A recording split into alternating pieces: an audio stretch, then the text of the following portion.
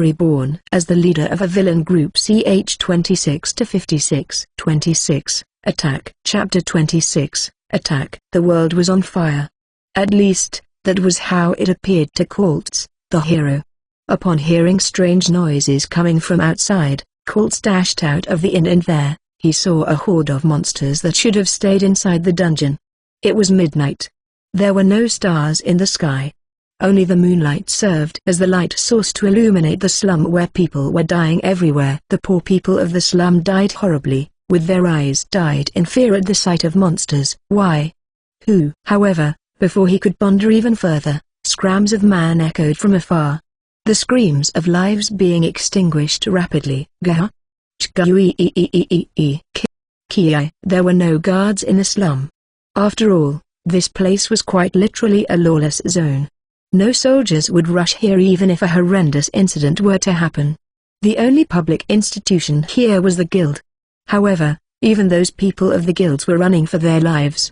Their faces were as pale as ghosts. It was truly a carnage. The mercenaries, who were full of confidence at first, ended up getting bitten and eaten by the tarantulas. Helpless orphans getting grabbed by ghouls, eaten alive. Gritting his teeth, Colts drew the holy sword out. Shit. Why are the dungeon monsters here? Where is the guild's branch manager? I don't know. But, we need to save as many people as we can. I will treat the injured. What are you talking about, Alun? In a situation like this, our lives are the most important thing. If we die, everyone will die. But, tch. Where's Chloe? Chloe? Colt's eyes were bloodshot as he turned back to look at Brian and Alun. He found Chloe's disappearance to be strange. After all, usually Chloe would be the first to notice an anomaly like this. Chloe left the inn a while ago. She said she has something to do. What? Is she out of her mind? Shit. She's so useless. As Colts hurled insults at Chloe, Jebel's voice also echoed in his mind. Of course she wishes to bring the downfall of the empire that treated her like the trash she is. Think about it, Colts-sama. Do you really believe she joined your party without any ulterior motive? Chloe often went away to investigate something. Maybe Chloe was the one that instigated this monster outbreak. What was she hiding? Why Chloe wasn't here when we needed her the most? Colts, what are you spacing out for? We need to do something or everyone will die. Tch. Fine. Let's go, Brian, Alwyn. At the end of this incident, I will need to question Chloe thoroughly, Colts thought to himself as he charged into the horde of monsters. We should be safe here. Nia and I were in the middle of a dense forest right next to the slums, standing near the old Schwitz detention camp, the place where Nia and I were once imprisoned. Turning around, I could see it clearly even from this distance. The buildings in the town were burning at an alarming rate. The mid-level boss we had once defeated, the ancient ghoul, was flying through the sky. Dungeon monsters had launched an attack on a town where a lot of humans lived. Nia, who still had one of her eyes covered by bandages, turned around to look at the town as well. Kai, over there. Jebels, I whispered, barely audible. This was his doing. Dungeon monsters were designed to be unable to exit the confines of the dungeon. That was the game mechanic. The guild staff had told nothing was amiss before this incident. The monsters should have stayed in the dungeon. So, how did the monsters manage to escape the dungeon? The answer was simple. Their mind was manipulated with black magic. Oh my, oh my. It has started, huh? Right after I reached the conclusion for tonight's incident, a tall man with slitted eyes appeared before us. Thank you for coming all the way here, you two. Here you are. I'm the Empire's researcher. Jebel Zodiac. Then please help us. Monsters suddenly appeared. We had to run. Now, isn't it time for you to drop the act? Demon. Curling the corners of his mouth into a smirk, Jebels opened his slitted eyes a bit. I could tell just by looking at you. Your magic power is shrouded by mist, but the face of the demon lurking within you is crystal clear. And as for that young lady, Fufu. I don't think I need to elaborate. Her murderous intent is almost palpable. Ha. So my acting ends up a failure, huh? Well, it's not exactly a failure per se. I knew this would happen anyway. I licked my lips to moisten it and I slowly looked back at him. That's your doing, right? Indeed. Isn't it beautiful? Yes. It's beautiful, right? Thrilling, even. Closing his slitted eyes once more, Jebbles tilted his head slightly and began to speak slowly. It's a curious thing to witness, you know? Bodies scattered throughout the city. Red blood painting the streets crimson. The pungent stench of rotting flesh in the air. Isn't it all just so exhilaratingly thrilling? Wow. Fufu, thank you for the compliment. Man, you're seriously rotten in the head, huh? Oh my, what a foul-mouthed young boy. As if he had expected my reaction, Jebbles snickered again. And then, I could see it with my eyes. The magic power within his body was getting bigger gradually. I don't understand why you would say I'm rotten in the head. I was merely trying to clean up the trash and recycle. Trash? Why, of course I'm referring to those residents of the slums. My, I thought you would understand given the context of our conversation. I can see one right now. Pardon? I mean, I can see one trash in front of me. However, the trash in front of me is so rotten that I can't even recycle it anymore. This trash needs to be buried 6 feet under. Almost immediately, Jebbles' slitted eyes widened. Ha ha ha. Don't tell me. You were talking about this trash is worse than kitchen scraps. At least you can turn kitchen scraps into fertilizer. But you, Jebbles. You're just useless trash, aren't you? Ha ha ha. Jebbles must be furious. I could see the veins on his forehead popping out. For a split second, his eyes flickered. A fierce, murderous glare so sharp as if he wanted to kill me with his gaze alone. However, I taunted him even further. I tilted my head innocently. But you know. Turns out trash these days can speak, huh? You. Wow, look, the trash is talking. Amazing. It's also amazing you still retain your human skin. After all, your hands are already stained with blood from more than 5,000 kids you've killed. And I'll be sure to kill you. Ha ha ha, how generous of you. However, I don't have any plan in letting you kill me though.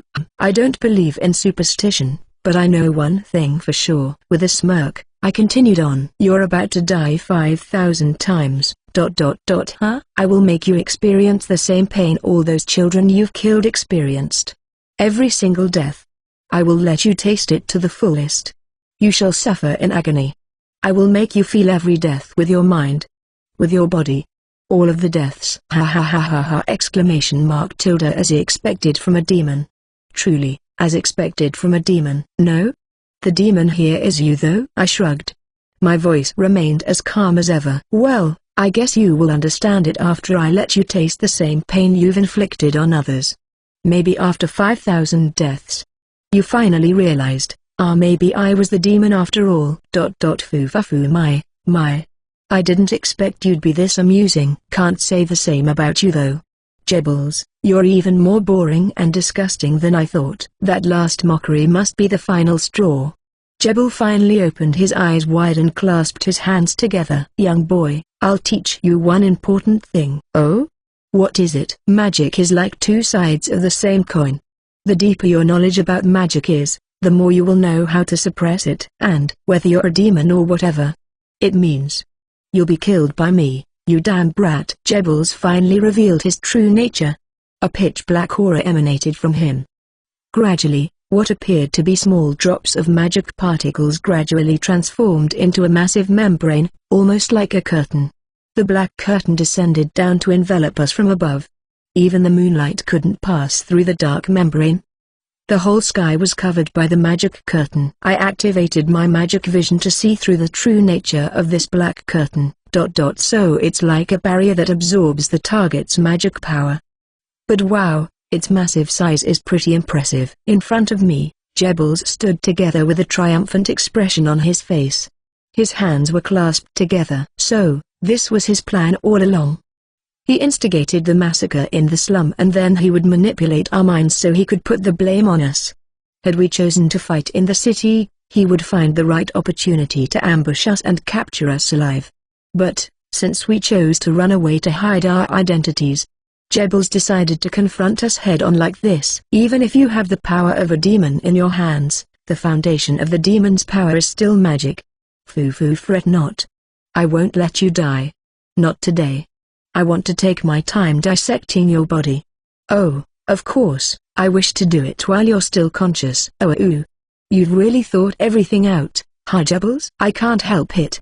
Just thinking about what I'm going to do to you is just too exhilaratingly thrilling.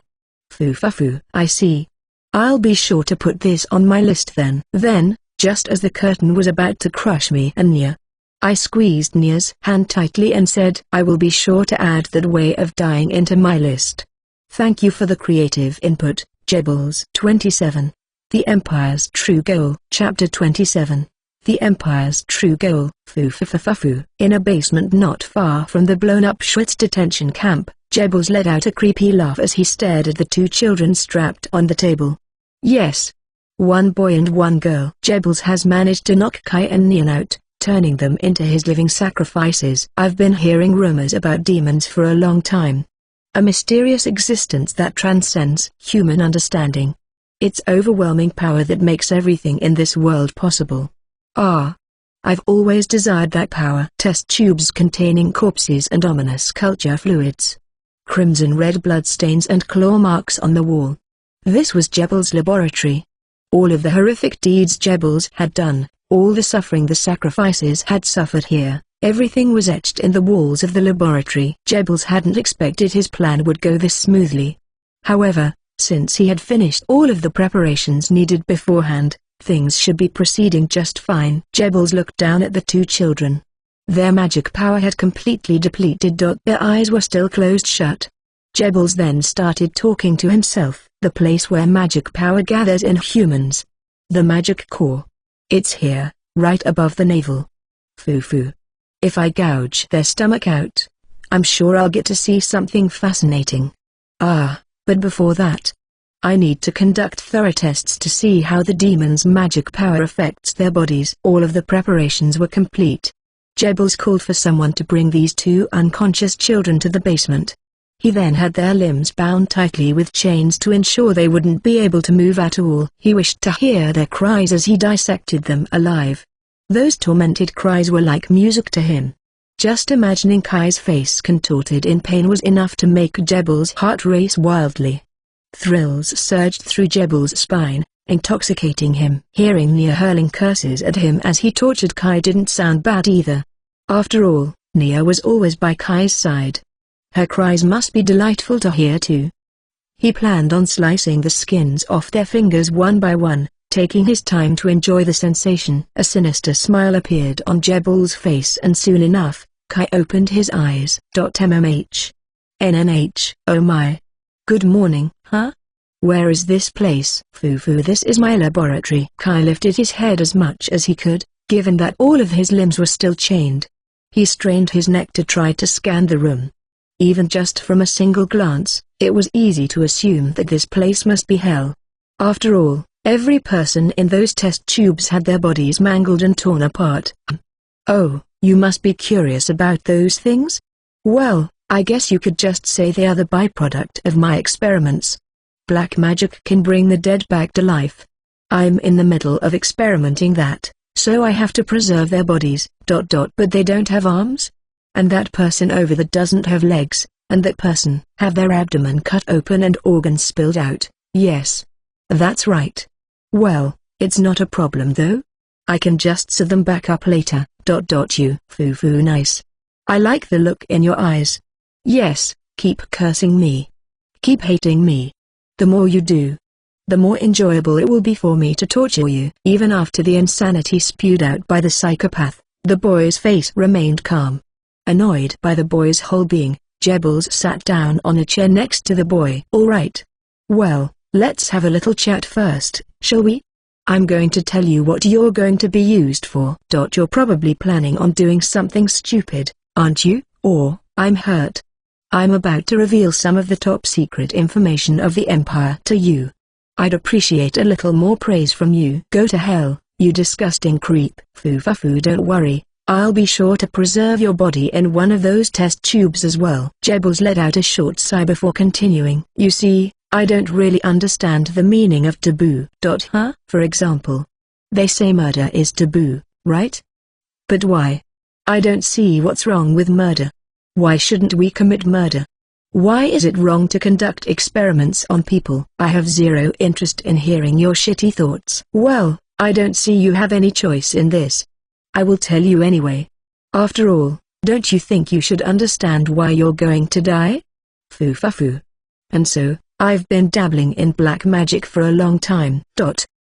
I've used the trash from the slum, locked them up and conducted various experiments on them. Now then, let me ask you one question. What do you think is the purpose of these experiments? How should I know? Foo. And then, Jebbles muttered softly while looking up at the black ceiling. Detained everyone with black magic, including the nobles and the royals. Well, I have another secret, one that I'm keeping even from the crown prince. I will tell you my secret.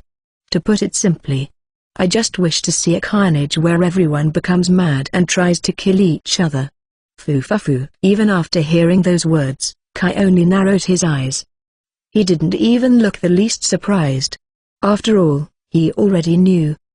He knew exactly what kind of a man this Jebbles was and what kind of ideology this madman held. To taint all citizens of this empire with black magic, manipulate their minds and turn them into expendable slaves. Those are the tasks I've received from the crown prince. If he said cut your belly, I'd cut it. If he said give me your life force, I'd give it. He wanted me to create a mindless energy source and so, I'm doing it. Is that the reason why you're experimenting on people? Yes. To completely erase human ego, I need to deal with various other factors first, like their souls, magic power and so many other things. Foo. Of course, there are also some experiments that I did simply for my own entertainment. There are times when I just want to blow someone up just for the sake of it. Jebbles recalled happily as he clasped his hand together. He looked like a mad demon. Come on. Don't look at me like you're staring at trash. I'm just craving for some stimulation, that's all. After all, there's nothing sweeter than a human death to me. The thrill is absolutely exquisite. Ha. Kai couldn't help but to let out a wry laugh. Of course, Jebbles' true nature had been revealed in the game. This wasn't news to him. However, now that he had to face Jebbles in person like this, he couldn't stop the chills that ran down his spine. He was feeling extremely disgusted at Jebbles. Why are you laughing? Don't tell me. You're going to talk about justice and morality when you have a literal demon within you? No, I just feel relieved that the plan is going even smoother than I expected. Plan? You know Jebbles, deepening his voice, Kai glared at Goebbels. His glare was so ferocious, far too ferocious for a 15-year-old boy who was about to be used as a test subject. I'm not a hero. I don't have any obligation to help anyone either. In fact, my true objective is far from noble. I just want to destroy this country. PFFT. Ha. Wonderful. Alright, then tell me, why do you want to destroy this country? Because I'm disgusted. Jebbles suddenly stopped moving upon hearing that word. He realized Kai wasn't only referring to the Empire, but also to himself. Both you and the Empire are so disgusting. You guys are so messed up to the point that my common sense can't even understand you guys. Well, maybe your common sense is wrong? No? I don't think so. In fact, I think your common sense. After gazing at the rows of test tubs in the distance, Kai's lips curled into a smirk before he continued on. Your shitty common sense can just go to hell. I see. It seems we really can't see eye to eye, huh? Stop sprouting bullshit. I know you never had any intention of seeing eye to eye with me from the start, right? Well, of course not. After all, you won't be able to leave this place anymore. Jebbles smiled nonchalantly before he picked up a knife. The knife was thin and sharp. A deadly weapon for sure. This was the tool of the devil that had sliced numerous people apart. That's why I can reveal the Empire's top secret information to you. Well, if the first thing that young lady over there sees when she wakes up is your writhing form. Foo. That doesn't sound too bad either. You bastard. What a lovely expression you have, the demon. Jebbles raised his knife and smirked mockingly again. Please do me a favor. Keep that expression on your face until the end, okay? Now then, with that, Jebbles swung his knife down and pierced Kai's wrist. Blood started gushing out and a scream echoed inside this sinister laboratory. Kai's body stiffened.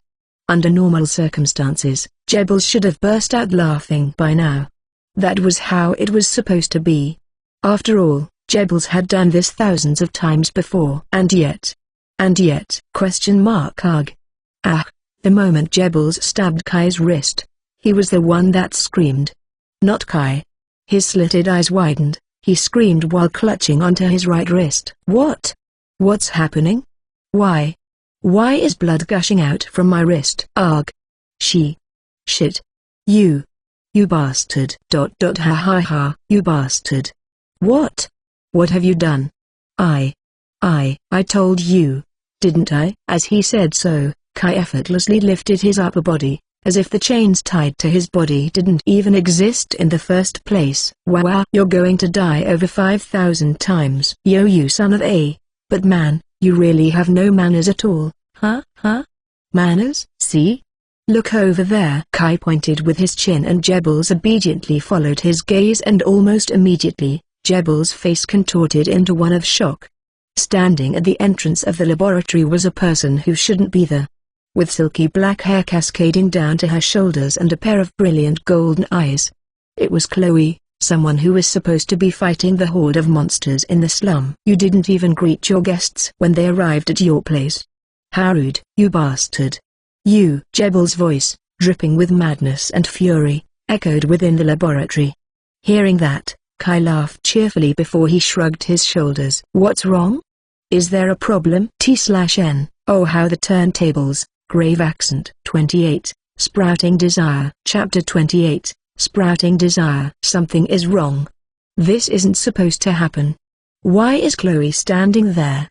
And why is my own wrist bleeding? Wasn't I supposed to stab Kai's wrist with the knife? Then, the snapping sound of fingers echoed inside the room eerily loud. Snap. Ahaha.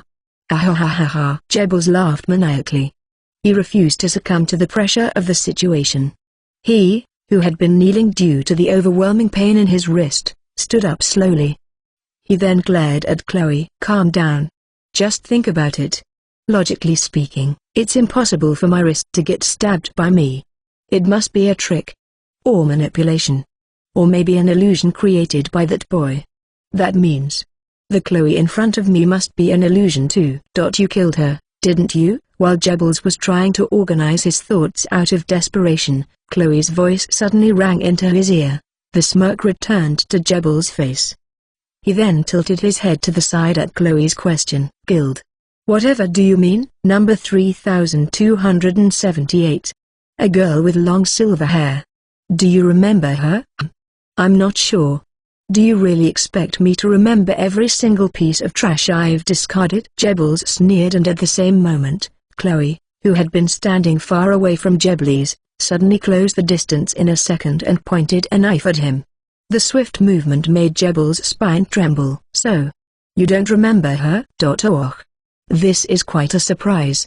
You're pretty fast. You see, Jebels. With eyes full of rage and obsession, Chloe spoke calmly. I've been searching for you. For the one that killed my best friend.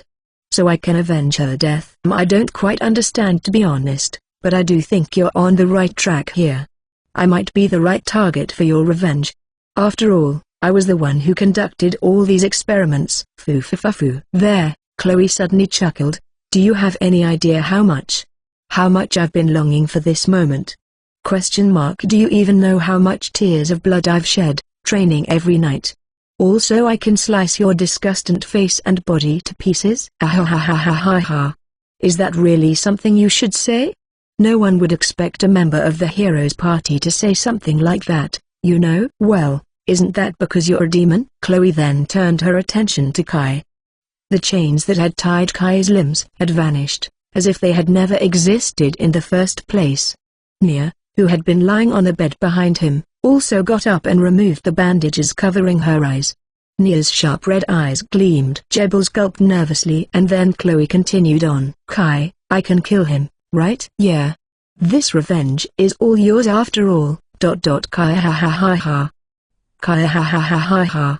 This is a space created by illusions. Do you really expect such petty trick would work on me? No? This is not an illusion though. The one that said that was Nia, the one who had stayed silent until now. Nia then continued speaking. This is the reality. You assumed this is all an illusion just because you're in a precarious situation. ... Nonsense. Dude, you really think I will believe this shitty bullshit? Then where did the chains on your bodies go? Where did they go? You sure talk a lot for trash that is worth less than human. With a voice colder than a midwinter storm, Chloe pulled out another knife. Her eyes were filled with a blazing vengeful spirit, showcasing her ruthlessness as an assassin. Do your best to survive, scum. PFFT. Kai ha ha ha. Almost immediately, the color of the surrounding air suddenly turned black and drawn toward Jebbles. The wind raged violently and the person in front of Chloe suddenly transformed into a hideous monster that looked like an orc. This burly monster was covered in jet black muscles. Even though I didn't want to show you this form of mine! Chloe flinched back, surprised at the sight she beheld. Embedded in between bulges of thick muscles were human faces. The faces of the people that had died in agony. The remains of innocent people that were sacrificed for the Empire's nefarious goal. Ha ha ha! Maybe your best friend is lodged among them too? Chloe. Her thread of reason had snapped and Chloe was about to jump in mindlessly, but thanks to Kai's voice, Chloe immediately regained her composure. She was well aware that jumping in recklessly because of emotions would only lead her straight to death. Kai and Chloe only stared at each other silently. Chloe then recalled her conversation with Kai when the three of them gathered. When we fight Jebbles, should I fight him alone? Yeah. This revenge is yours after all. I see. Thank you. Perhaps. Are you feeling nervous, Chloe? Kai spoke gently to Chloe in a small room that seemed unfit for a demon like them. Of course, he did so while cradling Nia's puffed cheeks with both of his hands. Nia was sitting next to Kai. She deliberately scooted closer, making sure no space was left between them. Ha ha ha. Well, I guess I might be? If what you said is true and it's Jebbles we're up against. I don't know, it doesn't seem like I have a chance in winning. He's the Crown Prince's most trusted subordinate after all. They said he's skilled at fighting too. Kai couldn't say anything. After all, the fact still stood. Chloe was an assassin. Facing someone head-on wasn't her expertise. Hence why she ended up getting her mind manipulated by Jebbles and died at the hand of the hero in the original storyline. However, Kai firmly believed. I believe you do have a chance, Chloe. Huh? I will tell you everything. Everything about him. Kai firmly believed in Chloe's potential. She had tremendous potential. A genius assassin who excelled in combat, even more than Brian, who was much older than her. Chloe was able to become a top-class assassin without ever having a decent mentor. Kai knew all of this. Hence why he was confident Chloe could win against Jebbles as long as Kai told her Jebbles' attack patterns and weaknesses. Why? Seeing the confidence from Kai, Chloe became confused instead. Why would you go to such lengths for me? We've only met recently, right? So why? Why are you paying so much attention to me? If anything, I'm your enemy. Aren't I? Ha. Oh. Ah ha ha ha ha. Why are you laughing? No, no. I mean, I already told you, didn't I? Chloe was taken aback. She could never forget the smile that Kai showed to her. I want you to stay alive. I want you to be happy. That's the only reason why I'm helping you. That's all, really. Kai's smile was so warm. Its warmth reminded Chloe of her deceased best friend. A pure kindness that shone so blindingly bright. Of course, Nia's gaze was immediately filled with hostility. But Kai was able to speak his thoughts while hugging Nia tightly in an effort to appease Nia's anger. Kai, you dare to blatantly cheat on me right in front of me. Anyway. I will tell you everything about Jebbles. Listen close, okay? PFFT. Foo. At that moment, for some reason, Chloe's cheeks were adorned with a slight blush. And so, Chloe came to a decision. She had a desire that sprouted within her right at that moment. She wanted to repay Kai properly. Little did she know, this desire of her would become an important driving force for her one day. She mustn't lose. She absolutely couldn't afford to lose. Now, Come at me, trash. Right. The grotesque monster in front of her looked exactly as Kai's description. Chloe smirked, feeling her confidence returning. Let me tell you one thing, Jebbles. Yes, you can't defeat me. Sparing a single glance at Kai, Chloe continued on. A girl who has a reason to live tends to be quite strong, you know. T/N. I hope Chloe can defeat Jebbles. I don't want MC to help her. Because Chloe's life goal is to avenge her best friend after all. 29. Awakening. Chapter 29. Awakening. Kai. It'll be alright. I'm sure of it. Nia, who had somehow come to my side, had a slightly worried look in her eyes, unlike her usual self. I squeezed her hand tightly as I watched Chloe and the grotesque monster facing each other. Jebbles modified his body using his victim's flesh and magic power. To put it simply, he's a glob of dead people. Jebbles rarely fought in that form though. After all, he could easily kill people using mind manipulation without revealing his monstrous form. So, that form is his last resort. If he needs to expose that form, it's probably because fear. Feet toward us. Fear of dying. For the first time in his life, Jebbles experienced fear. Of course, Jebbles' overall specs were higher than Chloe, almost overwhelmingly so. His combat prowess was on par with boss monsters. However, if we could exploit his weaknesses, and if Chloe could awaken, she might have a good chance at winning against Jebbles. Huff. Chloe caught her breath and in the next moment, she jumped in to thrust her knife into Jebbles' chest, but it was a feint. She suddenly changed her trajectory and swung her knife down at Jebbles' lower abdomen instead. She was truly fast. Her accuracy was impeccable. She cut Jebbles right at his vital point, where his magic core was supposed to be at. This was the weakness that I had taught her. However, Chloe's attack was too shallow. Perhaps sensing this, Chloe quickly distanced herself from Jebbles. She looked a bit tense. PFFT. Gahahaha. Is that all? I see. I see. Jebbles' disgusting voice echoed, along with the groaning sound of dozens of people from the faces on his body. Shortly after that, a huge black sphere formed beside him. Jebbles tilted his head and shot the black sphere at Chloe. Now then, please die. I have things to do. Though Jebbles' enormous size left Chloe stunned, but Chloe quickly leapt backward to avoid Jebbles' attack. A thunderous crash resounded, creating a massive dent in the floor where Chloe had been standing. Chloe sprang into the air easily like a spring. Jebbles kept his eyes fixed on the ground, but then, he suddenly screamed, "Ugh!" Gah! Because Chloe had somehow gotten behind him and stabbed his neck with a knife imbued with holy power. Not satisfied with just one attack, Chloe did a half-turn in the air and stabbed him again with another holy knife. Jebbles staggered on his feet, shocked by the unexpected attack. Huh? Alun's blessing? Yeah. You can carry multiple knives, right? It's better if you ask Alwyn to bless your knives. Maybe asking her to bless all of your knives might be too much, but hey, having some blessed knives is better than nothing. After all, dark magic is weak against holy magic. It seemed Chloe had listened to my advice. She quickly disengaged and took a distance from Jebbles. Of course, that knife attack wasn't good enough to defeat Jebbles. She needed to stab a knife imbued with holy power right into the center of Jebbles' magic core. Of course, Jebbles wouldn't let her. Jebbles was anything but weak. He wouldn't give an opening that allowed Chloe to stab his magic core. You shitty pest! Jebbles shouted and hundreds of small spikes floated in the air. The dark spikes then rained down on Chloe like hail! Sensing the shift of magic in the air, Chloe immediately hid behind a test tube. She managed to survive so far by relying on her speed. However, she started to feel anxious. I knew it. I don't have enough strength to land a decisive blow on him. Darn it. I know there's nothing I can do about it since I'm an assassin, but still, as an assassin, Chloe was great at an ambush attack. Normally, the frontline fighters would draw the enemy's attention and then assassins like Chloe would get behind the enemy to kill them in an instant. One-on-one combat that required high firepower wasn't her expertise.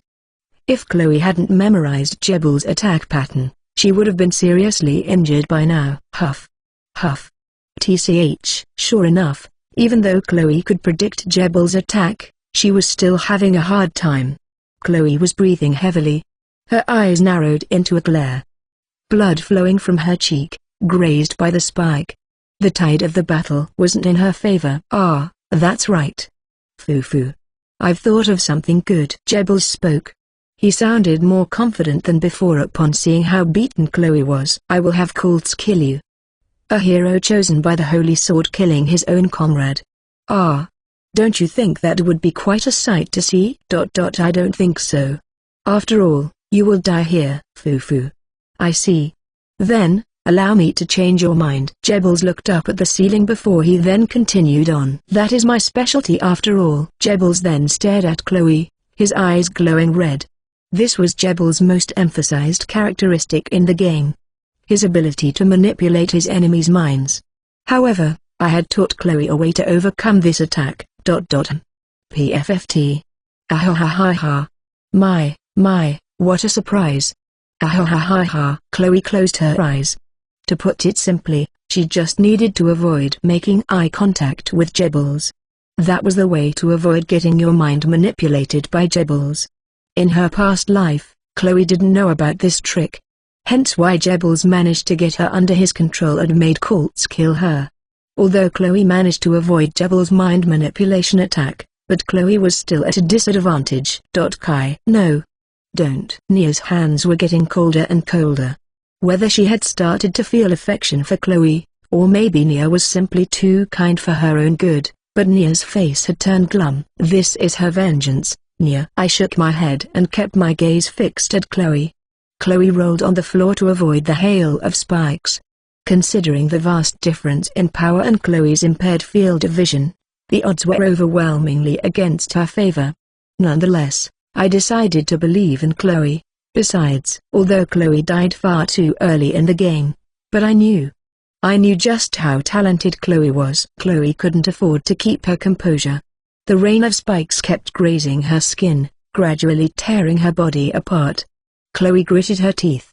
Rolling between the test tubes was her only option to stay alive in the midst of Spike's storm. Kai had told her that she could never win if she fought without taking cover. She couldn't face that hailstorm head-on. What should I do? What should I do? ? Although Kai had told her everything needed to know about Jebbles, but Chloe was still having a hard time. Negative emotions began to creep into her mind. She started to fear that might die like this. She might get killed by Jebbles without being able to avenge her best friend or repay Kai's kindness. The fear seeped into her heart. She was struggling to focus her senses to detect the presence around her. With her vision shrouded in darkness, her mind also gradually slipped into darkness. No matter how hard she tried, the wounds on her body made it hard for her to focus. Ha ha ha ha. Ah, what a wonderful sight to behold. Truly a wonderful sight. At this rate, I might still have enough power to kill those two brats as well. The thoughts of Kai and Nia dying was simply unacceptable to stomach.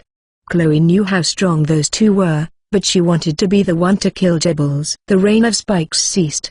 Chloe cradled her injured arm. The pain was overwhelming. Maybe it's impossible for me to kill him after all. She had trained so hard every day and night. Crying, plagued by nightmares. She had strived every day to avenge her best friend who had died in front of her. She became an assassin solely for vengeance. However, at this rate, then I might. And this is my last piece of advice for you. What is it? You are more talented than you think. Huh? What are you talking about out of nowhere? You're making me embarrassed. No, I'm not joking. That's why. Chloe, what is it? You need to believe in yourself more. If you can't believe in yourself, then believe in me. You do know I won't lie to you. I believe in you, Chloe. That's why. Have some faith in yourself too. Good grief. Aren't you too good to be true? Maybe that last piece of advice was about this? Have you calculated everything? Even up to the point where I was stuck in the corner like this? But no way, right? Suddenly recalling the last advice from Kai, Chloe then opened her eyes wide. Believe, huh? It sounded impossible. After all, Chloe and Kai were, if anything, more like enemies rather than comrades. However, at the same time, Chloe also couldn't possibly not believe in him. After all, the look in his eyes. His eyes were more humane than anyone she had ever seen, more humane than that hero, Quartz. Kai was. He was pure. Believe in myself, huh? Well, I don't think I can believe in myself that much. Particles of magic floated in the air. Those particles gathered, darkening in color as those particles coalesced into one single point. But I guess, I can believe in your words. She could feel it. The small black orb gradually got bigger, as if the orb was about to engulf everything in sight. Chloe closed her eyes again. She recalled Kai's words and she could feel her mind becoming clearer. Move. Following Kai's words to believe in herself, Chloe moved. Her movements became swift, as if she had become one with the shadow. Her steps were light. Her pulse quickened. Chloe tightened her grip on her knife and rushed to Jebel's dark sight. Seeing Chloe disappearing into the darkness, Kai's lips curled up into a smile. The orb was released and an explosion occurred inside the spacious laboratory. The magnitude was far greater than the explosion caused by Jebel's. The explosion was so big that one might think Chloe had gotten caught up in it. However, the ceiling seemed to flicker and suddenly, Chloe plunged right into Jebel's head with a knife held in a reverse grip. She tabbed Jebel's and black blood spurted out from Jebel's head. Gwah? Question mark. At that moment, Kai became certain. Chloe's class. The most cheating class in the game. An assassin who could melt into the shadows. Shadow Dancer. 30. First Death. Chapter 30. First Death. The shadows were dancing. At least, that was how it appeared to me. This was the skill from a job that was once considered as the most cheating in the world of Dark Blood Online. Or to be precise, the world I was in now. Fast. Chloe's prowess was so formidable that Nia couldn't help but to open her eyes wide in shock. Now that she had no hesitation left, all that remained in her body was speed. One moment she stabbed Jebels straight on, and the next moment she was circling behind him, aiming for his neck. Just when Jebels reached his hand out, Chloe jumped, curling her body midair and used Jebel's arm as a foothold to thrust her knife into his bosom. The shallow wounds Chloe unleashed on Jebels gradually accumulated. Moreover, it was clear to see Jebels wasn't used to using his monstrous body. His movements were full of openings. Phew. After stabbing a knife into his chest, Chloe leapt back and stood in front of me. Jebels was still writhing in pain, looking clearly enraged at Chloe. Chloe then suddenly turned around to look at me. Huh? What's wrong? Nothing. Huh? What was that? Somehow, Chloe's eyes feel more intense than usual. As I felt Nia tightening her grasp on me, I stared at Jebels, whose red eyes glowed from a distance. Of course, his mind manipulation magic had no effect on us. After all, as fellow practitioners of dark magic, we had a magic resistance over him and also, because we were much more powerful than him. As for Chloe, she always made sure to close her eyes while facing Jebels. She was fighting by relying solely on her senses. Despite the handicap, Chloe managed to drive Jebels to the corner. It was no wonder why Jebels was panicking. Shit. Darn it all. The cocky confidence had all disappeared from Jebels' face, replaced by fear and pain that he had only experienced for the first time in his life.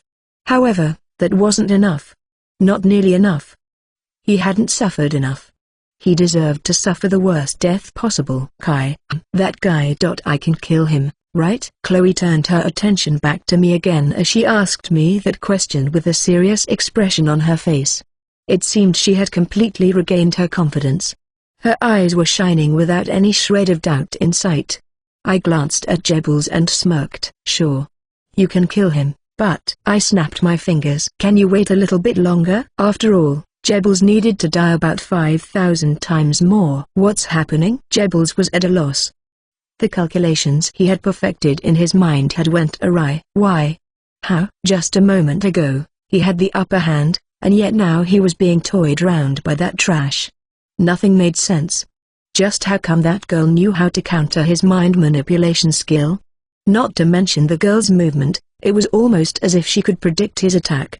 She moved swiftly and accurately, leaving no room for doubt. Jebels didn't understand. Something was wrong. He wondered. Maybe he was trapped in an illusion. If this is an illusion, then where did it begin? When did I start falling into the illusion? Was it from the moment his wrist was stabbed? No, maybe when he encountered those two brats in the forest? Or when he knocked them out with his magic-absorbing curtain? Jebbles didn't know. There was only one thing he knew for sure. He, who was usually so calm and composed, was now trembling. The demon's power. TCH. I didn't expect the demon's power could push me down this far. He had always believed no one could defeat him in mind magic. After all, he had experimented with over 5,000 pieces of trash, deepening his understanding of dark magic. Even if those brats had the power of the demon, he believed he still had a good chance of winning since the demon's power had been split in half. Calm down. If this is an illusion, then I can just manipulate my own mind. No. But then, the silver-haired girl suddenly spoke. Everything you're seeing right now is real. You need to accept the reality. Nonsense. This is the reality. That can't be. How the heck did my own wrist get stabbed when I was the one stabbing that boy's wrist? Why is the magic in my body still a mess even now? How do you explain all of that, huh? Kai said that you will die over 5,000 times. Huh? So, dying 5,000 times is your reality? Nonsense. That kind of thing could only happen in an illusion. However, Jebel's words were cut short. Suddenly, he felt a strange sensation inside his body. The faces of the dead, the ones whose souls he had tainted, all of them began to emerge from his flesh. Over 500 hollow eyes stared at him, causing him to tremble. However, the real agony had just started. Wow! The faces of the dead began to swell and explode. Dark, viscous fluid sprayed everywhere. The searing pain of his skin being burned and blistering from the explosions forced Jebbles to scream out loud in pain. What? What is happening?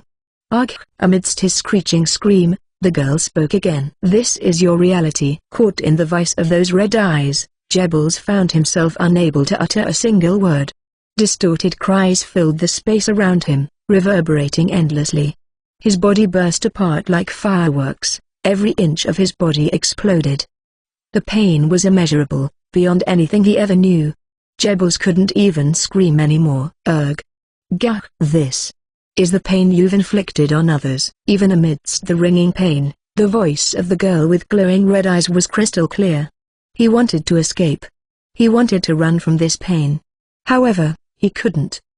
The pain was so overwhelming, so crucifying that Jebbles hoped death would be the better option. And yet, even so, is your first death. The eternal pain showed no sign of ending. T/N, call me Chayuni or whatever, but damn. This chapter is so cool. Greater than 31, an unexpected turn of events. Chapter 31: An unexpected turn of events. His monstrous body, that had expanded about 5 times the size of an adult male, had shrunk to the point he was now the size of a baby. It took about an hour for Jebbles' body to turn up this way. During that time, Jebbles had been tormented continuously. The pain was indescribable. His body was torn apart and burst open endlessly. Kill me. Kill me. Kill me. Just kill me. His face, drenched in tears and saliva, looked like a mess. His usual composed face looked like a fleeting mirage. Despite still writhing in pain, a small part of his mind couldn't help but to think about the words Nia had said earlier. This is my first death? And I will die 5,000 times more? This is my reality. Have I died 5,000 times already? No. Kill me. Just kill me. The moment a shred of senses returned to Jebbles, he started begging pitifully. He never imagined he would be cornered like this. Having to beg pathetically like this. The previous Jebbles would have chosen death rather than this. However, the current Jebbles didn't even have the option to die. After all, he couldn't even move his arms or legs. Please. I beg you. Gag. Drowning in excruciating pain, his pride and sanity had all but disappeared. Jebbles' slitted eyes were opened wide with tears streaming down messily. Kai then looked at Chloe. What do you want to do, Chloe? You can decide. This revenge is yours after all. To think that his life depended on the will of trash like Chloe was the ultimate humiliation Jebbles could ever get. However, he didn't even have the luxury to feel that shame.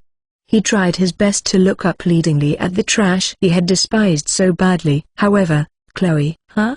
What are you talking about? You said it yourself, didn't you? This guy, he deserves the worst possible death ever. As soon as Chloe's words reached his ears, Kai smirked ever so slightly. You're right. Clap, clap. The sound of clapping echoed. Ugh. Ugh. Gah. Along with the sound of clapping, a wave of intense pain surged throughout Jebel's body like a tsunami. Overwhelmed with agony, he finally lost his consciousness. Snap. The sound of fingers snapping echoed. What you're seeing right now is the reality. Then, a voice that he had earlier stirred his consciousness awake.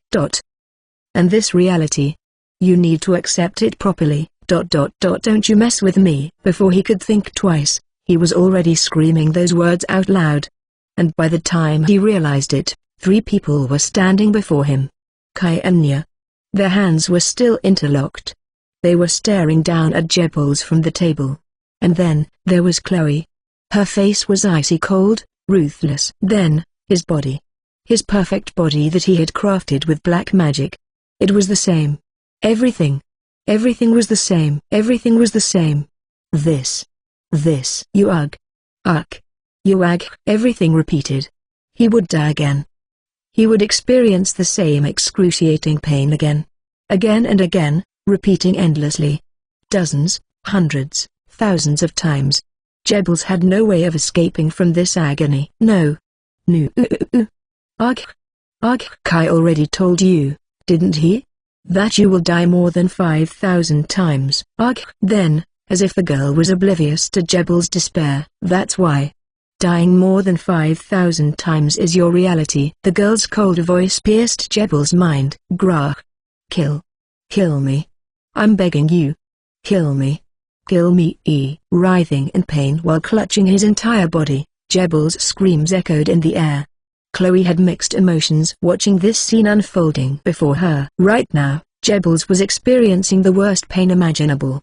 Every ounce of suffering he had inflicted on the orphans was now being returned to him in full. The black magic curses, dissections under the guise of experiments, poisoning, torture, all the horrors he had done out of curiosity were now his to endure. There was no escape from this cycle of pain. This was the mind manipulation I had cast on him since the beginning. The moment he set his eyes on me in the forest, I had already cast this mind manipulation spell on him. You released the mind manipulation when he was fighting me, right? Yeah. The trigger for the hallucinations is me snapping my fingers. I see. Then. It's fine. Despite that, Chloe's expression still looked a bit clouded. I felt the same way too. Even though Jebels was no more but a monster, watching someone writhing in pain like this was never a pleasant sight. But still. To think the power of black magic can allow me to do something like this. This was the skill used by the final boss of the game in my past life, or to be precise, Nia's skill. Maelstrom of Chaos. A skill that could trap players in an inescapable loop of hellish hallucinations. Kai, I have a question. Yeah? What is it? That guy. Is he going to stay like this for hours to come? I shook my head in response to Chloe's question. Not quite. This is all just hallucinations for him. The passage of time in the hallucination world has no relation with the real time. He should return to reality soon after dying 5,000 times. I see. Chloe gripped her knife tightly, the knife that had been imbued by Alwyn's blessing. With this, she could strike Jebel's core and kill him. The moment for her vengeance was drawing nearer and nearer. Ha ha. I really don't deserve to be in the hero's party, ha. Chloe chuckled wryly in self-deprecation as she approached Jebels slowly. I glanced at Nia and we both nodded. Deciding the time was drawing near, I snapped my fingers and Jebel's consciousness immediately returned to reality. Kya. J. G. G. Jebels looked so gruesome. Well, considering how many people he had killed, it'd be odd if he still retained his sanity. Chloe took a deep breath as she stared at Jebels, who was still trembling on the floor. This is the end. G.E.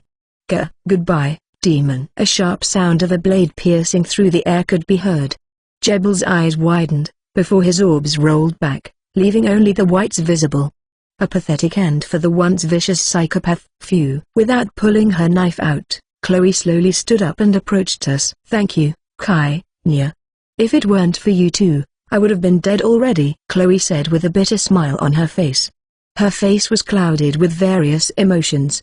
There was a mix of tranquility, along with a sense of relief and the exhaustion brought by years of desire for vengeance. Chloe, yeah? Are you okay? It wasn't me who asked that question, but Nya. Fufu.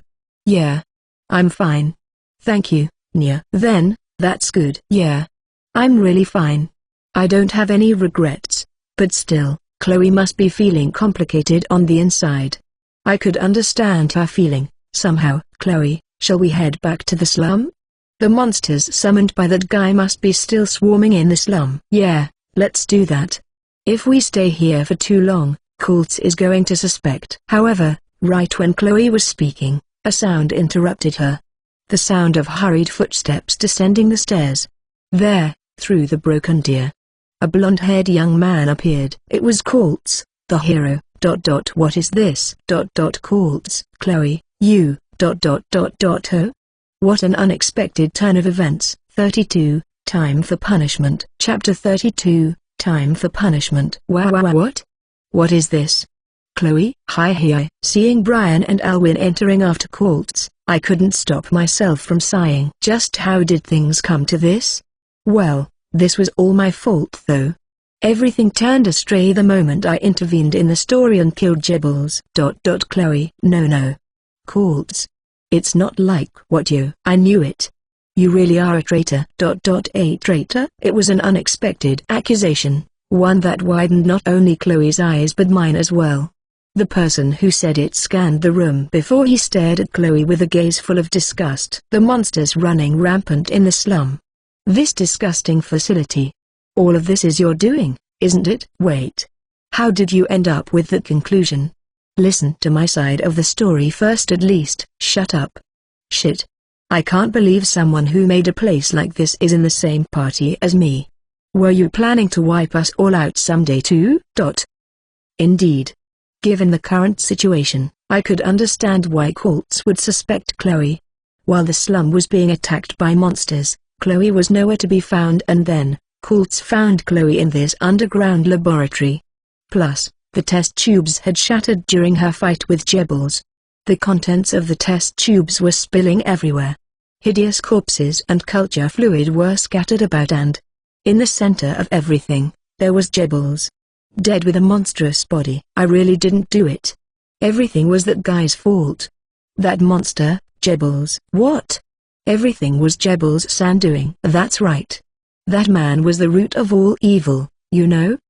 The things that used to happen in Schwitt's detention camp too. That place was his doing too. Shut up. But you know. At least. Just a little bit. There's no way that's true. You said Jebel-san was the one that made this disgusting facility.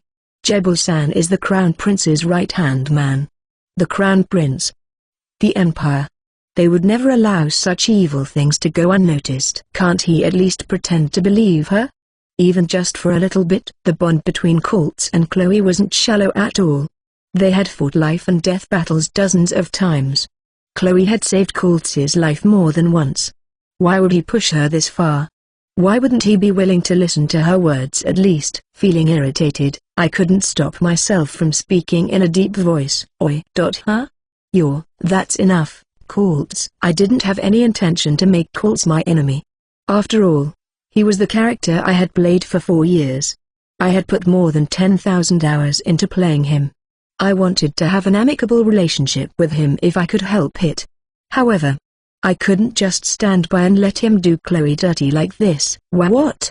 You're the boy that I saved that time. Kultz, I will tell you the truth. Whether to believe it or not, that's up to you. What are you talking about? Ah. I see. Chloe must have resorted to black magic. You even manipulated the mind of the child you saved to use him as a test subject. Chloe is telling the truth. Huh? Kultz looked dumbfounded when I cut him off. His eyes were wide open, looking clearly confused. I glanced at Chloe, who was standing beside me. She had an apologetic expression on her face. I then returned my gaze back to Kultz. This underground laboratory was created by Jebels with the Crown Prince's permission. Well, as you can see, this facility is created to conduct various human experiments for researching black magic. All the corpses trapped in these test tubes were the victims of Jebels' experiments. Think about it. Jebels is the most skilled person in this empire in mental manipulation. He's a genius in black magic. Now, where do you think his black magic talent comes from? You do know the essence of black magic is human's life force, right? Black magic is born from pure malice. The reason why Jebels is so powerful is because he— What are you talking about?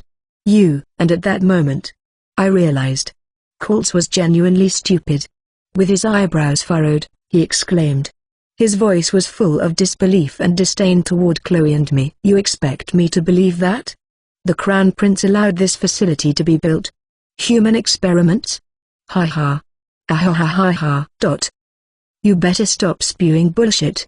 Don't ever do that again. I will let you live just twice once because you're just a young boy.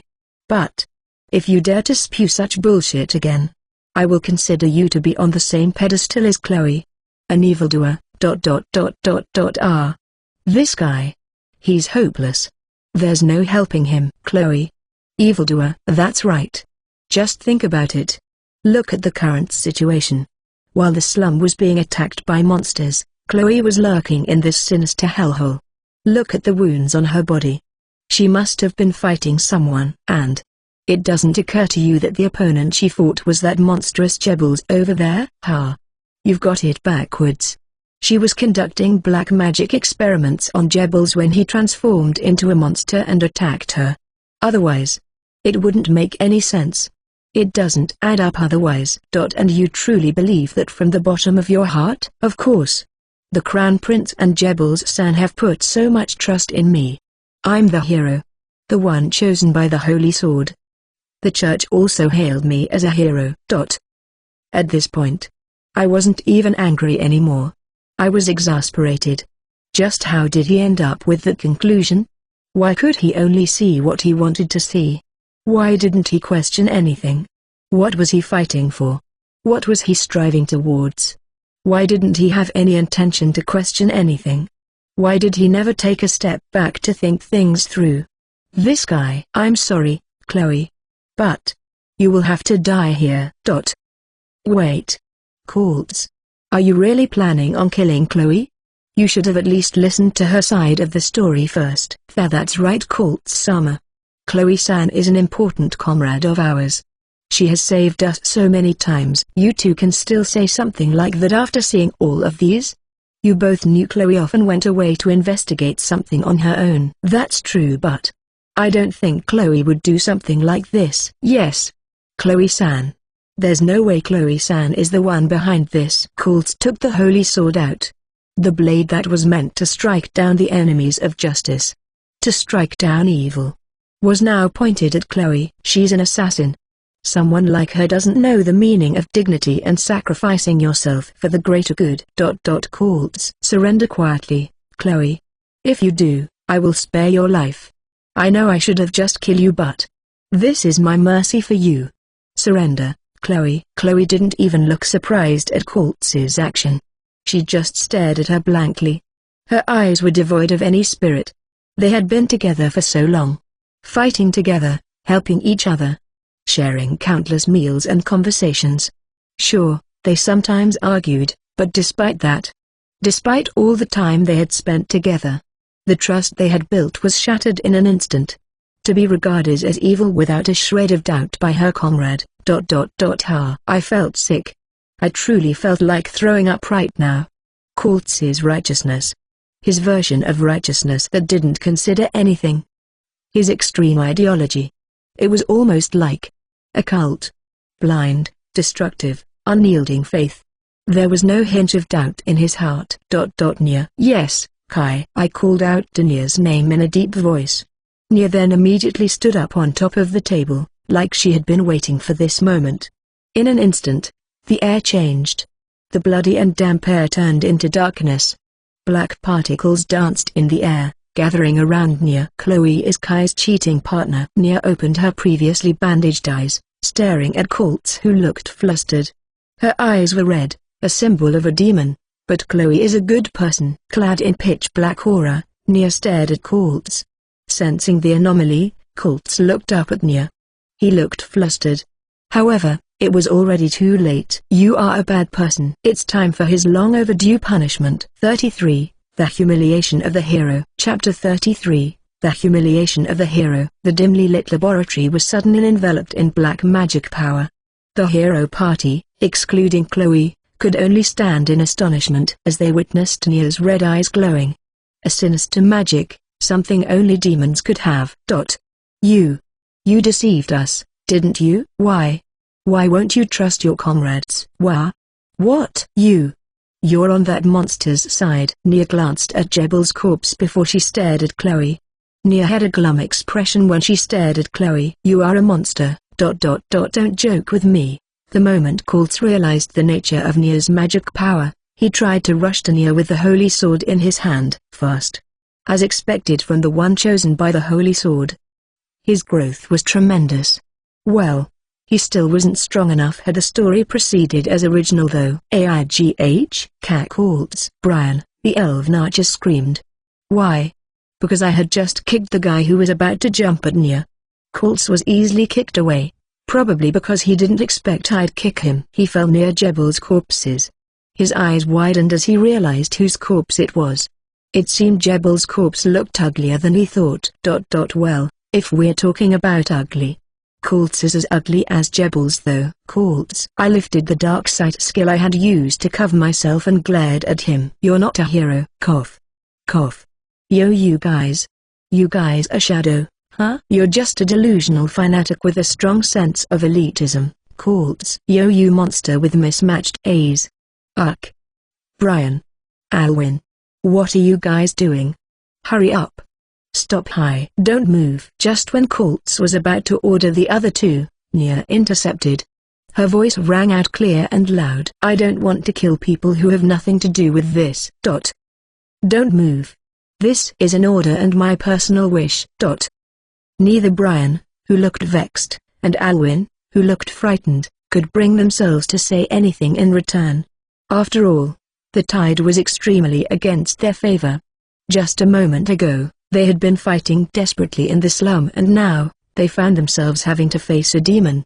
Both of them knew that they didn't have any chance in winning, no matter how hard they tried. The two of them had already come to the conclusion that it was better to heed the words of this young girl rather than risking their lives unnecessarily. And yet, Colts. What are you two doing? Brian. Allo. There's a demon right in front of us. TCH. Each and every one of you. Just a bunch of cowards. Fine. I will handle this myself. Yeah, come on. Give it a shot. On your own, right? URGH. Once again, I kicked his side. Then, I locked eyes with Nia before I slowly nodded. Immediately knowing what I meant, Nia clasped her hands together, manifesting several magic spears and fired them all at Colts. Colts rolled his body to evade the attack out of reflex. However, Nia's magic wasn't that easy to dodge. In the end, the lower half of his body was pierced by the black spears. Now that he couldn't put up any resistance, I approached him deliberately slowly. He remained slumped against the wall. His face bore a mixture of unyielding determination and profound fear of his impending demise. You know, Colts. Hi. Do you truly believe that your righteousness is right? Those words slipped out from my mouth without me realizing it. I knew I couldn't convince him with words alone, but I couldn't help myself. After all, I had pent-up stress while playing the game because of him. Seeing his attitude towards Chloe earlier was the last straw that broke me. What? I'm chosen by the Holy Sword. I'm different from others. My own will and thoughts are precious, more so than other people. As a hero, it is my duty to save those plebeians. That's what you've been thinking, right? I asked innocently while tilting my head to the side. Seeing Colts was about to get up, I kicked him again. The kick that hit him directly in the chest made Colts crumple down in pain. I glanced back at Chloe. Chloe. It's better if you turn your back from this scene, together with those two. Kai. After all, this is not a pleasant scene to witness. Especially for you. Chloe had a complicated expression on her face. She glanced at the other two before she gingerly turned her back. The remaining two also turned as I suggested, albeit they were still trembling furiously from fear. Why, you bastard? Just what do you think you're doing to me? Just hearing your voice is making me want to barf. Annoying people like you who think they're special are so annoying. After all, I've met some people like you even in my past life. You demon. I should have torn you apart when we first met. I only saved you because you were just a boy. Ha ha. Ah ha ha ha ha ha. Oops, I forgot to tell Chloe to cover her ears too. Oi, Colts. Don't call me by my name. Then should I call you shithead instead? Oi, shithead. Wow, you know. Just what the heck is wrong with you? Chloe. She was trying her best for you, you know. Stop speaking nonsense. When someone is talking, you need to listen properly first. Got it? I delivered a punch to his stomach as he laid there. He writhed in pain, curling up uncouthly. Cough. Cough. You know, Chloe was always thinking about your party. She was always trying to come up with the best plan for you, and yet, just because you're a shitty person or maybe because you're rotten in the head, you never once considered those around you. You just shamelessly shoved your own ideals onto everyone else, and when something happened, you bullied other people on the pretense of being the chosen hero. I mean, that's messed up, you know. You bastard. If you dare to insult me any further, I'll. Huh? What is it? What did you say again? Well, I mean, if you insist, sure. I can reconstruct your face with my fist. Seemingly frightened by the idea of having his face destroyed by my fist, he looked up at me like a frightened rat. Yeah, that's it.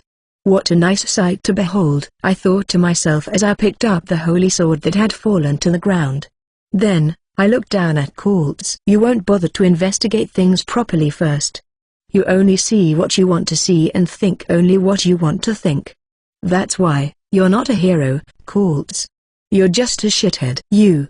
What do you even know about me? Ugh, oops, sorry about that.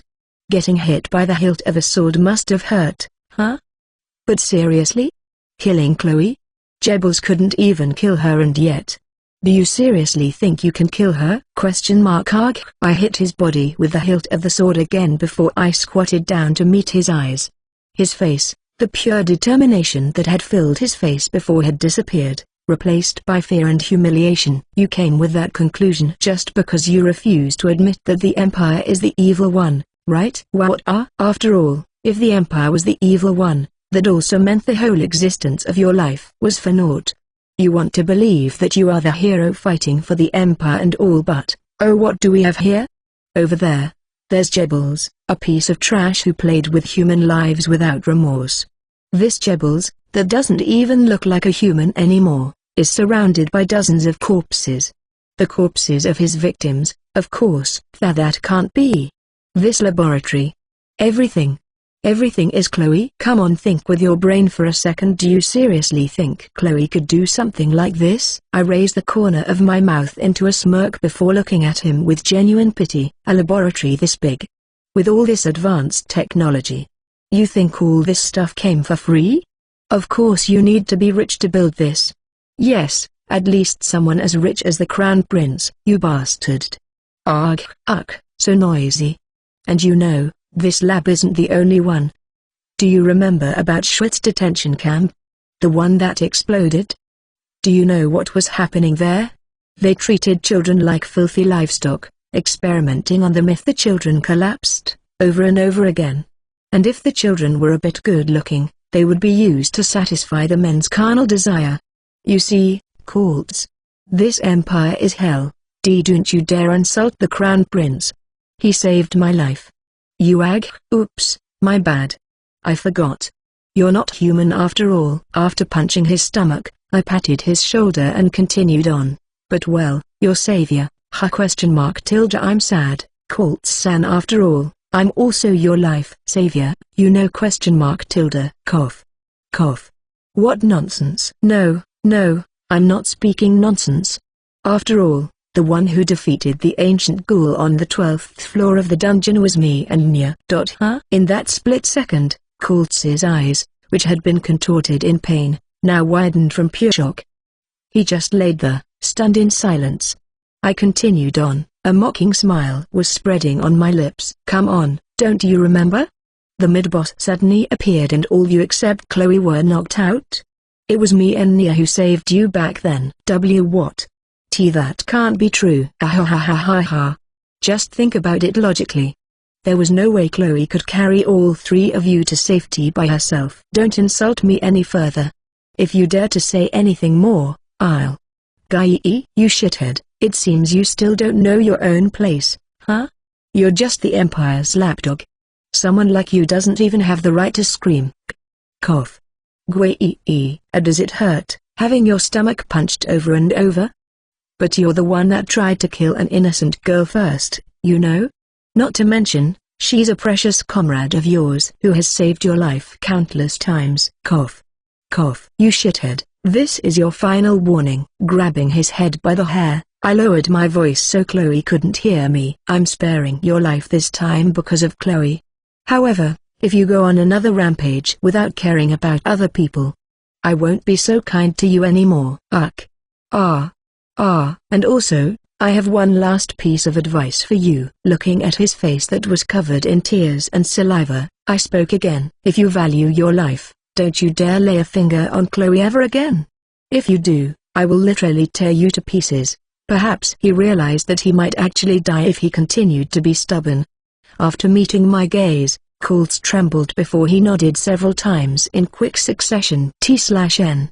Too bad Coltz is still alive, but this humiliation might be a worse punishment for him than death. 34. I will do anything. Chapter 34. I will do anything. After the situation had calmed down, Kai headed to the slum while holding hands with Chloe and Nya. Although he wasn't particularly fond of that part of town, but he felt like he needed to see for himself what had happened. As Kai was leading the two of them through the forest, Chloe, who was holding his hand, stared at his back. Kai's words echoed in her mind. I'm sparing your life this time because of Chloe. However, if you go on another rampage without caring about other people, I won't be so kind to you anymore. Did he really think I wouldn't hear that part? Chloe, someone who had faced countless life and death situations since she was young, had a keen sense of hearing. She could detect even the smallest movement around her. Hence why, she could hear anything. Every word Kai had uttered, even the word that he had tried to keep from her ears when he warned Coltz. Good grief. Did you say something? No, nothing. But, Kai, Nya's cheeks. Her cheeks look like they're going to combust anytime soon. As soon as he heard Chloe say those, Kai turned around in shock. Just as Chloe had said, Nya looked displeased to say the least. Nya? No. You're wrong. I'm holding Chloe's hand to pull her along with us. I'm not trying to cheat or anything like that. Kai, you also held hands with Alan before we left the lab. This crime is punishable by death. No. That was to steal her skills. I had no ulterior motives at all. Kai is a playboy. Where did you learn that word? Nya, where did you learn that word? PFFT. Ha ha ha. Just what's up with this boy? The way he acted when he was beating Coltz to pulp and now. The difference in his personality was seriously unbelievable. Even though he possessed unimaginable magic power, he became completely flustered just by hearing a single word from Nya. Watching Kai trying to calm Nya down desperately, Chloe clenched and unclenched her now free left hand a few times. If I said I wanted to hold his hands a little longer. Nah, I shouldn't. He's really a strange one. After giving Coltz his final warning, Kai swiftly knocked him unconscious with one hit and stood up. At the same time, Brian and Alwyn, who were standing beside Chloe, also flinched. Their reaction was to be expected though. After all, their leader was treated like a mere toy, thrown and kicked around like he was nothing. They knew this boy was not someone they could defeat no matter what. However, Kai didn't hurt them at all. Instead, he only looked at them intently with a complicated expression on his face before he turned his heel to leave. Brian, feeling suspicious of Kai's action, spoke up before Kai could. What are you going to do to us? Kai only shrugged. I'm not going to do anything. I don't have any reason to do anything to you, But aren't you a demon? Come on, what are you talking about? The only demon here is those guys. Kai pointed with his chin at Jebbles and Colts, who were lying side by side. Chloe couldn't stop herself from agreeing with his words. Indeed. Chloe also agreed that those two were the real demons. Ah, that's right. Brian, Alwyn. Who huh? Why are you calling our names? Well.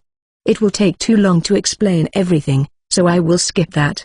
Anyway, I have a couple requests for you two. Can you please listen to it? Requests? Those two didn't expect the word please would come out from the mouth of a demon. Alwyn's eyes widened in surprise and Kai reached out his hand to her first. Can we hold hands for about 5 minutes? Oh, of course, I won't hurt you. Who huh? Why all of a sudden? Well, technically, we're still enemies so I can't tell you the details. Wait. Nya. No. Stop. You know about my skill, right? You understand, right? Both Brian and Alwyn were stunned to see a complete change of attitude from Kai. It just seemed uncanny to think that this was the same demon that had beat Colts relentlessly just a moment before. You have two requests, right? One was shaking hands with Alwyn. What about the other one? Well, about that. Seeing the carnage scattered in the facility, Kai smirked. I'd appreciate it if you could leave this place as it is. That was Kai's final request. After he finished shaking hands with Alwyn, Kai immediately grabbed Chloe and Nia's wrist and ran away from the laboratory. Of course, Chloe didn't offer any resistance.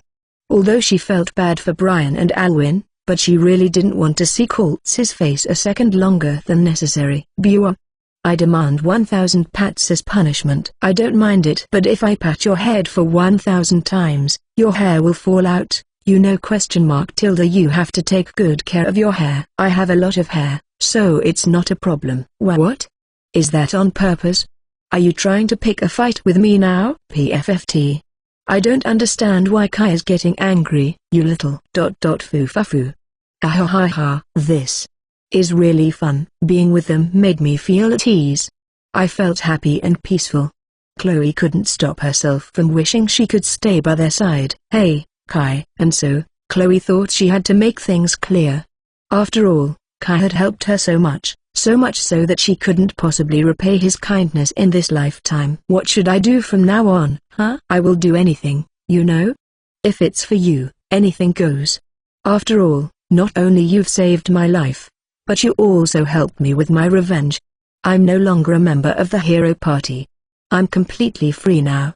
So, just tell me what I should do. Chloe meant everything she said. She would literally do anything for Kai. Of course, it wasn't because she lacked self-awareness or a complete fool who could be manipulated by other people. The reason why Chloe was brave enough to say that was because Chloe truly trusted Kai with her wholeheartedly. Anything. Not you too. Just why can a girl say something like that so easily? Nia's eyes are shining again. Geez. Come here, let me hug you. I feel like I'm being trained by Kai. I have mixed feelings about this. Good girl, good girl. As Kai said those strange words while hugging Nia tightly, Kai lifted his head. Seeing Chloe's refreshed face, Kai broke into a broad smile. That's right. I personally want you to become our comrades right away, but I can't force you since your feelings matter too. So, can you please listen to my story for a bit after we arrive at the slum? Listen to your story? Yeah. Kai then smiled. His smile was so pure, something that no one would expect from a demon. I want to tell the two of you my secret. T/N. Why is Kai so sensitive about hair? Early hair loss. 35. Heavy talk in the middle of the night. Chapter 35. Heavy talk in the middle of the night. So, are we going to talk here? Well, no.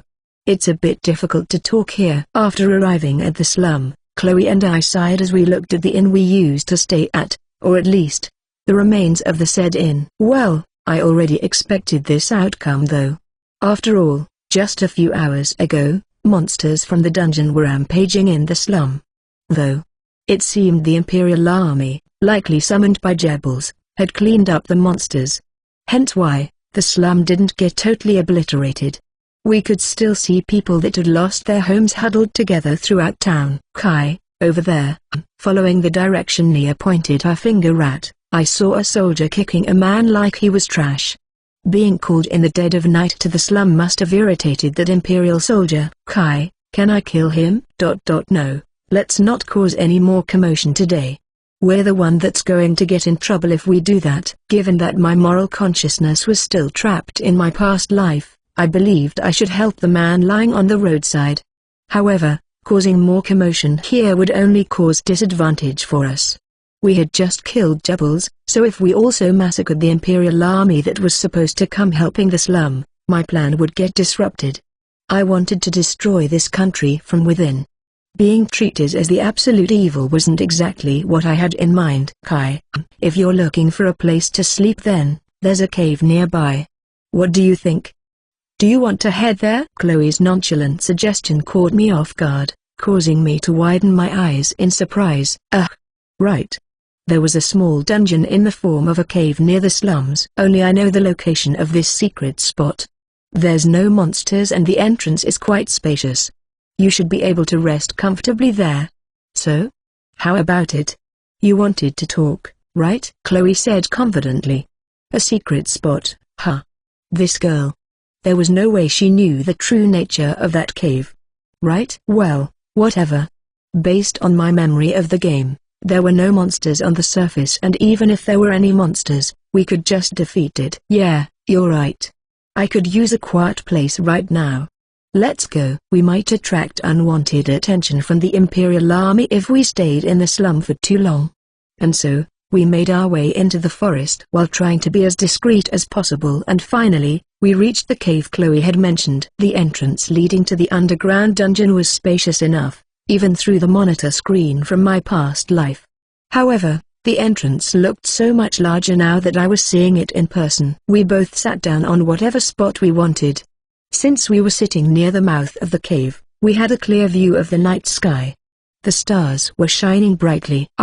Wait a moment. As if she had just remembered something, Chloe clapped her hands and stood up all of a sudden. She disappeared into the forest and returned a short while later with a few pieces of firewood. Let's say this is a routine of mine when I visit this place, Chloe said with a wry smile on her face. She then stacked the firewood and cast a basic magic spell. The fire ignited, making the atmosphere around us become cozy. After that, Chloe then sat down in front of me. Right. How's your wound, Chloe? They're all just shallow cuts. I'm fine. Just a bunch of small grazes. No, even if they're shallow, you get grazed dozens of times. It's not fine.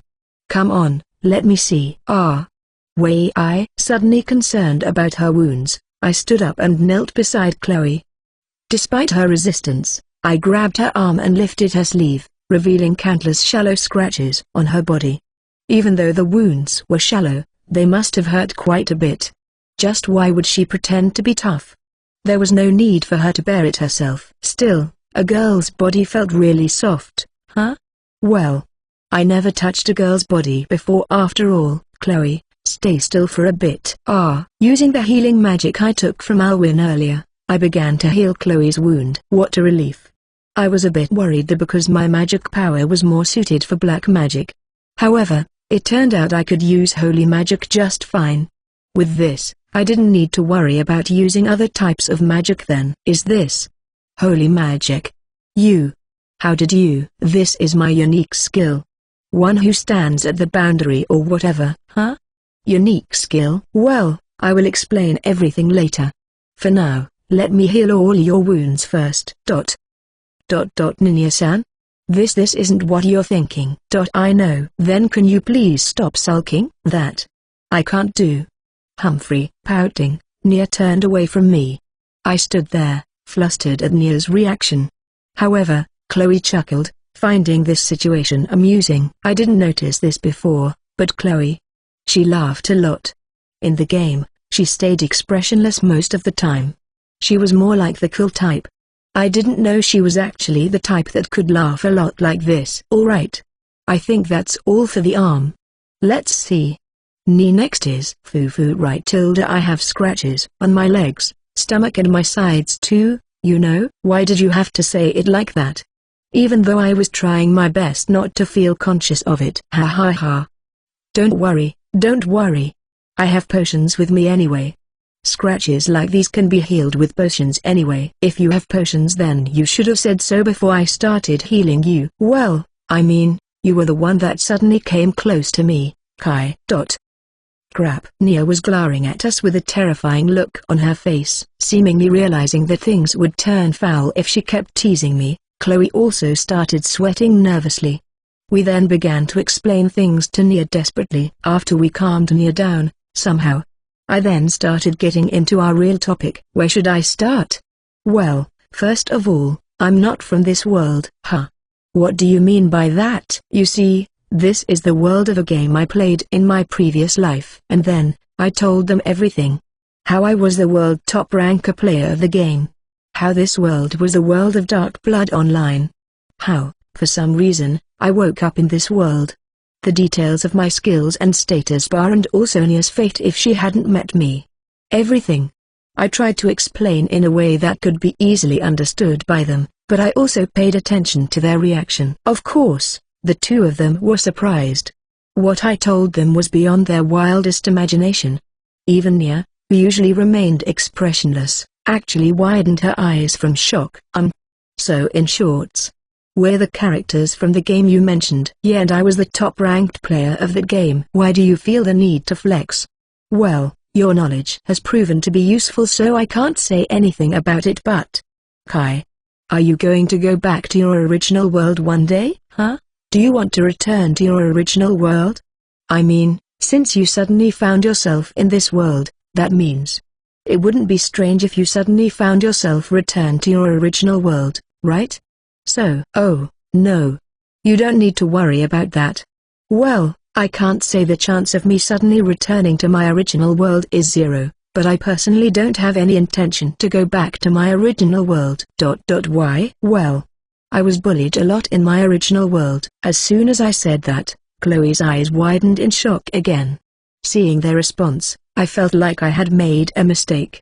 I immediately regretted my words. I mean, it's not a good thing, right? Complaining about my life to someone. Talking about myself like that. Well, it's not a very interesting story anyway. Just ignore that part. What are you talking about? But at that moment, Chloe's expression suddenly turned serious.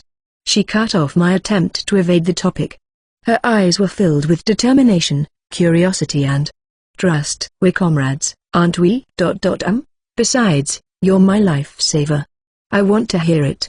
There's no way I can just brush it off after hearing that. Huh? But we're not comrades yet though?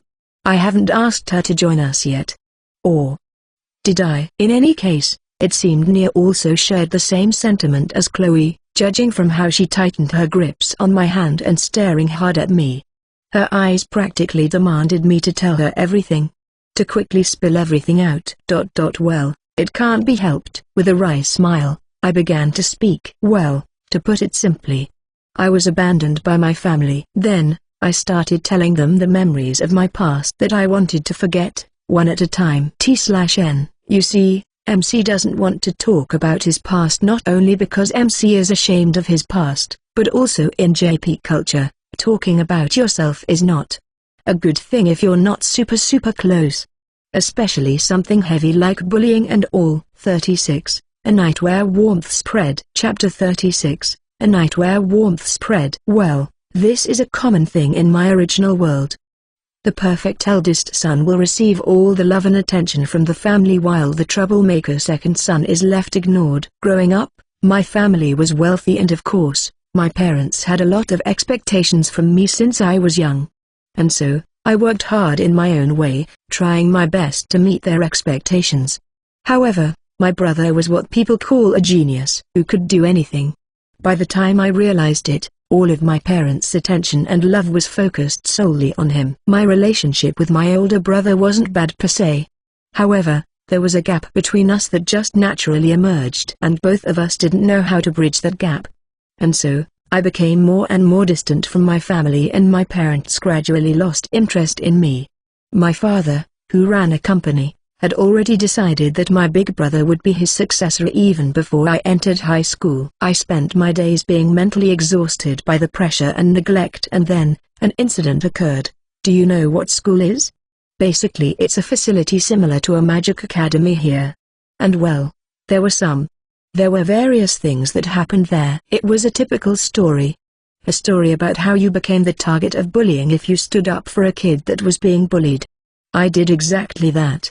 I couldn't bear the injustice any longer, so I ended up getting into a fight with a few students and my parents were called. After that, I was treated as if I didn't even exist at home. My parents called me a disgrace to the family and at school. Everyone gossiped behind my back. My textbooks were always drenched wet, and when I returned home, my parents locked me in my room. I wasn't even allowed to eat with my family. I didn't have a place where I belonged.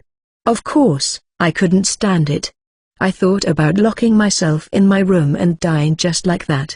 Then, I discovered this world. Well, that's why I don't want to go back to my original world. For me, this world is more like my original world than that world. The people that knew me. Those people. I couldn't even call them my family. I got reincarnated into this world as an experimental subject and was forced to go through a lot of hardships. However, despite everything, I didn't have any desire to go back to my previous world. This was the world I belonged to. If this world didn't exist, I would have committed suicide already. So you played that game a lot, so much so that you ended up becoming the world's top ranker? Yeah, that's right. To be precise, I didn't have anything else to do but play games. You see, my parents were the type that cared a lot about their appearances. I was forced to go to school, but honestly, I hardly ever studied. I see. After listening to my entire story, Chloe's expression turned glum. She looked down at the ground, seemingly at a loss for words. As for Nya, she didn't say anything. However, she squeezed my hand even tighter than before. It was as if she wanted to tell me that she'd be here by my side. Like she vowed to live by my side, as if she wanted to live up to the name I gave her. So? You want to destroy this empire? Yeah, that's right. To put it bluntly, this empire is downright disgusting, and the story of this empire really messed up the latter half of the game later. Ha ha ha. I never thought that would be the reason why you wanted to destroy the empire. Well, but, leaning back, Chloe then gazed at me intently. On her beautiful face that was illuminated by the bonfire, a genuine smile blossomed. Sounds great. Whatever your reason is, it doesn't really matter to me. Chloe, so, you didn't have any friends in the previous world you came from, right? Do you really need to hit me where it hurts all of a sudden like that? Ha ha ha ha ha. Sorry. I didn't mean to dig at your old wounds. It's just, I want to tell you that it's fine. I will be your friend. Huh? I don't have any friends either. Colts is. You know. As for Alwyn and Brian, they're more like comrades rather than friends. With a bitter smile on her face, Chloe reached her hand out. So, Kai. Let's be friends. I feel like I can trust you somehow. Chloe, yeah? What is it? He helped me My hand. My hand. The moment Chloe said she would be my friend, Nya suddenly gripped my hand extremely hard. Her unrelenting grip, infused with her magic power, made a cracking sound to reverberate from my right hand. Unable to bear the pain, I squirmed. However, Nya wasn't even the least perturbed. She only glared at Chloe and said, I am Kai's first friend. Yeah. It's not like I was ignoring you or anything, Nya. I am Kai's first and my first is Kai's. That's a fact that shall remain unchangeable for eternity. I get it. So please, let go of my hand, Nya. Kai is always blatantly cheating right in front of my eyes, Nya said with her cheeks puffed out. But then, she sighed and let my hand go, as if she was exasperated at me. As I cast healing magic to my right hand with tears running down my eyes from the pain, Chloe burst out laughing. It made me wonder what would have happened if I hadn't stolen the healing magic from Alwyn. So, the two of you are really just friends? I always thought you two were. You two were like that. Huh? Like that? Ah. No. Nya and I. We're. That's right. Kai and I are friends, But we are also like that. No, no, no. We're just ordinary friends, aren't we? I mean, of course you're more important than an ordinary friend to me, but we're not. We're not lovers or anything. I mean, not yet. Yeah, not yet.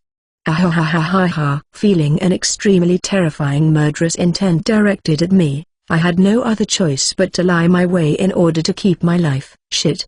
This final boss. Chloe is Kai's cheating partner, but she's a good person. No, no, no. Me and Kai are not really like that.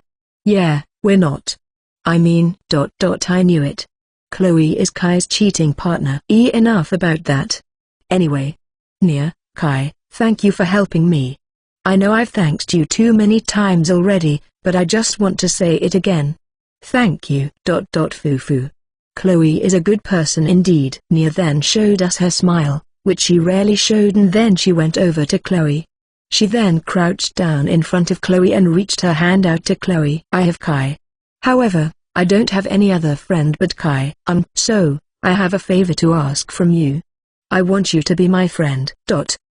Surprised by the sudden request, Chloe remained frozen. I was in the same state as well. I never expected those words would come out from Nia's mouth. Chloe stared at Nia's outstretched hand for a moment before she murmured softly, speaking carefully as if she was afraid to scare Nia away. Is it okay? Is it really okay for me to be your friend? I have mixed feelings about this, but yes. It's okay. PFFT. I understand. I won't steal Kai away from you. Probably. I knew it. Chloe is Kai's cheating partner indeed. Ah. But you know, there's no way I can win against you, Nia. Just like that, we kept talking about nonsensical things. Chloe took a bit of time to regain herself before she slowly returned Nia's handshake. As the handshake between the two girls happened, a warmth gradually emerged from their faces, filling the air around. I'll be in your care, Nia. Yeah. Chloe is my friend. Fufu. I'm so happy. Saying her genuine feelings out loud, Chloe then turned her gaze to me, who had just finished healing my own right hand. Kai, I have something to ask from you. Yeah? What is it? I really want to become part of your group no matter what. Chloe continued on. Her determination was stronger than I expected. Of course, I already know you two are Shadow, the enemy of the Empire. You guys are demons. I know that being with you two will expose me to a lot of risks. No, the way you say it makes us sound really bad, you know? I mean, isn't it true though? You two look really bad on paper. But, since you two have helped me, I also want to repay the favor. And, above all, I want to be with you two. Chloe, I don't think I will become a burden to you two. I mean, I'm well aware that compared to you two, my abilities are nothing, but I will do my best to keep up. So, please. Inside this dark cave, the flickering light from the bonfire danced. It was hard to imagine such a dreadful tragedy had happened in the slum underneath the beautiful starry sky. Will you accept me as your comrade? Chloe extended her hand to me once again. And also, I think I want to be your friend too. I had planned for this since the beginning, more or less. I already planned on making Chloe join our side after I helped her. Chloe, who was supposed to die according to the story of the game. I ran simulations in my head many times in order to achieve this. Hence why, it was not a surprise for us to reach this point. It felt only natural for things to reach this point even. It wasn't strange. Everything went according to my plan. I see. However, deep inside of my heart, a rush of joy emerged. Roaring like waves, unable to be contained. I felt so happy and relieved at the same time. My hand moved, almost instinctively, and wrapped around Chloe's hand. We exchanged a few firm shakes before a smile of pure joy blossomed on Chloe's face. Then, as a comrade and as a friend. It's nice to meet you, Chloe. Fufu. Yeah. Nice to meet you too, Kai. Yeah. I will be in your care from now on, Chloe. On this magical night filled with tender warmth, I made my second friend in this world. T/N, the fact that MC's parents are powerful enough to pressure the bully. But they chose to cast their son away instead. 37, The Crown Prince's Growing Discomfort. Chapter 37, The Crown Prince's growing discomfort. MMH. MHH. MMHH. MHH. MHH. The sunlight streaming from the entrance of the cave slowly stirred me awake. My neck and shoulders were stiff from sleeping in a sitting position, making it hard for me to move my limbs. However, this discomfort could easily be solved by circulating my magic power throughout my body. This was one of the perks of having the ability to use magic. Looking down, I ran my hand through Nia's beautiful silver hair. She was still asleep, using my thigh as her pillow. Soon enough, Chloe stirred. I could feel her moving beside me. MMMH. Ah, good morning. Good morning. Chloe, still sleepy, forced herself to sit up and stared at Nia. From today on, the three of us would be moving together as one. She's sleeping really well, huh? Nia. Yeah. Apparently my thigh is her favorite place to sleep on. Nia likes to cuddle. She's really spoiled. Aha, well, but isn't it only natural for her to be like that? Nia. She's been shunned by other people around her since she was young, right? Last night, we shared everything about our pasts. We were able to form a deeper bond because of it. Hence why Chloe could understand why Nia was acting like this. Yeah, that's right, I said, and Chloe nodded. The three of us. We don't know the feeling of love. How it feels to be loved. That is true, right? Kai was hated in the world he came from, Nia too. And my only best friend died horrifically right in front of me. When Chloe witnessed her best friend bursting into pieces, she closed the door to her heart. Ever since then, the fact that Chloe decided to open her heart for us and trusted us made me feel deeply moved, but at the same time, I also felt a bit confused. No, maybe it was because the three of us shared a common trait. All of us never received love from other people. Comrades, huh? Foo-fa-foo. Chloe nonchalantly came closer and started combing Nia's hair, who was still sleeping on my thigh. Nia stirred a little, but she continued to sleep with a happy expression on her face. Never in my wildest dreams did I think I'd become comrades with demons. Ahaha. So how do you feel now that you've joined a group of villains who's trying to bring down this country? It feels nice. Besides, I was already a criminal to begin with. Tilting her head to the side ever so slightly, Chloe then flashed a refreshing smile at me.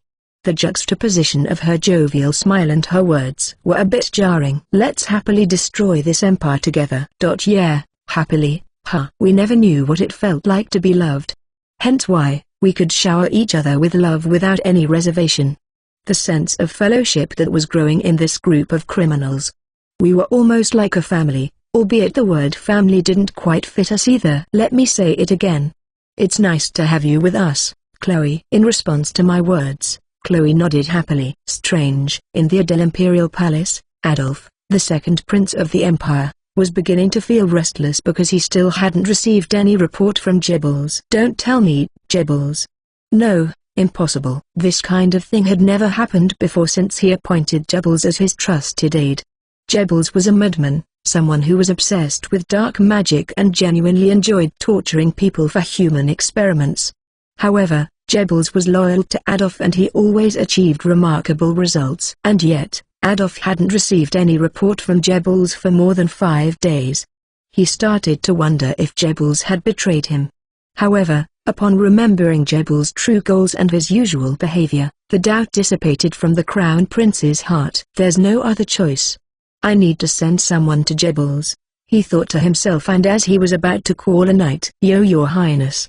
I have something urgent to report. A knight's flustered voice came from beyond the door and Adolf immediately responded. Come in. Yes. The knight that entered his office immediately kneeled to show his respect to Adolf. However, the urgency was evident in the knight's expression. Adolf furrowed his eyebrows. What's wrong? You look really flustered. That's. The knight regained his composure before he stuttered his words out. We've received a report that Jebbles Sama was assassinated in the slum. Huh? Adolf's eyes widened in disbelief. What did this guy just say? Jebbles? Assassinated? Furthermore, the existence of the underground laboratory operated by Jebbles Sama has been revealed by the public. The residents of the slum have started a riot. Huh? All the test subjects, remnants of dark magic and even Jebbles Sama's corpse were found in the underground laboratory. The neighboring village has also started raising silence. A chilling sensation ran through Adolf's body, shivers went down his spine. There was only one word echoing in his mind: impossible. His mind refused to accept it. No, in the first place, who was it that killed Jebbles? Besides, the underground laboratory was hidden by barriers set up by the best magician in this empire. Are you implying that Jebbles was the one that revealed the location of the laboratory to the public? Shadow. What? It was Shadow. Those demons. Our assumptions, those demons were the one that killed Jebbles-sama. Considering the reality of the situation, that is the most realistic conclusion we can come up with. Adolf's mind went black. Indeed, he had ordered Jebbles to go to the slum to take care of Shadow and also to eliminate the traitor lurking within the hero party. He gave those orders to Jebbles so they could make their goal come to fruition soon. If Jebbles had truly died, then Shadow was the most probable culprit. However, Adolf couldn't believe Jebbles had died. Jebbles was the master of mind manipulation magic, arguably the greatest black magician in this world. Adolf just couldn't believe how someone like Jebbles could be defeated by a mere half-breed demon. What about the hero? Squeezing his voice out despite the turmoil brewing in his mind, Adolf's voice echoed through his office. Where's the hero? Where is he? He was supposed to be with Jebbles in the slum. The hero, called Sama, is currently missing. We think he was defeated along with Jebbles-sama by Shadow. I didn't ask for your assumptions. How? So, Jebbles is dead. The hero is missing. Ha. Ha ha. Ha ha ha ha ha. The Crown Prince laughed maniacally for a few minutes before he suddenly slammed his desk with all of his might. The knight's shoulders flinched in response. However, the second prince didn't even care. Gritting his teeth in fury, his rage dominated the whole office. Useless fool. The curse he spat out was directed at the hero. While it was still an assumption, it was safe to say that Shadow had killed Jebbles. Finally calming his raging mind down, the Crown Prince started grinding the gear in his brain. Who would have thought those demons are stronger than Jebbles? The prophecy of demons destroying this empire.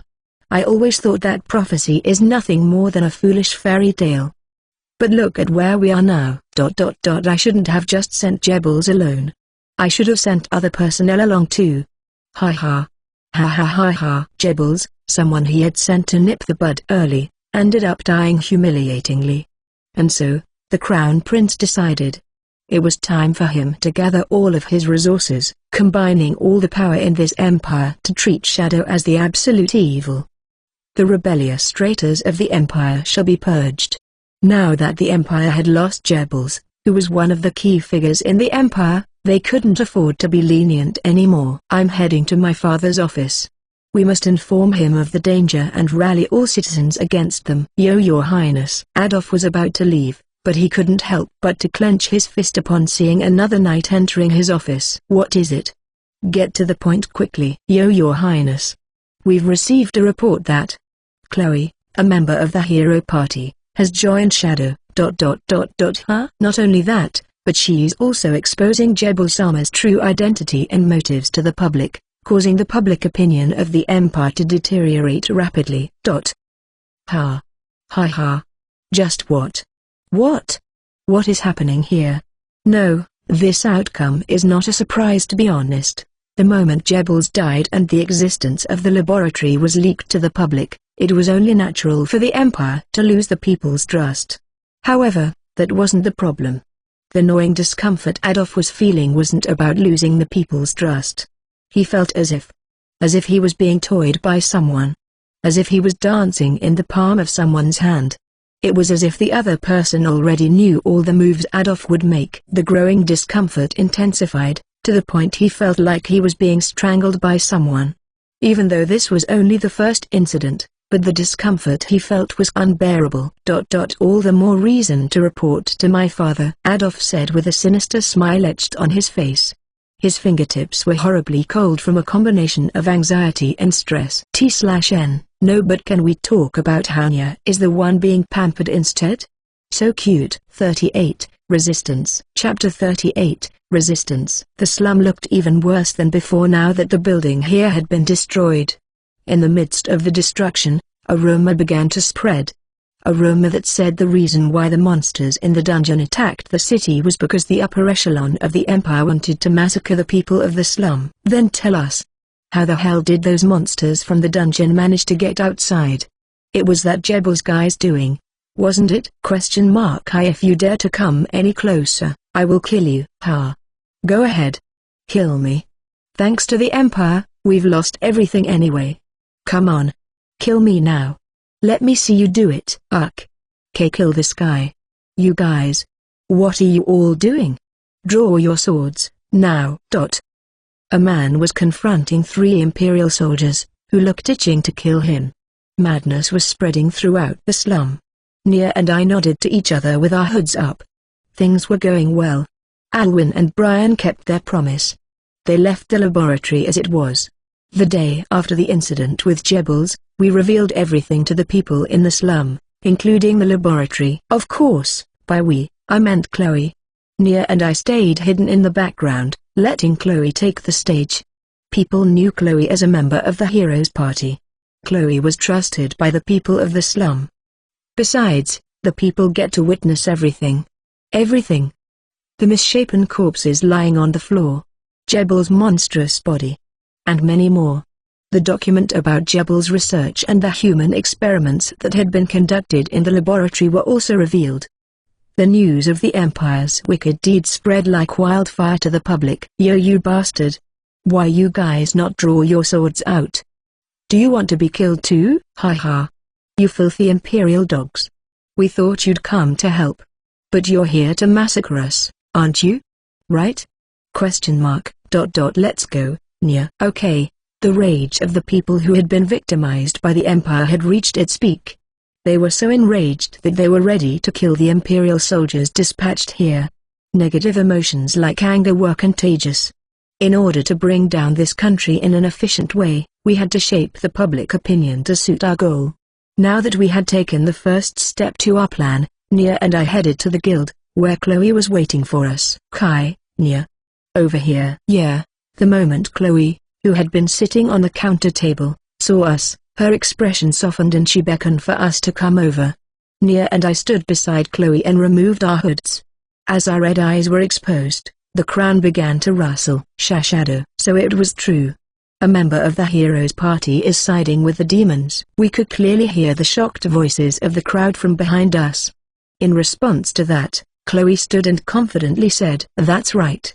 After fighting Jebels and seeing everything in that laboratory yesterday, I decided that there's no hope left for this country. To think that the Crown Prince himself is the one that created such a horrendous facility. Besides, all of you have heard the rumors, right? The rumors about the country kidnapping orphans and bringing them to a secret facility to be used as test subjects or playthings for the men there? Well, we've been hearing about that rumor for a while now. That laboratory was one of those facilities. In fact, deeper in the forest, there was a place called Schwitz Detention Camp. That place was a den of monsters who treated humans worse than garbage. That place is so sinister that there's almost no survivor from that place. If Nia or I had said it, the people wouldn't trust us because they already saw us as demons. However, Chloe used to be in the Heroes Party. Her words carried a weight, more so than ours. Even in these remote slums, people knew that a hero party had been formed in the capital. There was no way they didn't know who Chloe was. The second prince, Adolf. He wanted to obliterate the people. Taking the baton from Chloe, I raised my voice to the people. He's planning to corrupt everyone in the Empire with black magic, turning the people into mindless puppets. Do you guys know what's the most important ingredient to grow one's black magic? A human life force. The nobles and the royals in the capital are trying to extend their lifespans by using black magic to drain the people's life force. Huh? Who would trust the words from a demon? No, but what this boy said may not be wrong. Remember the documents that were found in the laboratory? What he said checks out with those documents. Even if the boy is from Shadow, his words aren't wrong. We are not your enemies. Just because I was a demon, that didn't mean I had the desire to kill the people. I mean, of course I would kill if necessary, but I didn't have any intention to kill innocent people without reason. I revealed my true feelings and intentions throughout this cramped guild room. Our enemies are the Empire and the nobles. They've treated orphans and people of the slum like trash. They see you as nothing more than expendable slaves. The Empire's tyranny doesn't stop here. They have even more vile, cruel and filthy plans in mind. Of course I knew about the Empire's plan. After all, I was a reincarnator. Do you want to have your assets stolen by the Imperial Army again? Do you want to be looked down upon like you're no better than trash again? Do you want to be trampled, treated worse than livestock forever? Stand up. Resist. If you want to live like a human, raise your voice. If you refuse to be turned into a puppet or a dog of the Empire, crush this country. As soon as I finished my speech, silence ensued in the room. However, not long after that, destroy the Empire. Destroy the MPE. One after another, the roar of the people echoed throughout the guild. Their rage spread like disease, stirring up the people's withering hearts. Fury permeating the air. The people became excited as they spewed curses against the nobles and immediately left the guild. They were eager to take revenge on the Imperial Army that had treated them like trash and even tried to kill them. I didn't know you have this side of you. Kai is a villain after all. He's a genuine villain, huh? Well, it's fine I guess. Chloe turned to face me, the shock was apparent in her face. I gave her a wry smile while tilting my head to the side ever so slightly.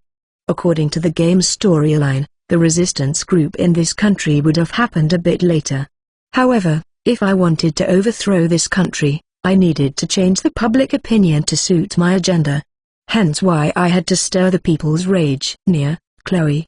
We're heading to the capital. The capital? Why all of a sudden? A lot of events are going to happen there and it wouldn't hurt to have a guardian. A guardian? I will explain the details on our way to the capital. Oh, by the way. Chloe, what about him?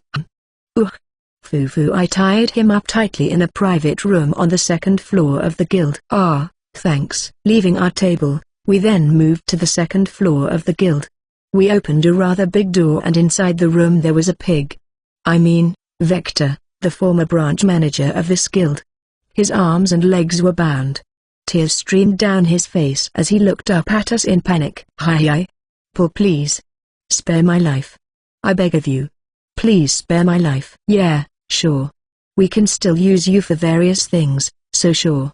We will spare your life. Thank you so much. What should I do? ?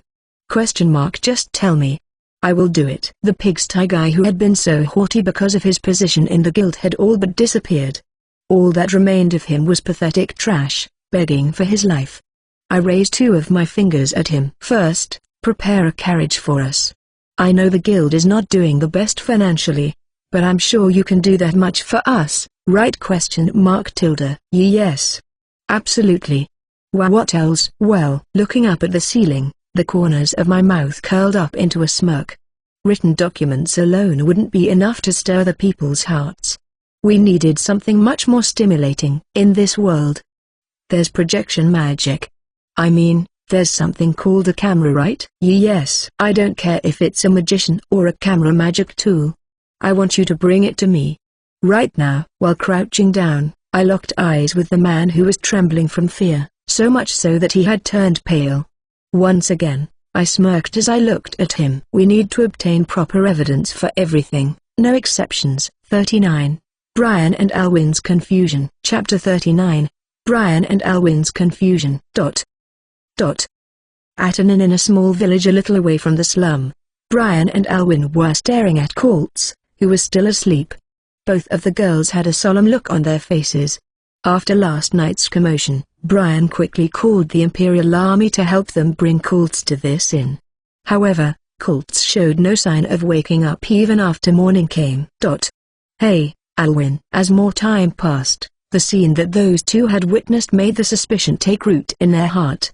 The roots grew thicker, spreading throughout their hearts. Yes, Brian-san. What do you think about yesterday's incident? Though she knew she shouldn't be talking about this, but Brian couldn't stop herself. She couldn't bear it any longer. She had to voice her thoughts. Alwyn's shoulder flinched before she turned her attention to Brian. What do you mean? If I may be honest, I don't feel like that demon boy was lying. Br Bryant-san. You also think so, right? I mean, it just doesn't make sense. There's no way Chloe could have built all those facilities on her own. Besides, she's not the type to do that kind of thing. Sure, she can be cold sometimes, but she's a kind person. Alwyn couldn't say anything back when Brian mentioned the word kind. After all, Brian was right. The time they had spent together made Alwyn know how kind Chloe was. Chloe wouldn't do something like that. Sure, Chloe was an assassin that had a lot of secrets behind her back, but Chloe was also very considerate of her comrades. Chloe might be cold, but sometimes, when the time was right, Chloe would smile at them, albeit awkwardly. Alwyn knew that Chloe was a lovely person. So in other words, Bryant-san, you mean to tell me that one who built that was really Jebels-san? Alwyn. I can't accept that. Because if that were true, then what are we fighting for? I don't know anything anymore. Her words trailed off, growing weaker and weaker. Alwyn's face turned glum. She looked like she was about to cry anytime soon. Brian was an elf. She didn't come from the Empire. She originally came from the forest. However, had she been born in the Empire and joined the Heroes Party, thinking she would be able to save more people for the Empire? Brian doubted she could stay composed. It was only natural for Alwyn to react like this. If it was true that the Empire was the villain. If it was true that the Empire was filled with sinister nobles and royals. Alwyn didn't want to believe that Jebels would be the one behind those wicked facilities. She refused to believe the Empire could be that cruel to its people. However, this Empire is hell. Kai's words lingered in Alwyn's mind. Alwyn, listen to me. Bryant-san. Unable to bear the sight of Alwyn looking so distressed, Brian grabbed both of Alwyn's hands tightly. Right now, we know one thing for certain. Chloe is innocent. There's no way she'd do something like that. Not only she didn't have the money to do it, but she also didn't have time for it. Besides, that girl. She said she used to be trapped in a detention camp or something when she was young, didn't she? I haven't heard the details of it, but I'm sure she has a horrible past, and that past was related to those kinds of facilities. Anyway, I don't think Chloe is guilty, and honestly, I personally started to believe the demon's words. I don't think that boy was lying to us. Bryant-san. SSSH. What if Colt gets angry? In any case, deep down, you also think so too, right? You've also heard the rumors about a facility deep in the forest that's been kidnapping orphans for years in this country. So because of this incident and Jebel's body. I know it's hard to understand, but I think that demon boy's child has merit, you know? But Bryant-san, they're the demons. They're our enemy, you know? That's I know they've helped us, but still I can T. My head is too muddled to think about anything straight. Alwyn was struggling to accept the reality. The boy's demeanor when he was beating Colts to pulp truly showcased his nature as a demon. However, after he was done with Colts, the boy didn't touch them. Sure, the boy asked to shake hands with her. She didn't understand why, but after she checked her body after that, she didn't sense anything abnormal. That demon boy truly didn't harm them, not in the slightest. That fact alone was enough to create a crack in the prejudice they had built up against demons. Alwyn. I know the demons are our enemies. I know that. Bryant-san. Of course, I don't trust those demons, Shadow, either. At least, not completely. Maybe that laboratory was created by those kids with, I don't know, with some kind of secret trick or something. But what if we had other enemies looming around us? Let's say the demons weren't the one that created that laboratory. Brian trailed before she continued on in a voice lower than before. Our enemies are still out there. The ones who built that laboratory and the other wicked facilities. T/N. I mean, I'm sure Alwyn was raised in a little cult, so I can see why she can't accept reality that easily. 40. The criteria for cheating is too strict. Chapter 40. The criteria for cheating is too strict. So, this is the place, huh? Stepping down from the carriage provided by the guild's branch manager, the three of us looked up at the gates of the capital. The Empire was the strongest nation on the continent based on the game's storyline. Of course the gates leading to the capital looked so impressive and daunting. The area in front of the gates was bustling with people. The gatekeepers were doing inspections on the people coming in and out. They were meticulous at their job. That was to be expected though, since they were the one responsible for controlling the entry and exit of the capital. Seeing how high the security was, we exchanged glances with each other. So, Kai, what's the plan? You didn't just drag us all the way here without a plan. Right? Ha ha ha, what do you take me for, Chloe? Of course I don't have any plans. Can I quit this party now? Fine, fine. I was just kidding. Geez. For the time being, both Nia and I were hiding our magic power to the best of our abilities.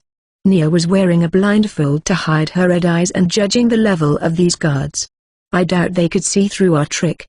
However, even if they did, well, it wouldn't be a big deal anyway. Let's go, Nia, Chloe, huh? I pulled the two of them by hand forward. We approached the guards, who looked at us suspiciously. Their eyebrows furrowed. They were clearly suspicious of us, but then, snap! I snapped my fingers. Huh. Huh. The two men in front of us suddenly gasped, as if their souls had been sucked out, and gradually, their faces turned blank. With a broad smile on my face, I talked to those two men. I'm sorry, you see, we're from a small village far from here, so we don't have entry permits. But you see, we have a very important thing to do in the capital. So can you please overlook us just this once? Huh. Yeah, so sure.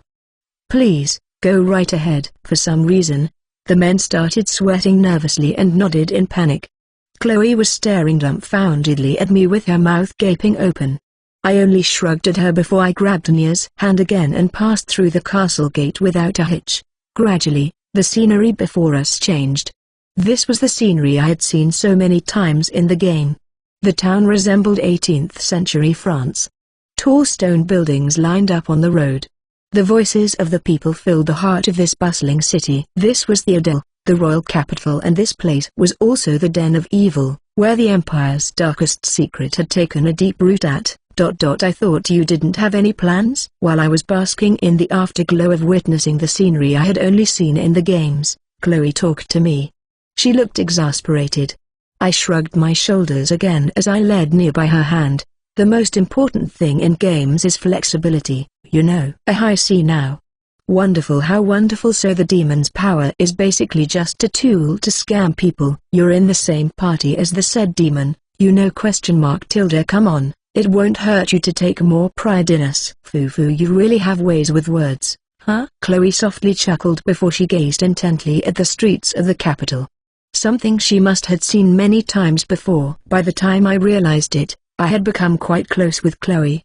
The difference in our ages wasn't that big, and the conversation we had while Nia was sleeping in the carriage really helped in bridging the gap between us. And, as for Nia, Humphrey, just like usual, her cheeks were puffed out and she was squeezing my hand so tightly as if she wanted to crush my hand.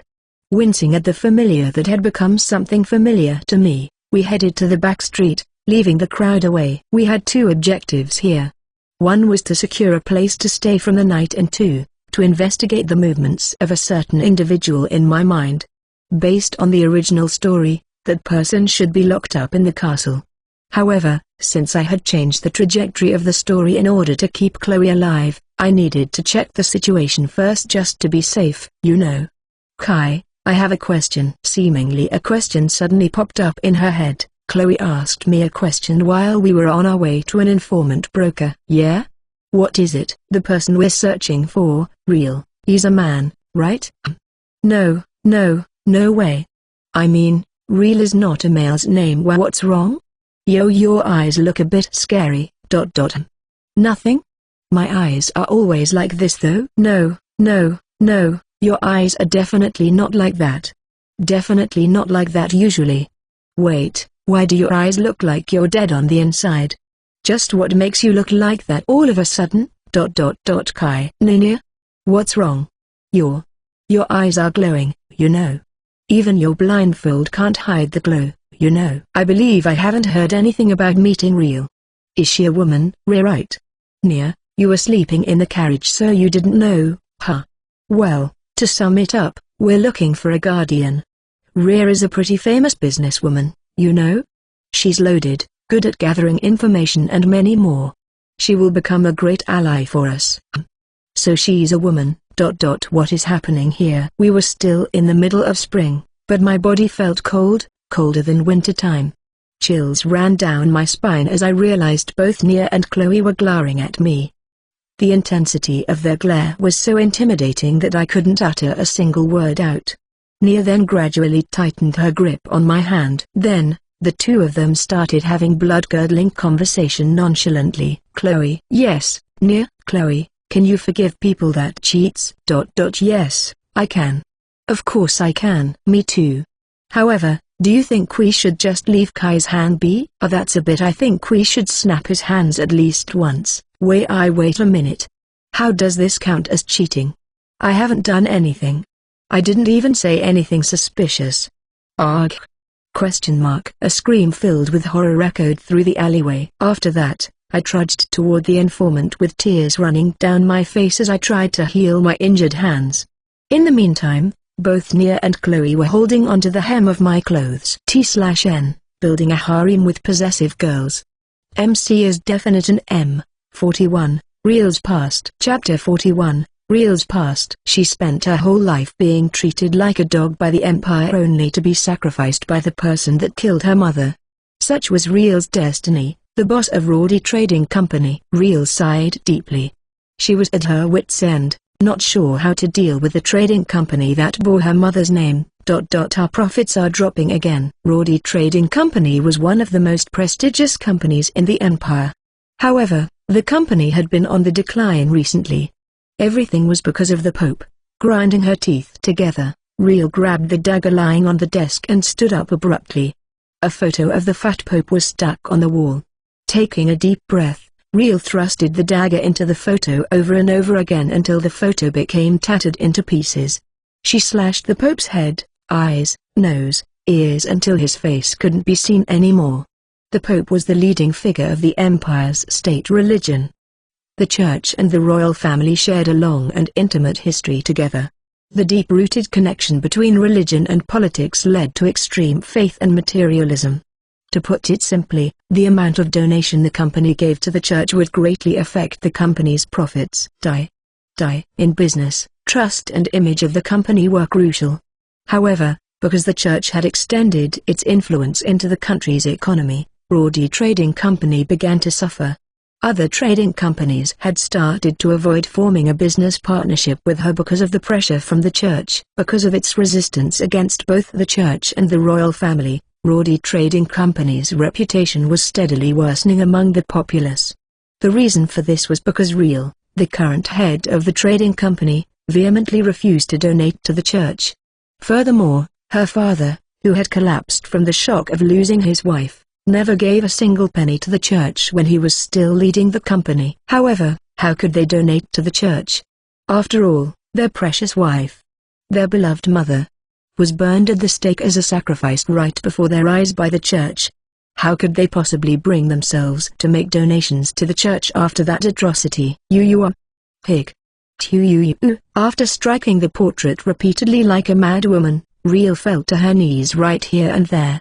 Clear crystal tears streamed down her cheeks. She had performed this motion hundreds of times since the day her mother was burned at the stake. This was almost like a ritual to her, and yet, the reality remained unchanged. Just like usual, a single word from the Pope could easily shake her trading company. Her company faced various sanctions for refusing to donate to the church. In fact, dozens of warning letters from the church, disguised under the royal family's name, kept flooding her company to no end. Reel desperately wanted this company, the namesake of her mother, to flourish. To become the greatest trading company in the empire. After that, she wanted to become influential enough to the point she could shake the nation's company at will, and then she planned on hiring assassins or mercenary groups to literally burn the Pope at the stake. However, that wish only seemed like a fleeting dream now. The reality never went according to her wishes. After her father fell ill, she took over the company when she was only 17 years old. Despite the rejection from those around her, She persisted. She displayed remarkable talent and nurtured the trading company to thrive. In fact, many people were amazed at her skill for being able to bring her company to this point without the support of the church or the royal family. However, both the empire and the church treated her company like a thorn. They kept nitpicking any fault and imposed numerous sanctions on her. As a result, the once thriving Rorty trading company had fallen into recession, teetering on the brink of becoming a relic of a bygone era. Of course, Riel knew that if she wanted to make her revenge come true, she would have to make a large donation to curry favor with the church. She knew that was the only thing left given the desperation of her situation. Ugh. Kaiwe, Rarorty. Ugh. However, the screams wouldn't go away. The screams of her mother, who was burned at the stake. The sensation of the dirt on her cheeks as she was pressed into the ground by a soldier. The beastly cries of her father. She couldn't forget them. She couldn't forgive them. She couldn't help me. Before she realized it, the cries for help escaped her lips. She had never uttered such feeble words before. After all, she had sworn to suppress all weakness and live strong to avenge her family. Someone. Please. Help me. As if a dam had broken, the tears flowed endlessly. Subjected to waves of defeat and despair, the thoughts of stabbing herself in the neck with this dagger became so tantalizing. She knew crying wouldn't bring her the salvation she desperately needed. She knew no one would come to help her no matter how much she cried. She knew that, but still, please. Someone. Help me. Isn't it too cruel? Why me? How come reality becomes this cruel? The shitty reality was so obvious to her. Evil was running rampant in this country. No one showed any sympathy when her perpetually smiling mother was shedding tears of blood. Ah. Ha ha. Ugh. Laughing like she had lost her sanity, her hands began to tremble. She grabbed her dagger and raised it higher. And higher. If living means I need to face this endless suffering, then why not just end it all? Might as well just kill myself and let the physical pain makes me forget everything. She pondered to herself when suddenly, Real Sama. Something terrible is happening. In front of the mansion. Shashado. You hello, are you real? Huh? Real widened her eyes upon seeing a young boy and a young girl entering her office in the place of the guards. The boy had mismatched A's. He was smiling carefreely while the girl had red eyes and soft, silver hair.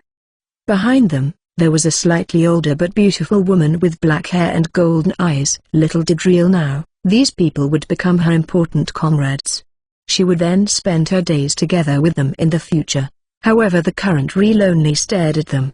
Her feeble voice showed the lack of spirit in her soul. Shashado. Sunlight streaming in through the stained glass, giving a solemn atmosphere within this grandiose church. Oh, there you are. Your Holiness. Long time no see. The second crown prince, Adolf, approached the pulpit where the smiling pope was standing. The fat pope descended down from the podium with a disgusting grin on his face. His physical appearance was a living epitome of his cunningness and greed. This man was also one of the most influential men in this empire. A villain who drained the money of innocent civilians and condemned anyone that dared to go against him as heretics so he could burn them at the stake. Pope Himmler smiled at the crown prince, showing his yellowed teeth. Welcome, Your Highness. Is there anything I can help you with? Yes. A sinister smirk spread across the crown prince's face. I need your help in exterminating the demons to overturn the prophecies and bring prosperity for this nation. T/N, darn it, I always hate it when the church is evil. I will need to keep translating until I see the Zema part for the church. 42, Negotiation. Chapter 42, Negotiation. To put it simply, Real's life could be described with two words. Tragic and tragedy. She was such a pitiful character. Her mother was burned alive in front of her and her father, shocked by the atrocity, fell into a coma for years. Her life was far too cruel for a teenage girl to bear. Nonetheless, she gritted her teeth and grew her family's trading company. She honed her talents, everything for the sake of avenging her mother. To kill the Pope. However, she was once again shoved into the depths of despair. When the Pope knew who she really was, he then began to confine her under his full control. Because of the Pope, her trading company became bankrupt early on. With nowhere else to turn, she ended up becoming the Pope's plaything. Pushed to the brink of desperation, she tried to kill the Pope. However, her attempt was foiled. She eventually suffered the same fate as her mother. Burned at the stake. That was the summary of the quest in the game. Shadow. Hig? What do we have here? Of course, the reason why I knew about that was because I get to witness her story as Kultz, the character of the game I controlled. According to the game's storyline, Kultz was the one that accelerated her downfall. That being said, Riel's past was only revealed after her death.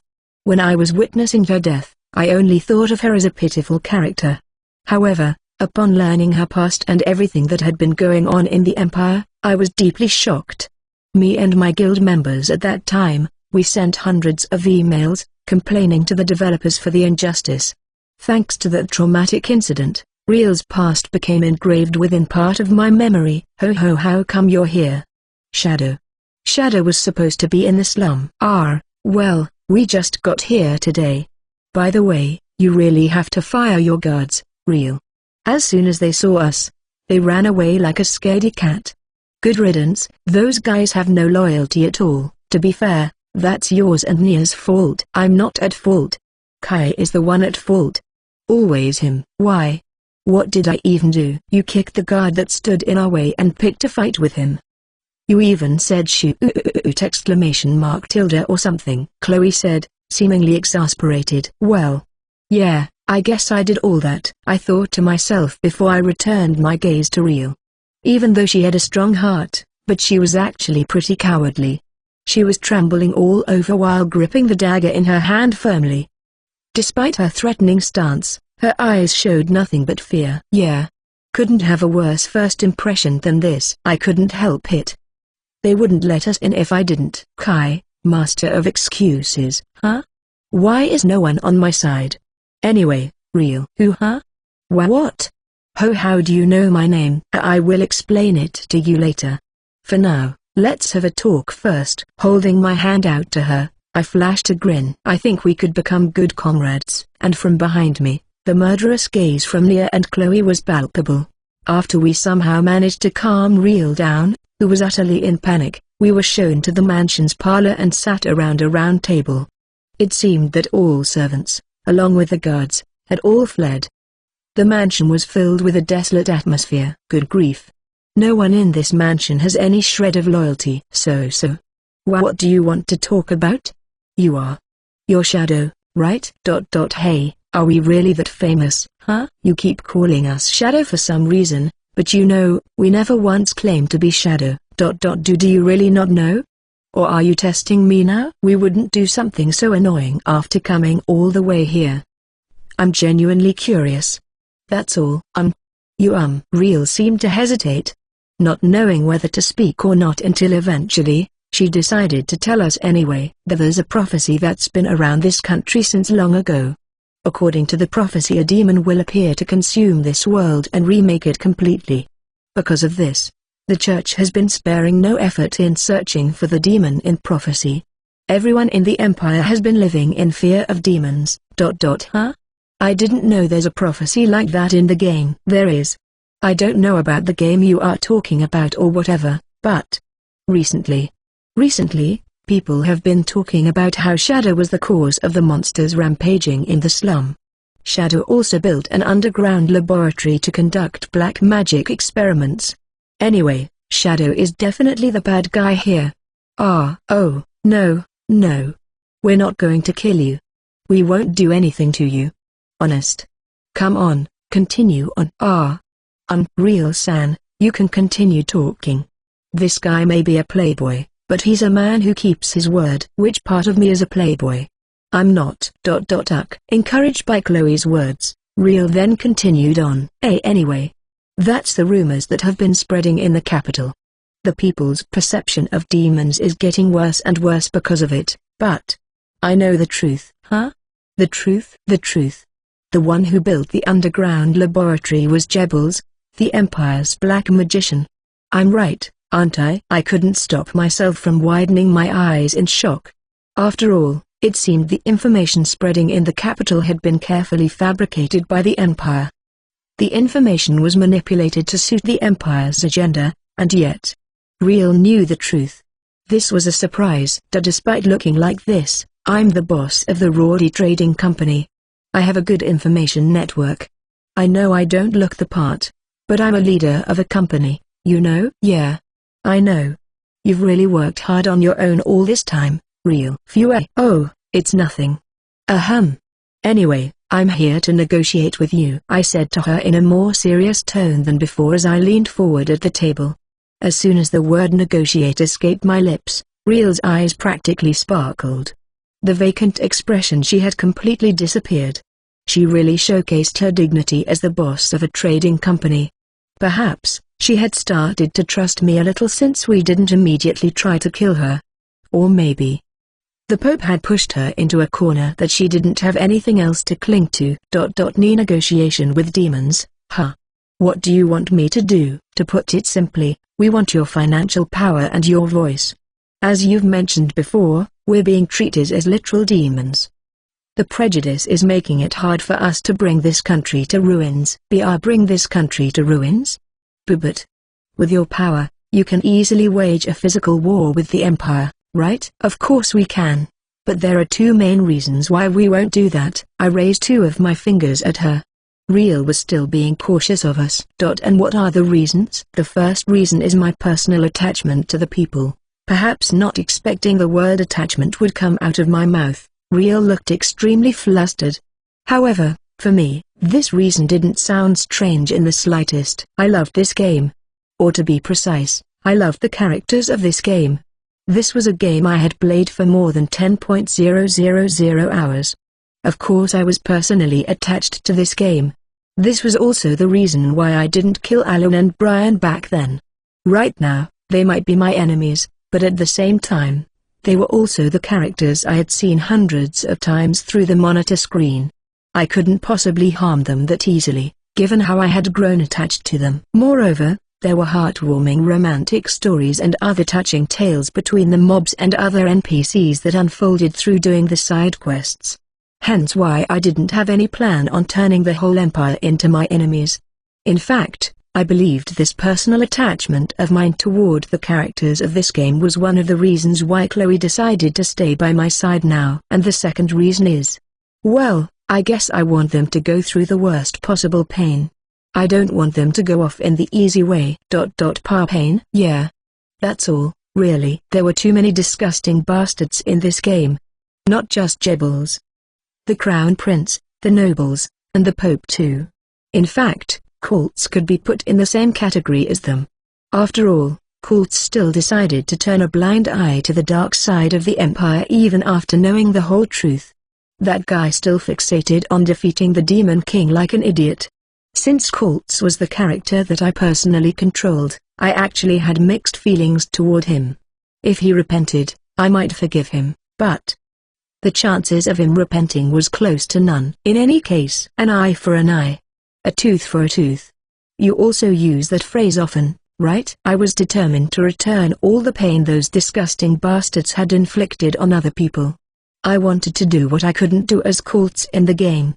I wanted them to feel the meaning of what goes around, comes around in all of its entirety. Actually, when I showed Jebbles the hallucination of being killed over 5,000 times, I felt a bit refreshed. I knew I shouldn't indulge myself in questionable extreme pleasure like that, but it felt so satisfying. I was genuinely having fun. After all, I had poured all of my love into this world, only to be met with the game's shitty storyline. It was only natural for me to have pent-up frustration. Of course, I knew I needed to be careful not to go overboard, but still, I wanted to torment them thoroughly and plunge them into the lowest depths of depravity until I was satisfied. You're not lying? I'm not. Well, I guess you wouldn't believe me since I'm a demon. But let me tell you this. I have no intention to harm you, Real. I mean, just look at Chloe. Chloe here used to be part of the Heroes Party, but now she's joining my cause. That should be good enough to serve as a proof for my sincerity, right? In fact, I'm actually here to help fulfill your wish. My wish. You want revenge, right? Real's eyes widened in shock. Her face seemed to scream, how did you know? Smiling at the reaction I had anticipated, I interlaced my fingers and rested my chin on them. I stared straight into Real's eyes as I spoke in a low voice. I'm going to make you an offer you can't refuse. I will kill the Pope, and in return, I want you to become our supporter, Real. I knew. Despite her frail and timid demeanor, this girl was extremely talented in business. Moreover, her resilience was not something to be scoffed at. She had endured years of hardship, waiting patiently for a chance to avenge her mother to arise. I knew if it was for the sake of fulfilling her wish, she would be willing to join hands with demons. Demons like me and Nya, foo-foo. Foo-foo-foo. And then, Real suddenly started laughing. She looked like she had gone mad. You're right. This is definitely an offer I cannot refuse. Real. I know the risk of cooperating with a demon. I know it's a reckless choice, but my life has lost its meaning the moment my mother died anyway. She reached her fair hand out to me. The timid expression on her face had all but disappeared, replaced by a smile full of madness. The fear that had occupied her body had vanished. All I could see was a clear, resolute determination. Take everything. I will even give you my life. Unfortunately, I gripped her hand tightly and shook it a few times. Then, with a smirk on my lips, I continued. I have no desire for your life. What I want is the Pope's screams and his head. T/N. I get it though. When you have nothing else to lose, anything is a fair game. The demon, the devil, whatever. In fact, the real demon is the Pope here. 43. It seems you're still lacking in faith. Chapter 43. It seems you're still lacking in faith. Upon returning to the capital following the incident at the slum, the hero, Kultz, found himself living in hell. Although Alwyn had treated his legs, which had been pierced by Kai's magic, Kultz was still suffering mentally. The emotional pain was unbearable. At that moment, a primal side of Kultz realized. He couldn't win against Kai. Not in his current state. Defeating the demon seemed like a mere fleeting dream for him. Bang! Kultz slammed the table in the inn, creating a loud noise as he shouted for what felt like the umpteenth time today. He couldn't do anything. He was beaten senselessly, toyed with relentlessly. He was supposed to be a hero. Yes, a hero. Someone who was destined to save the world. Just. What is this? What the hell is going on? Why did he let me live? No, more importantly. Was it really Jebels who built that sinister laboratory? Suspicion began to grow, gradually corroding his once resolute heart. Despite thinking it was impossible for Jebels to do that, but the mere possibility of what if was gnawing on Kultz's mind. He couldn't ignore it. And above all else, Chloe's betrayal filled Kultz with fury. That woman. I should have killed her while I could. I can't believe she changed side with demons. While Kultz was rendered unconscious by Kai, Chloe had disappeared, following those demons. It was an act of betrayal. Simple and clear. This betrayal also proved that Chloe was a coward, who was ready to abandon her comrades and groveling at the feet of the demon. Chloe actually chose the demon over the hero's party, forsaking the side of justice. Kultz wondered. Why? How did things end up like this? I'm a hero, right? He was chosen by the Holy Sword, the treasure of this kingdom. Kultz truly believed after being chosen by the Holy Sword, he would continue to grow and thrive. He believed he would be able to overcome anything as long as he stuck to his beliefs. Kultz truly didn't understand why these trials kept coming after him one after another. Maybe I was wrong. No. It can't be. It can't be. The image of Jebel's gruesome corpse came to his mind. The misshapen corpses scattered all over the laboratory, Chloe's disgusted expression when he aimed his sword at her. Even the infuriating demon's face who claimed to have saved his life while exposing all his darkest secrets. All of it. Those memories. Everything about it seemed to negate everything he had been building up until now. Kultz couldn't bear it.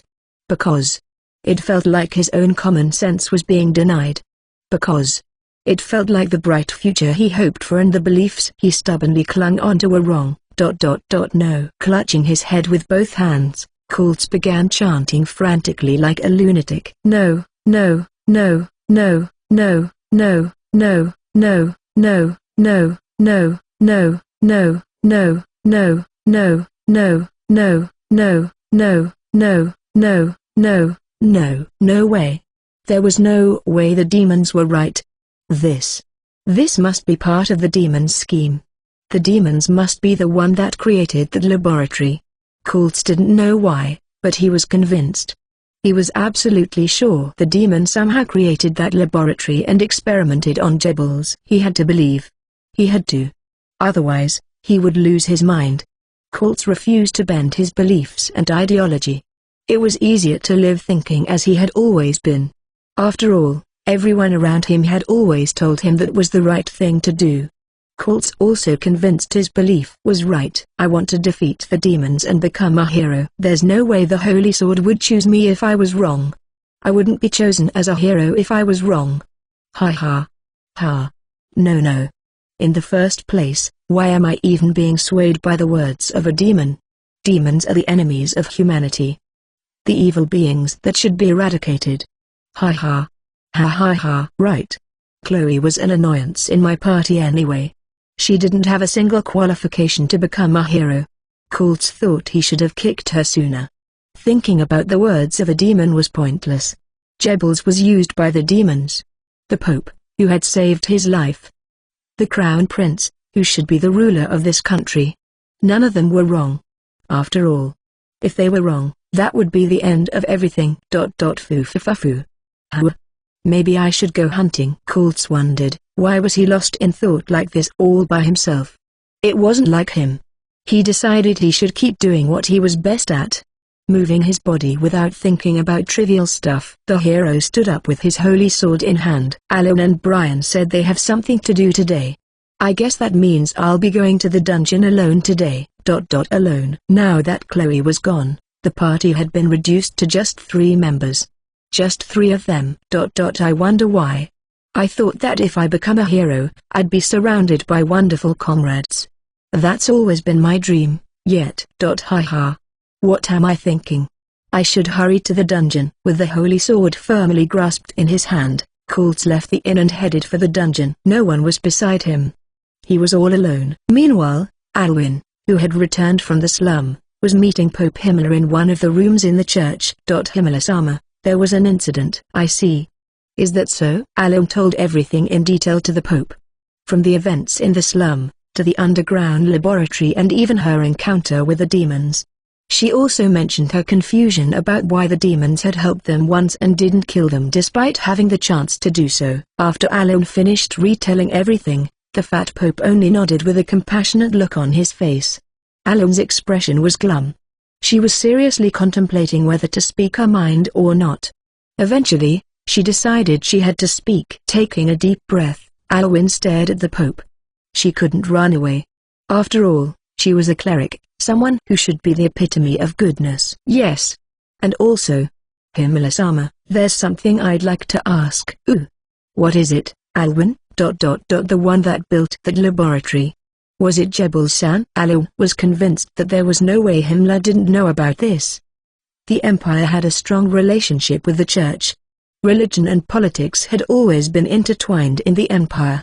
Since she was young, Alwyn had seen the Pope entering and leaving the Imperial Palace numerous times for political duties. Above all, considering the scale of that laboratory, Alwyn thought there was no way Pope Himmel wasn't aware of its existence. In order to build such a big underground facility, to have a wide collection of black magic books and to conduct wicked experiments on countless people, doing all of that would require a tremendous amount of money and labor.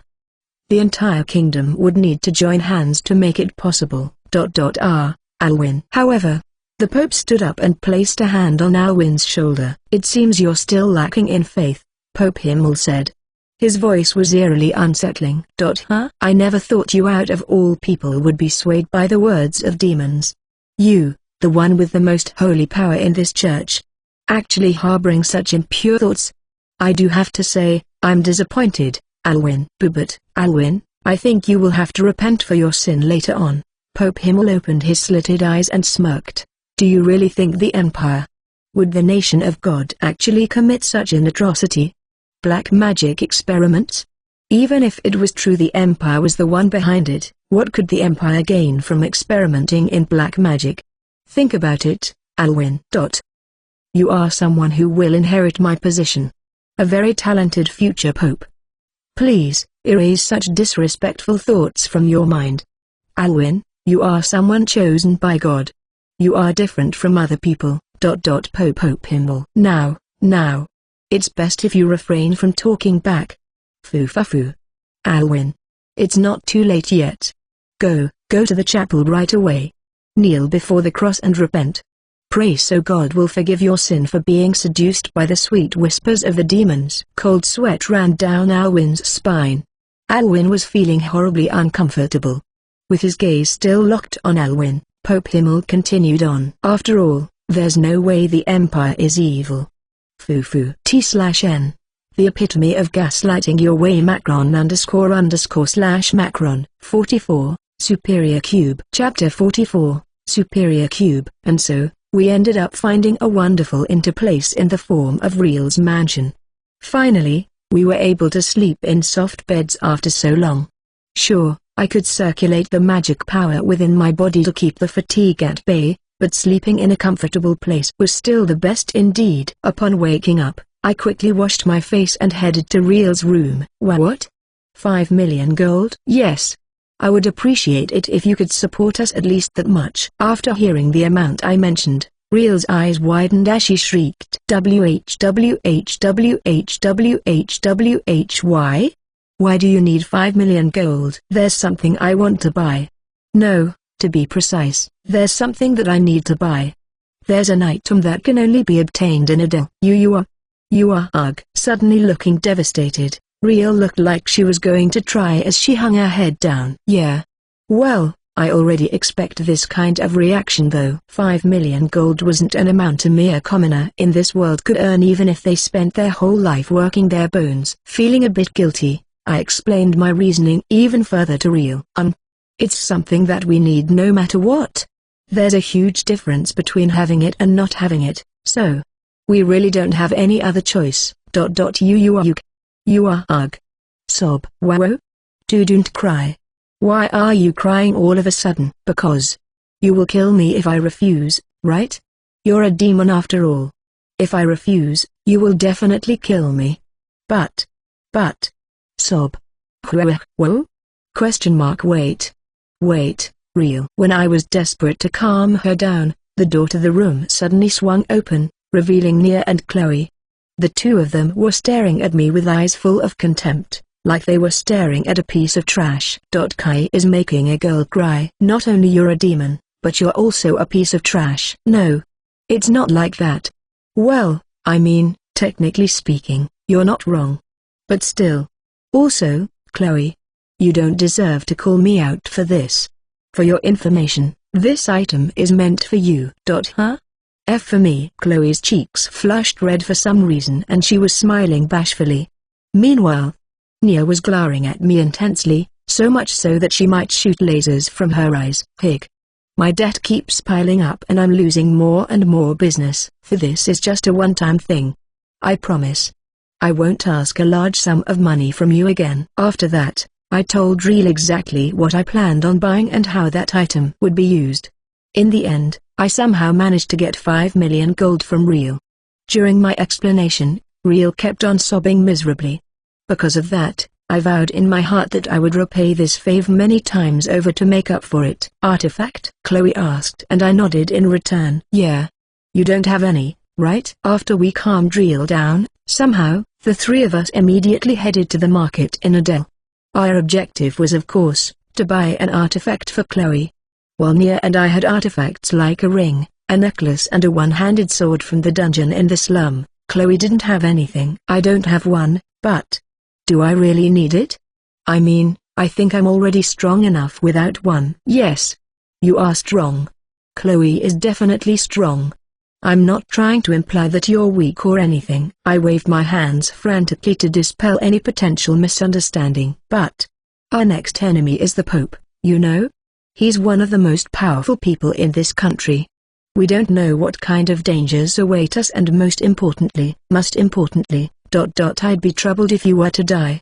That's all. Feeling embarrassed, I turned my head while scratching my cheek awkwardly. However, It seemed my feelings got across to Chloe since she was now smirking at me. Oh, so you're that worried about me? I am not worried per se, but you know. The Pope has an army under him called the Crusaders, and if anything were to happen and they somehow got you alone, you might be in danger, Chloe. Foo-foo. Foo-foo-foo. This is bad. I can't really explain why, but I have a very, very bad feeling right now. Chloe was smiling bashfully on my right side, but on my left side, Nia was holding my hands tightly. To be fair, Nia sulked often. This wouldn't be the first time. But I had a feeling Nia was extremely upset now, more so than usual. I couldn't really see her expression since Nia always wore a blindfold when we were outside, but I had a hunch Nia's expression looked terrifying right now. Well, if you're that worried about me, then why don't you help me with my training? I was just starting to feel like I've reached my limit now. I don't think I will be able to improve if I keep training alone. That sounds good. I'll be happy to help, but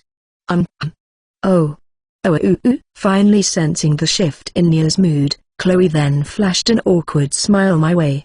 She lightly tapped my face, probably telling me to pamper Nia. Chloe's considerate suggestion and the fact that we were in the middle of a bustling market made me feel embarrassed, but I decided to wrap my arm around Nia's waist without saying anything first. Wait, and just like that, I hugged her in my arms and lifted her. Startled, Nia let out a cute voice as she turned her head to look at me. Her eyes were still covered though. She wouldn't be able to look at me even if she turned her head toward me. Kai, yeah? I want to take off the blindfold. Sorry, but I think you will need to keep it on while we're outside. After all, it'd be troublesome if your identity got exposed here. Kai is so mean. Even so, I could sense that Nia was in a much better mood now. She then happily placed her hand on top of mine. Good. I managed to stave off her fury for now, I thought to myself as I started to stare at every shop sign lining on the roadside. Right. What are you planning to buy anyway? If I'm not wrong, there are various types of artifacts, right? Chloe said, as if she had just suddenly remembered to ask me that question. I glanced at her while still carrying Nia in my arms. Superior Cube, I answered. It's a pendant-type artifact. It can increase the speed and magic power of its wearer, which is perfect for assassins like you. And also, it has a unique skill. It can connect spaces. Connect spaces? I'm sorry, but I don't really get it. Well, I will explain it to you later when we train together. Superior Cube was originally an accessory meant for cults. It was also a cheat-like item that caused inflation in the game's artifacts. Superior Cube was an S-rank artifact that cults was always wearing throughout the whole storyline. Superior Cube had a significant influence on cults' combat power. His combat power would drop significantly without it. However, Chloe was 100 times more important to me. I didn't really care even if cults would be having a hard time without Superior Cube. I need to buy some herbs too after this, huh? Herbs. That's right. I nodded as I recalled Riel's tearful face. I need to repay the favor I've received. T/N. I can relate with Riel. 45, True Holy Water. Chapter 45, True Holy Water. After walking through the streets for about 10 minutes, we finally reached our destination.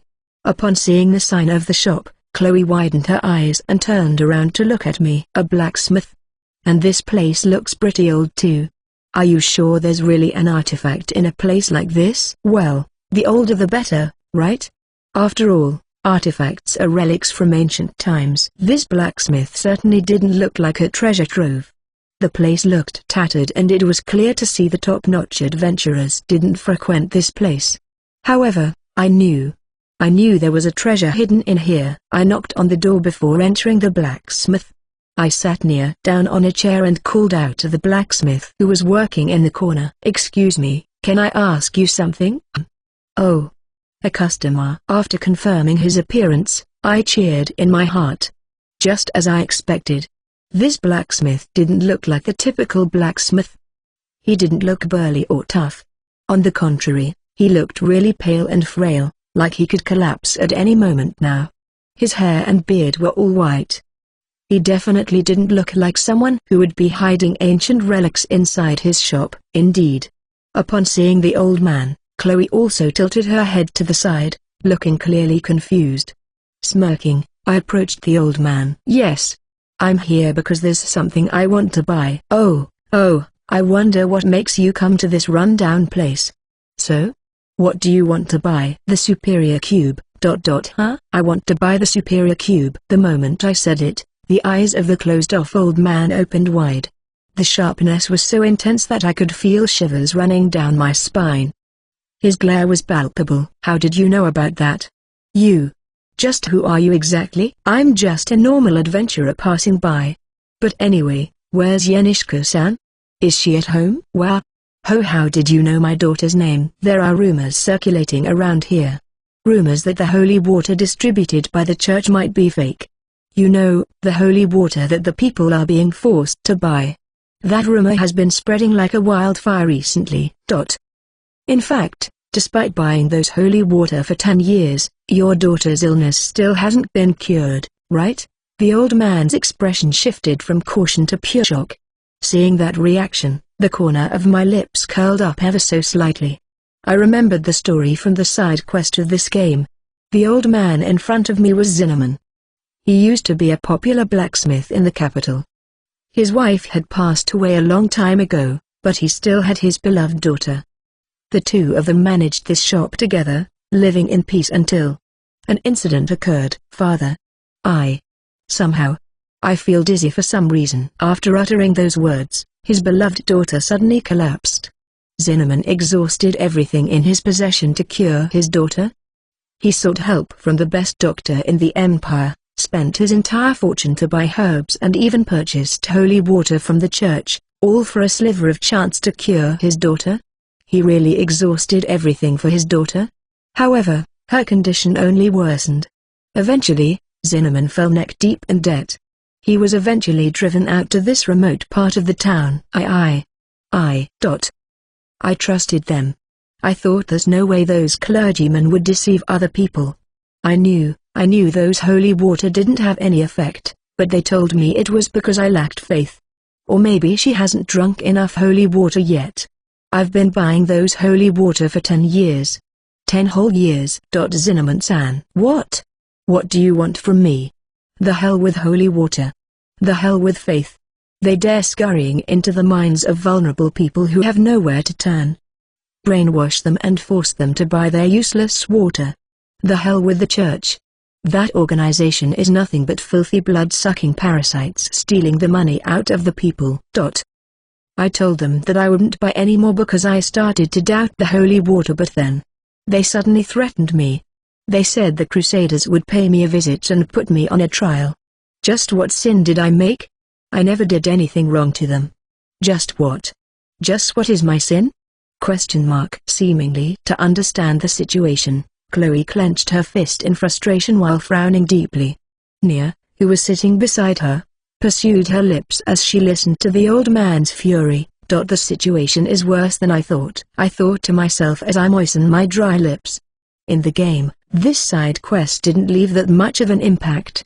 Just the church selling holy water to desperate people like Zinneman-san, sucking their money dry. This was how the church did their business. Anyone that dared to voice any sort of objections to the church would be threatened to be put on trial. The church was practically forcing people to submit through brute force. And if the people continued to resist, the church would brand them as heretics, hunted them down and sentenced them to burning at the stake. Yanishka. Although the church was being extremely ludicrous, there were still few people who dared to raise their banners against the church and the empire.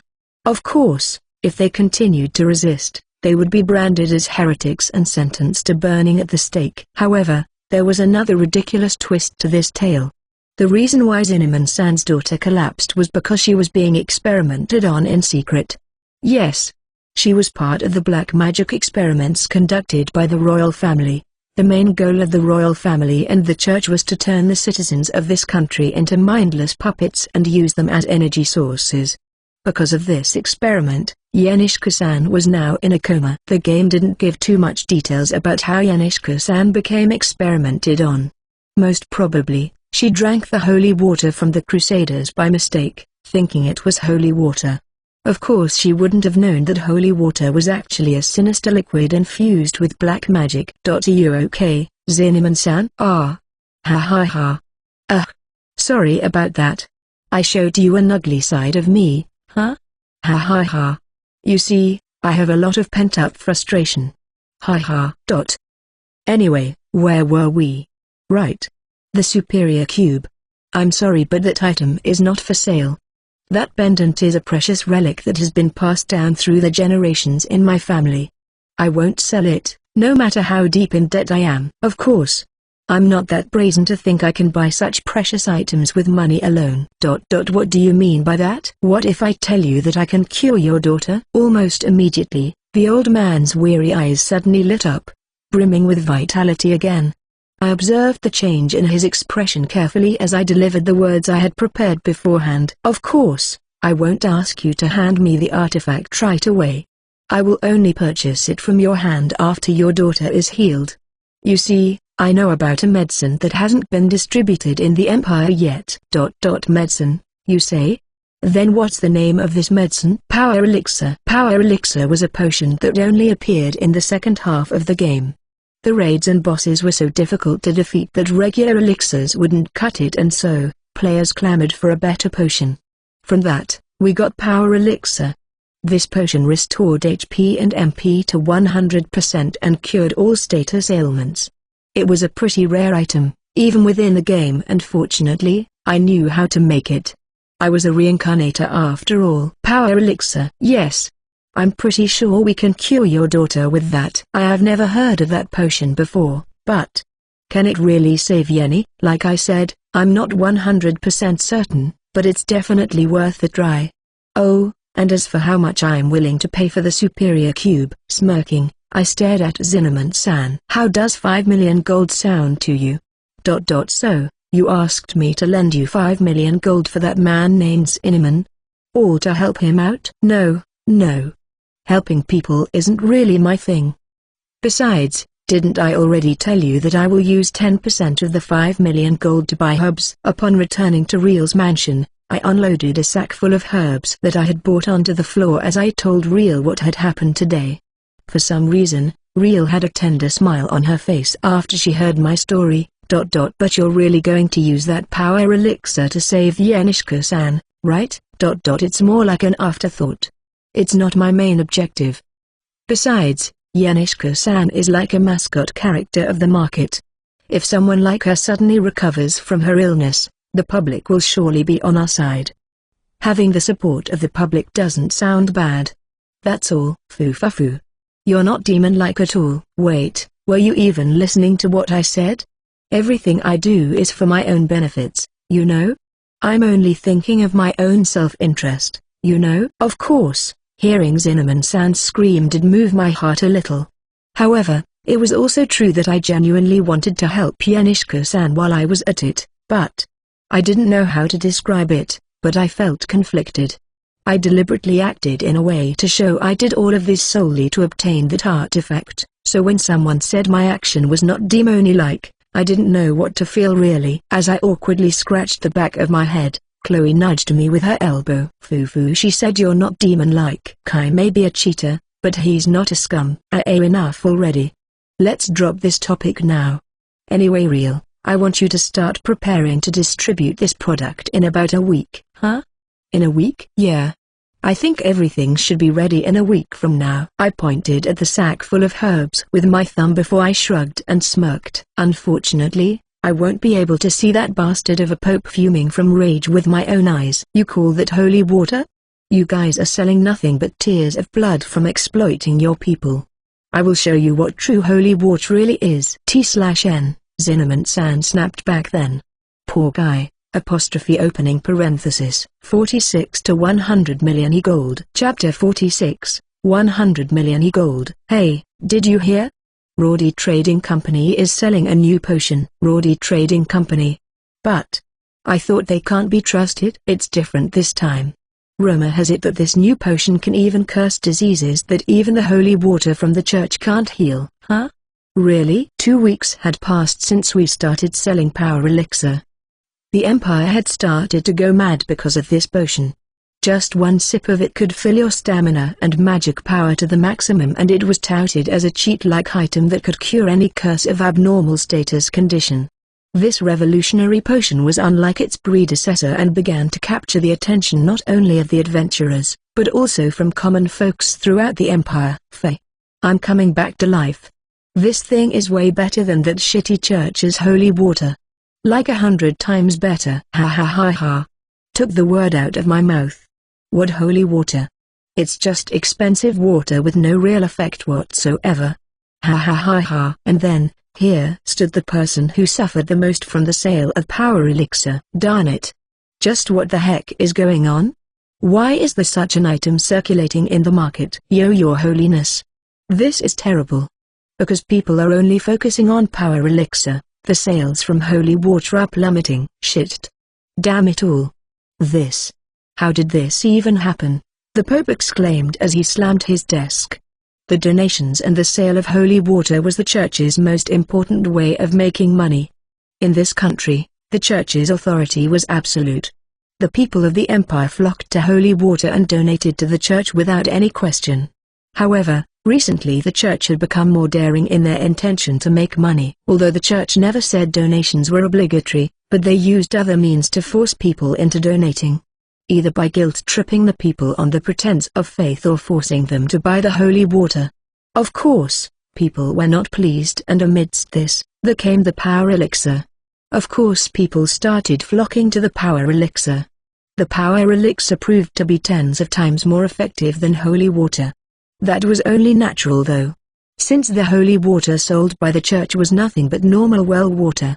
Moreover, the power elixir sold by the Roddy Trading Company was much cheaper than the church's holy water.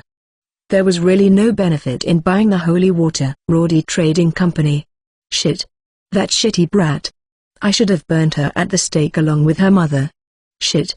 Even though I was planning to toy with her body as I pleased and throw her away afterwards. Darn it. The words coming from the Pope's mouth were so vile that a normal clergy would have fainted upon hearing it.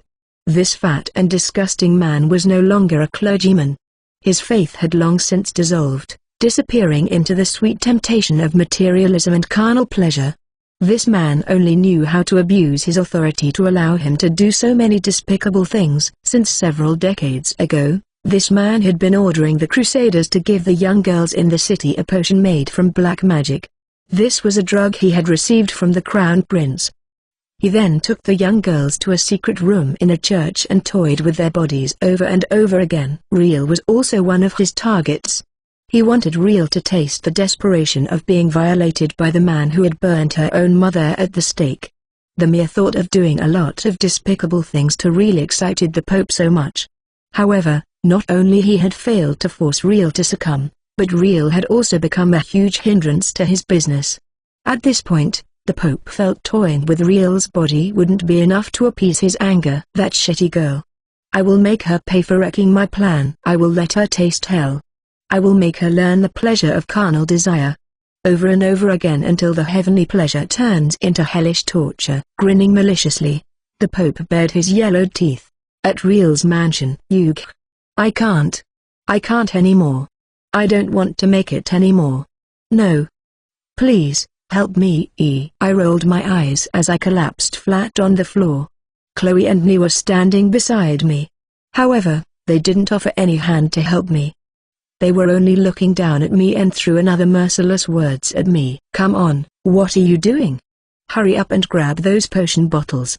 We don't have enough potion to sell. Foo-foo. This is the fate of a cheater. Why me? Why do I need to make power elixirs for 24 hours straight? Chloe. Say something. Well, isn't that because you're the only one that can make that elixir? Chloe chuckled softly as she patted my shoulder. Chloe. I've had my suspicions for a while, but it seemed she really enjoyed tormenting me. Just how did things come to this? Kai, if you're tired then just drink the power elixir.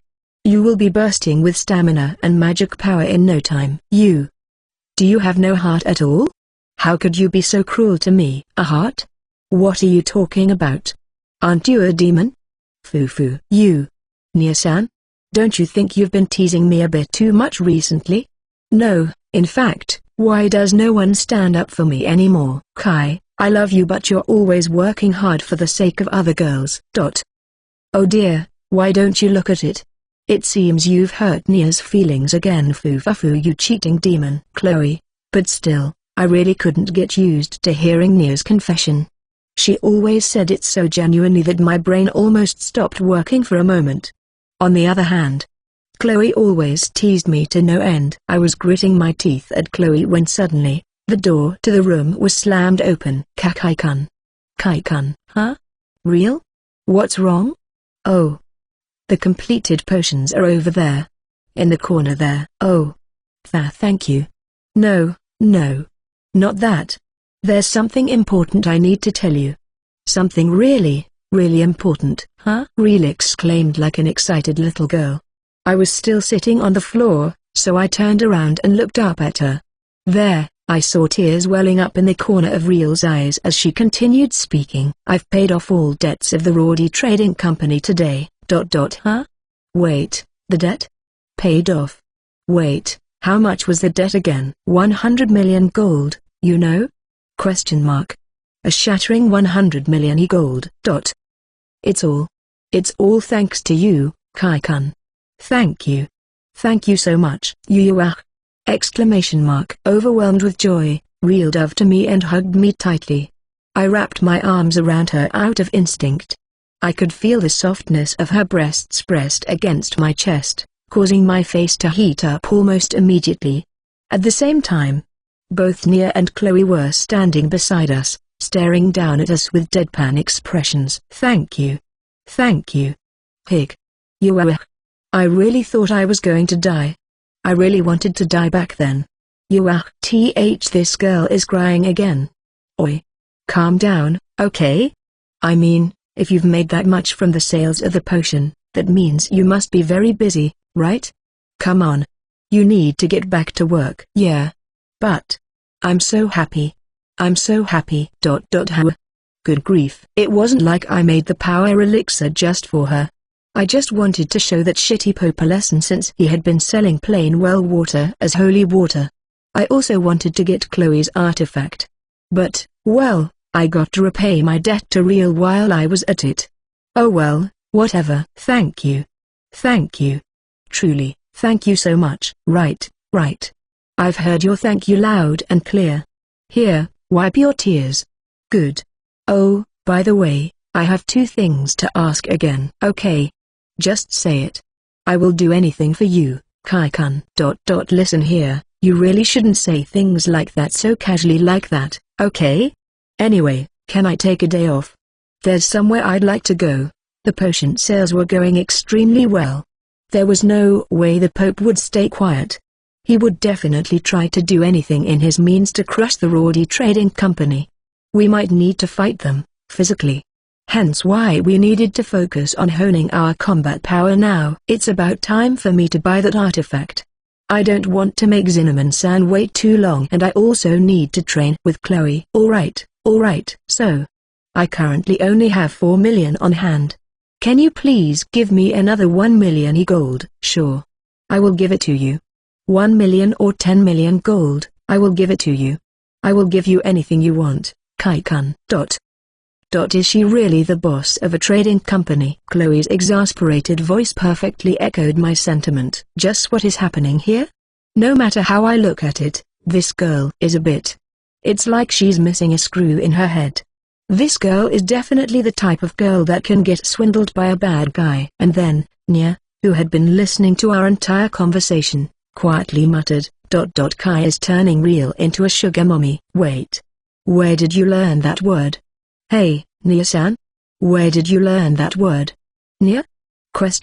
Anyway, now that we had received Real's enthusiastic support, the 3 of us headed out to the market once again. T/N, I hate the Pope so much. Also, Real is best girl.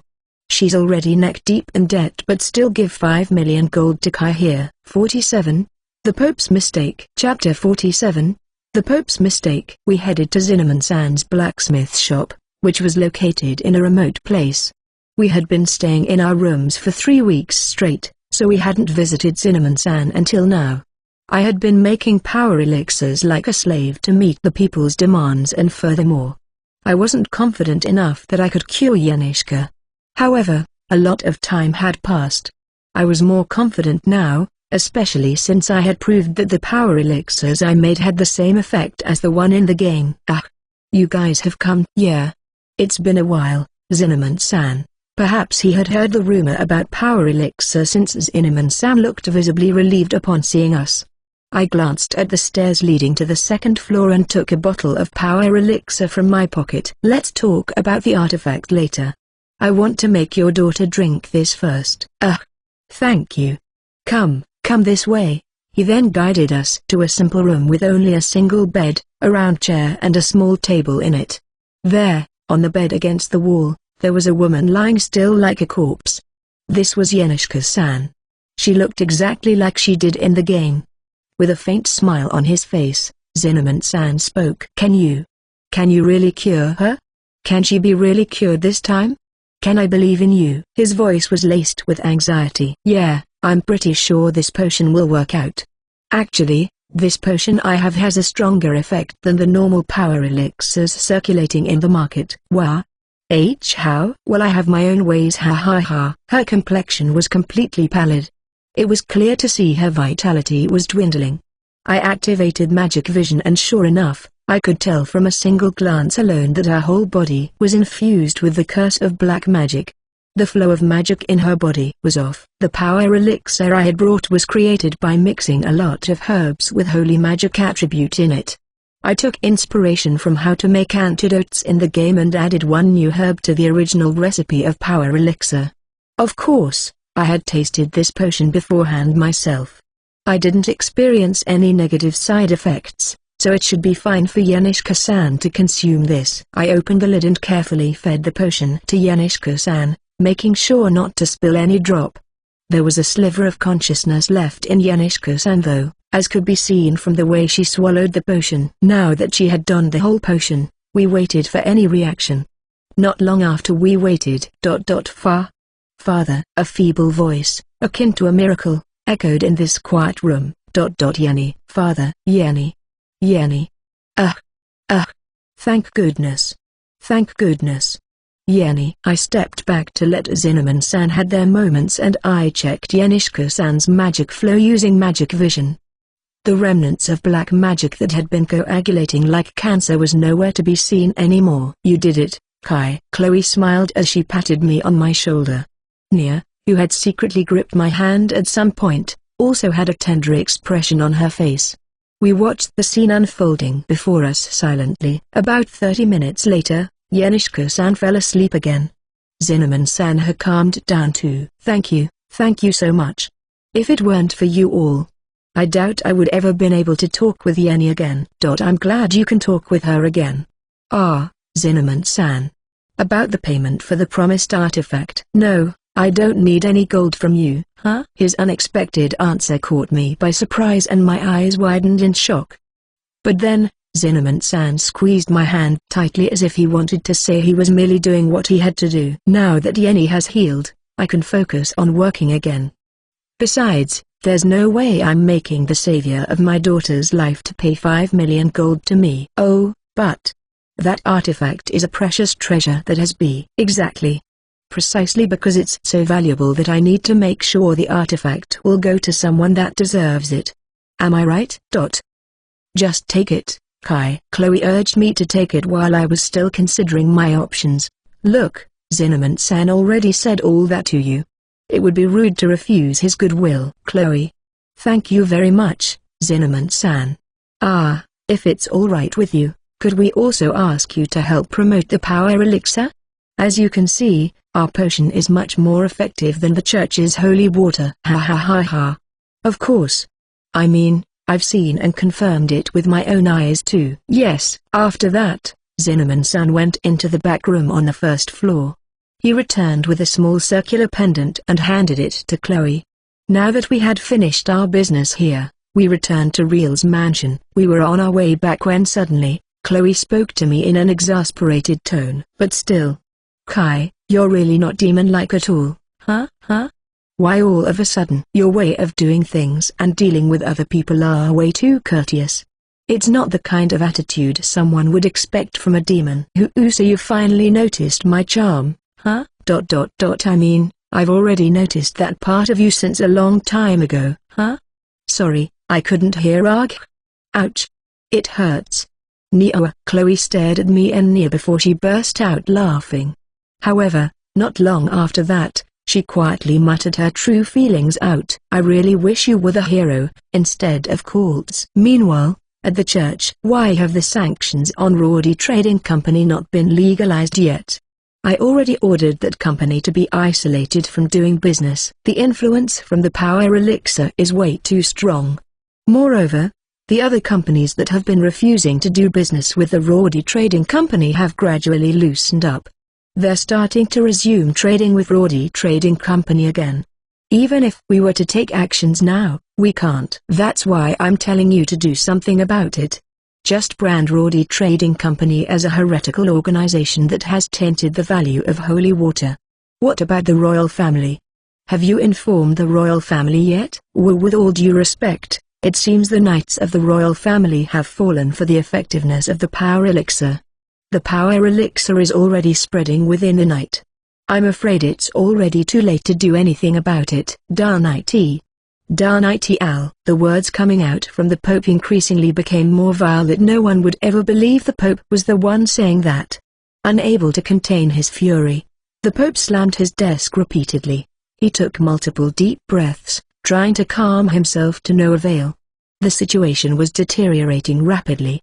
Because of the power elixir's incredible effect and affordable price, the people had universally come to a conclusion that they didn't need the holy water anymore. The proof could be seen from yesterday's sales. There were only a few dozen holy water sold in the whole empire. The holy water used to sell for thousands, if not for 10 of thousands a day. The sales were plummeting rapidly and the church still hadn't found the solution to this turmoil. The Pope decided. If they were to act, it had to be physical. They needed to retort with violence. A heretical organization, Since a long time ago, the Roddy Trading Company had never shown their loyalty both to the church or to the royal family. Hence why the church had been able to easily tarnish the company's reputation by imposing various sanctions on them. Of course, the church had never made any formal statements to change their stand.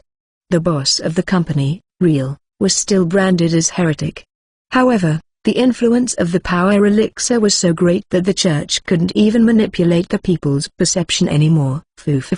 Then, I just need to steal it. Threaten the people in that company and find fault in Real. Then I need to steal the recipe for power elixir. With the recipe in my hand, victory will be mine. The cunning idea came to his mind at the right time. The Pope smirked maliciously. Now then. The question is, how do I threaten the people in that company? That's right. We have the perfect pawn for it. Pardon, oi, choose 5 people from the Crusaders and dispatch them to the Roddy Trading Company. Tell them to find the recipe for power elixir or dig any information regarding Real that can be used against her. To Roddy Trading Company? In person? But if we do that, the reputation of the church will be damaged. Are you stupid? The reputation of Roddy Trading Company is already at rock bottom. A little in-person interrogation won't do anything to us. Besides, after we manufacture those power elixirs ourselves and sell them through the church, our reputation is only going to improve even more. Yes, understood. I will make the preparations for it right away. I can't wait. I'm dying to see that girl's face as she falls into despair. However, at that moment, the Pope didn't know. He didn't know that he was basically digging his own grave. T/N, violence. Against the game's last boss. What a great decision. 48, you can kill them. Chapter 48, you can kill them. Alright. That's it for today. I extended my hand to Chloe, who was lying on the ground, clearly out of breath. Drenched in sweat, Chloe glanced at my face once before taking my offered hand and stood up. I failed again today, but you were faster than yesterday. I almost got hit by you today. You teasing me? You dodged all my attacks effortlessly. No, that's not it. I'm trying to say that I can see your improvement with each passing day. Geez. You're so mean. Although Chloe was pursing her lips, but she quickly broke into a smile afterward. I had been training together with Chloe ever since she received the artifact from Zinneman-san. As an assassin, Chloe was not used to fighting someone head-on. I then told Chloe that she just needed to overwhelm her opponent with speed. From then on, she suggested having a training session with me. She would try to stab me as fast as she could. Of course, with a small wooden dagger. But I guess you are right. I do feel like I'm getting faster. Our training session was very simple. We both used our magic power to the maximum and Chloe would try to stab me with a wooden dagger. I would then evade her attack using magic to sense her movement. It was an absurdly simple training method. However, thanks to the artifact, Chloe had been improving rapidly. She was naturally talented to begin with. It wouldn't be long before she reached my level. Well, there were other things that she needed to focus on before she could reach my level though. Now then, it's time to train to increase the amount of your magic power. Here, drink up. Ugh. I'm so done with potions. Despite looking like she was about to cry, Chloe gingerly gulped down the blue potion I handed to her. This was something I had asked Triel to prepare for us. Thanks to the sales of power elixirs, Riel was able to support us even more than before. Just like Nya, she really spared no effort in helping us. It was no wonder why Nya called her a sugar mommy. To be honest, Riel's eagerness to support me was a bit overwhelming, but oh well. After emptying the potion, Chloe sat there and slowly closed her eyes. A moment of silence ensued between us and I stared at her intently all the while. Chloe was already strong enough. After all, she was personally chosen to be part of the hero party. She was undoubtedly a talented assassin. However, I wanted her to become even stronger. Because I had messed with the original storyline a lot, I couldn't even know for sure what would happen next. If by any chance Chloe were to die. If she were to die, I would be really troubled. After all, she was important to me. I really didn't want her to die. For some reason, Chloe's face started turning red. However, I just ignored it and continued staring at her while sitting on the ground. She was one of the few best friends in my life. I really didn't want to lose her. If I could have a wish, I would wish I could stay by her side forever. Hence why I was also grateful she was willing to stick with me through this rigorous and boring training. At this rate, maybe someday Chloe would be able to defeat cults in a one-on-one fight. You know, why are you staring at people's faces so intently like that? Your gaze is a bit distracting. No, this won't do. You know being able to concentrate is the most important step in mastering the control of magic, you know? You need to be able to concentrate no matter what the circumstances. No. I can't. It's impossible. Why is it impossible? I didn't even say anything. I was just staring at you. Because it's you. It's impossible because it's you. For some reason, Chloe was being unreasonable.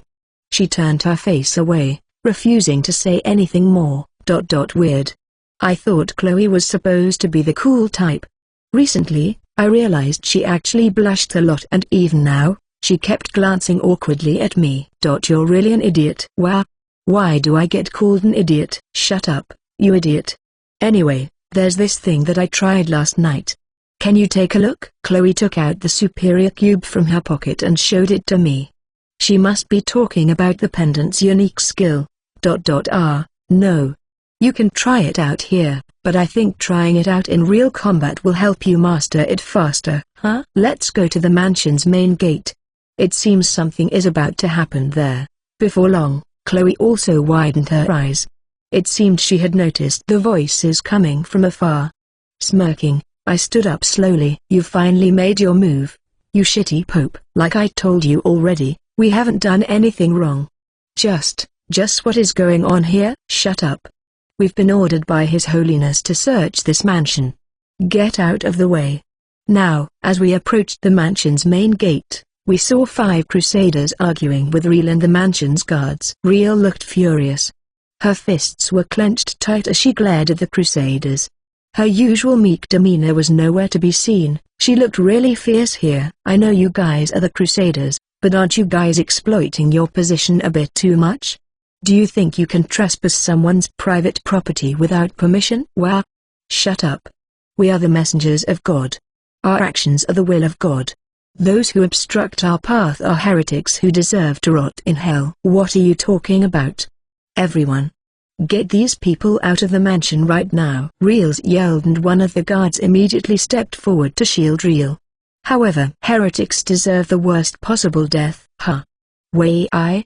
Kaya. Suddenly, the crusader thrusted his sword into the guard's stomach. Blood splattered and Reel screamed in horror. The crusader stepped on the dead guard's head and aimed his sword at Reel. Ha! Perfect timing. You are just a wicked rebel who has sullied the sanctity of holy water. You've tarnished the church's reputation. Heretics like you who do not serve God.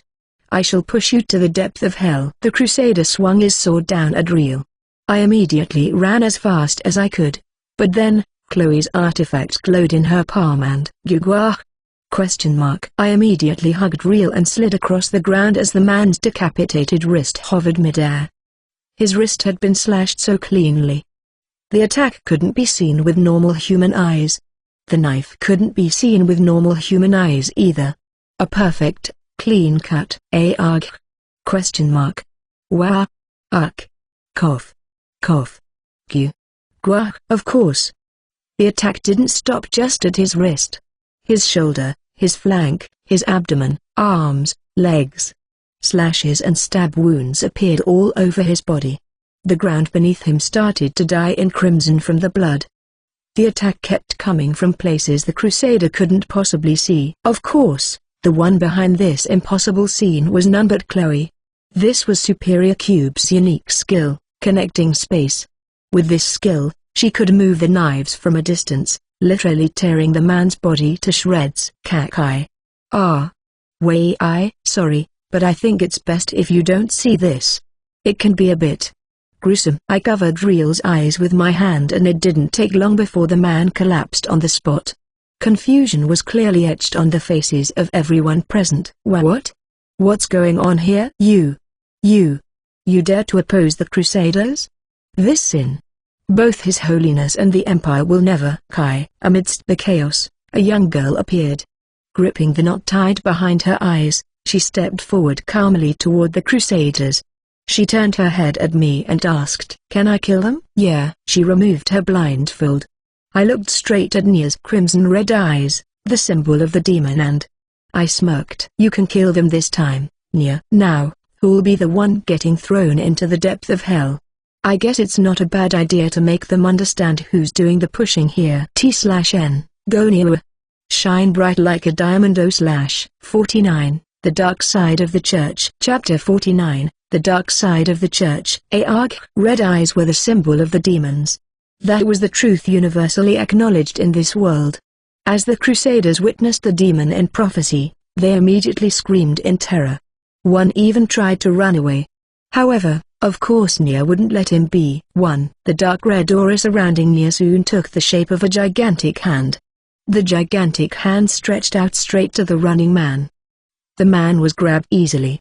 Witnessing the magic that seemed to come from another dimension, all of the Crusaders turned pale. "Yo, you damn demon! Filthy heretics!" Arg. However, the man couldn't even finish his word. Nia clenched her fist and at the same time, the gigantic red hand also mirrored Nia's movement, crushing the man's body. It was definitely not a sight for the faint-hearted. Blood was oozing from every orifice of his body. I shielded Reel's eyes with my arm and covered her ears with my hand to prevent her from seeing the horror unfolding. Meanwhile, the other men who witnessed their comrade's gruesome death immediately went into full-blown panic. Wow, darn it. If it's like this, then everyone here knew there was no escape. They had zero chance of survival unless they could somehow kill the demon. Fueled with desperation, one of the Crusader charged at Nia with his sword. However, he was far too slow. "Die. You demon. Kaya? Kiha-ha-ha-ha-ha-ha-ha. Kiha-wa? Wa? ? The charging Crusader fell for Nia's mind control. Driven by madness, the man stabbed his own head and at the same time, Chloe stabbed her knife into another Crusader's chest. The swift assassin closed the distance in an instant in the midst of the panic. Both men collapsed on the ground in an instant. Now, Only 2 crusaders remained. The other 2 knew. This was Shadow. Can you please take Real to a safe place? Yes. Wait, Kai. What's happening? Don't tell me the crusaders are. Yeah. We're killing them. We're killing them because there's no need to keep them alive. Don't worry. I will make sure you won't receive any repercussions from this. I released Real from my embrace and she looked up at me silently, speechless. Her face was full of confusion and disbelief. Her reaction wasn't unexpected though. Even though she knew we were demons, but she had never actually seen us kill anyone or commit any evil deeds. Though from my perspective, given the insanity of this world, I wouldn't even call what we were doing evil deeds. But yeah, Real's reaction was understandable. At the end of the day, we were murderers. We killed people. Kai. If you think what we're doing is inhumane and you start to despise us, that's fine. We can forget about the mutual contract we have. I'm sorry, Real. Another knife from Chloe pierced one of the crusaders in the head, followed by dozens of black spears impaling his body from near. The spears came with impeccable timing, as if Nia had been waiting for the opportunity. The last remaining man fell to the ground, shaking violently. Both of you. Keep that one alive for now. I have some questions for him. Real was still looking up at me, confusion still clearly etched on her face. But unfortunately, I didn't have the time to comfort her any further. Kai, wait a moment. Sorry, but I will need to kill that guy too later. I wasn't a hero. I didn't have any intention to become one, nor did I wish to become the savior of this nation. I didn't act based on unwavering faith or because of some stupid ideology. I only wanted to kill these disgusting people for my own satisfaction. Hey. Walking past the 2 dead crusaders, I approached the only man remaining. He immediately looked up to see me. Fear was clearly ingrained on his face. In fact, it seemed he had wet himself out of fear. Wow. Shall we play a game? I will ask you a question and if you don't answer within 3 seconds, you will lose a finger. The foo? Now then, first question. I could always use mind control on him to make him spill everything. However, that method wouldn't satisfy me. These men came here to kill Real and slaughter the other people in this mansion. For a bunch of lunatic cult worshippers like them, torture seemed to be the best option. Here's your first question. Was it the Pope that sent you here? Alright, 3.2.1. You filthy demon. How dare you speak of the Pope so like a small knife that I conjured using black magic cut the man's pinky finger off. His decapitated finger then fell onto the ground with a thud. 3, 2, 1. Stop it. You bastard. You ag. 3, 2, 1.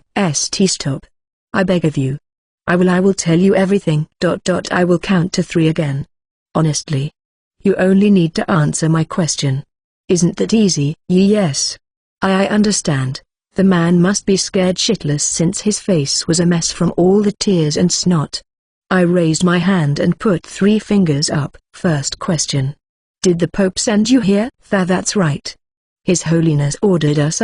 Answer politely. You Yes. You still have 16 fingers to go through. Well, second question. Yes. What does the Pope want? Why did he send you guys here? The man looked bewildered for a moment before he suddenly shook his head frantically. I don't know. We were just ordered to. 3, 2, 1. The power elixir. We were ordered to find the recipe for the power elixir. Anything else? Did he say anything about Real? He didn't give us any specific orders regarding here. But he gave us the order to find any evidence that can be used to bring the Rorty Trading Company down. I see. Finally decided to be obedient, the man spilled everything truthfully. His arrogance from being affiliated with the church, his loyalty to the church, everything had disappeared. All that was left was his instinct for survival. Smiling faintly, I recalled the details of the game that I had played in my previous life. Now then, my next question. I know the church is keeping some girls in the basement. But, where are those girls being kept? In which church? Hi. 3, 2, 1. In the basement of the building where the Crusaders live. The building next to the church. I see. And what are you guys doing to those girls? The pretty ones are sent to the Pope and the rest. You guys are taking turn playing with rest, right? I guess the rumors circulating in the streets are true. 3, 2, 1. Of course. There weren't any rumors like that circulating within the Empire. I simply made an educated guess based on the contents of the side quest in the game. And lo and behold, my guess was right. To think those guys who kept flaunting their holiness for serving God would. PFFT. My eyes. My eyes. Even your eyes won't be enough to pay for the karma of your sin. Don't you think so too? Oi. You are ugh. I see.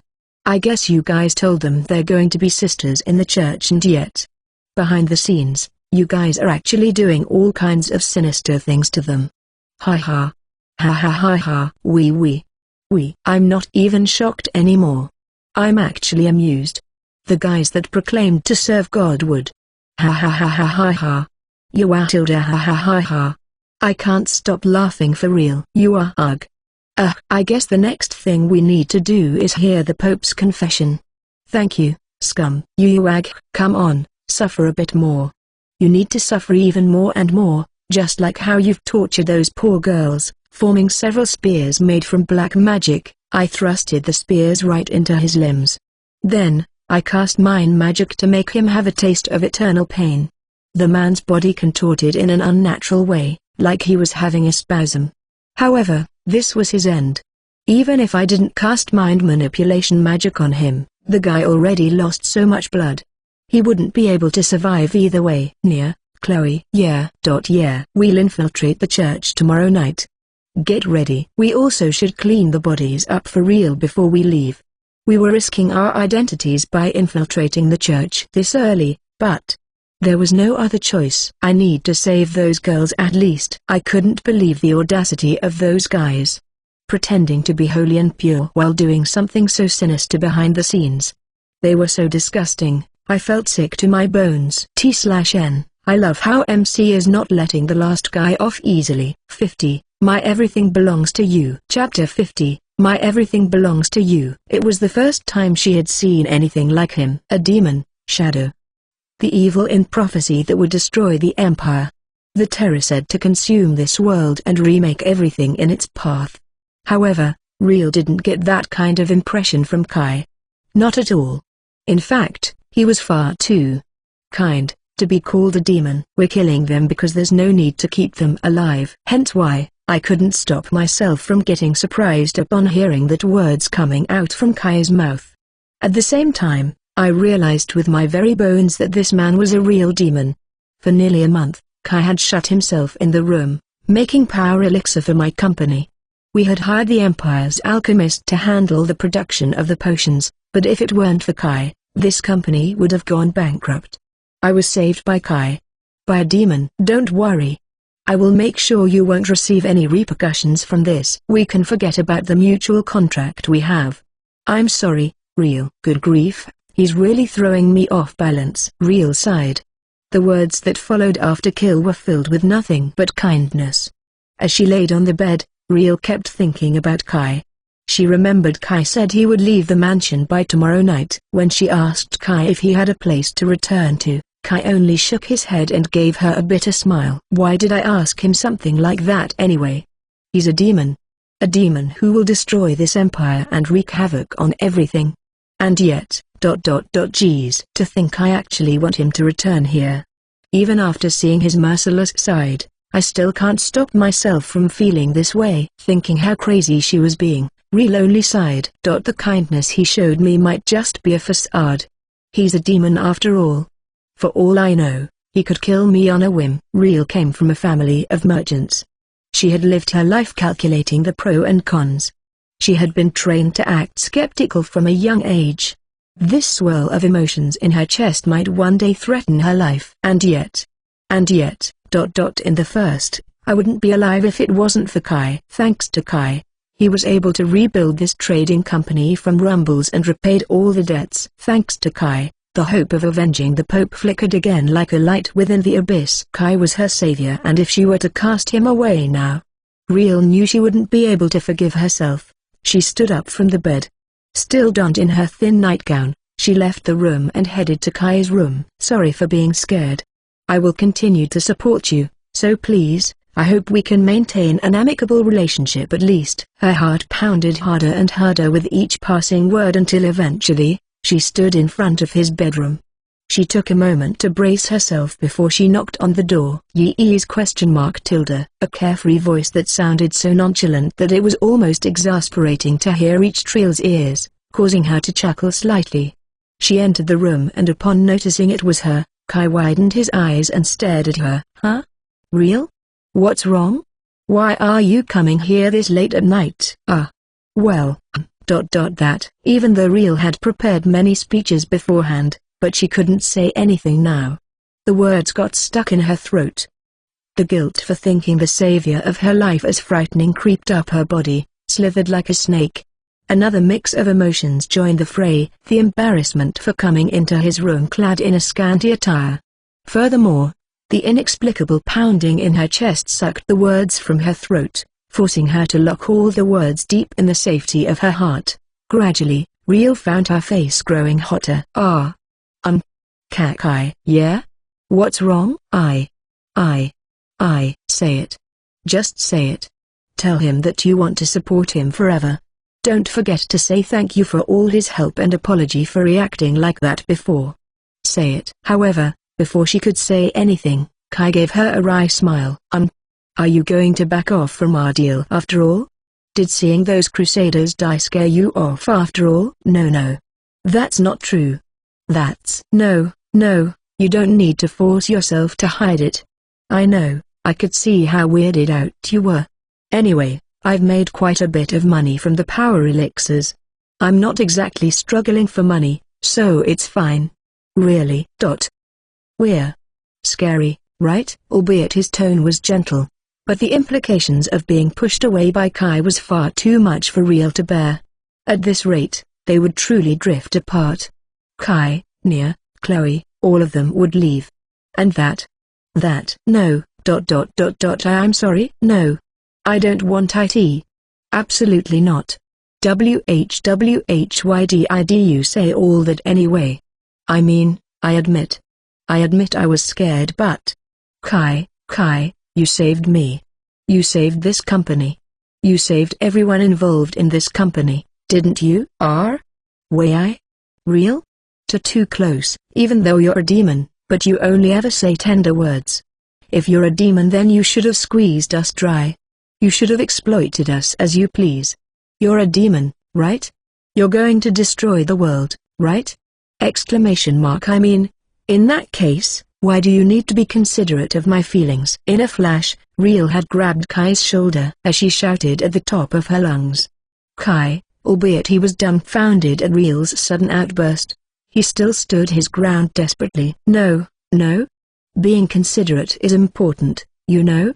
Of course I need to think of your feelings. Are you telling me you want to give me all of your support unconditionally like some sort of masochist? Real? I owe you my life. If it weren't for you, I would have already committed suicide or burned at the stake by the Pope. That's why. My life. My everything are all yours. Wait. Don't say that kind of thing out loud. Why not? It's the truth. That's why. Don't push me away. Act like the demon you are, manipulate me to follow your every whim. This place. This mansion. Come back to this mansion, Huh? What do you mean by that? You have no place to return, right? You're a demon after all, so everyone hates you. You don't have any place to go back to, that's why. Come back to my mansion. Come back to me. This place is already your home anyway. Kai widened his eyes at Real's unexpected words. Though she was saying all out of impulse, but Kai could feel Real meant everything she said. Whether Kai is a demon or whatever, I don't care. I will follow you forever. Real, I told you already. My everything belongs to you. That's why, use me as you please. My will. My feelings. All of them don't matter. You don't need to think about my revenge anymore either, that's why. No, I'm going to kill the Pope. Looking up at Real who had already calmed down a little, Kai spoke with a serious expression on his face. I will kill him. I will definitely kill him and I'll make sure you have the chance to get your revenge on him too. So. Anyway, You're going to keep supporting us like before then? Real? Yeah. Filled with stubborn determination, Real nodded repeatedly. This place. This mansion is your home. I mean, it might be presumptuous of me to say this, but I hope you can think of this mansion as your home. Ha. What? Why are you laughing like that? Because for me, a place to return to doesn't necessarily have to be a place. In his previous life, Kai had a house but not a home. That spacious house was akin to a hell for him. Everyone wore a mask there, pretending to be the perfect family. No one truly respected him. That was how Kai realized a place to return wasn't about a location or a place, but it was about someone who would welcome him back unconditionally. But since you've said all that, okay. I will consider wherever you are to be our place to return to. Okay. Thank you for saying this to me, even though it's already late. Let's continue to support each other, Real. Likewise. Please take care of me, Kai. Real, someone who was timid by nature, finally returned to her senses after her outburst. Despite feeling extremely embarrassed, the moment she saw Kai's outstretched hand in front of her, she felt somewhat at ease. I now belong to him. I'm someone important to him too. As Real gripped his hand back, they exchanged smiles and shook their hands a few times. Real's face was already bright red, and Kai, who was feeling a bit awkward at the situation, laughed along. However, cheaters. We caught both of you red-handed. Nia and Chloe entered the room without knocking. Their presence practically froze time in its tracks. Kai slowly assessed the current situation. Real was gripping his hand tightly. Her face was flushed red up to her ears. She was donned in thin negligee and it was already nighttime. No. That's not it. It's not like that. No. It's not like what you two think. I already asked Chloe, what will happen when a man and a woman are together in the same room at night? She said they will definitely do it. Chloe. What did you teach Nia? Hey, Chloe? ? But I'm not wrong though. ? The only one at fault here is Kai. You're the one that deceived us and went on to flirt with a new girl. No, I'm not deceiving anyone. ? We were just having a business conversation. Nothing weird or funny. Right? Real? Say something please. That's right. We need to listen to the victim's testimony too. Real, tell us. What were you talking about with Kai? Well, I'm flustered. Real covered her face with both hands and muttered something. Her voice was barely audible, not louder than a mosquito. I belong to Kai. I said I will become a place for him to return to. Kai, sensing that he would die, immediately tried to open the window to jump. However, Chloe was faster. She quickly caught him. In an instant, she wrapped both arms around Kai's neck as she glared at him. For the first time, Chloe managed to catch up with Kai's speed, something that she had failed to achieve during all those rigorous training. Her eyes bore the deep malice from a girl who had been cheated on. Chloe exerted more force into her waist and Kai, who was being strangled by her, could only scream out in agony. Kukui? Wei? Help me. I really didn't say anything weird. No excuses. Jaya? ? Nia's eyes gleamed in red and at the same time, a screeching yell roared through the midnight air. The next morning, the three of them were kneeling in front of Real, apologizing for destroying the room. However, instead of feeling angry, Real looked oddly amused instead. She just smiled happily at them. T/N, Real is so cute. I love how even though Real can't provide help in a fight, but she can still become something for Kai. So adorable. Greater than less than. 51, do you wish to know the truth? Chapter 51, do you wish to know the truth? A day after 5 crusaders were dispatched. The Pope was in his office, listening to the report from his subordinates with a big frown on his face. They still haven't returned yet. Just what the heck is happening there? We currently have no way of figuring that out yet. The communication channel has been cut off completely. Are you saying the people at Roddy Trading Company killed those crusaders? Darn it. No one is buying our holy water anymore. We need to get the recipe for power elixirs. Right now. How about if we threaten the alchemist at that company? That way, we can achieve our goal. You fool. We can't afford to go behind the scenes. The people need to see for themselves the fate of those who dare to oppose the church. We need to show the people that will happen to people who dare to defy the sacredness of God. Roddy Trading Company has to serve as an example for that. Yes. Then, should we dispatch more crusaders to them then? That's right. TCH. Just the heck is happening here? The fact that the crusaders hadn't returned even after the date had changed was way too strange. The secretary priest left, leaving the Pope alone in his office. Frustrated, the Pope pondered his situation. Could it be that the crusaders were killed? No, that can't be possible.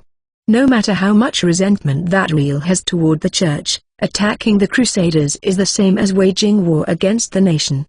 A trading company whose lifeline is the people's trust and business negotiations from other companies won't dare to do that.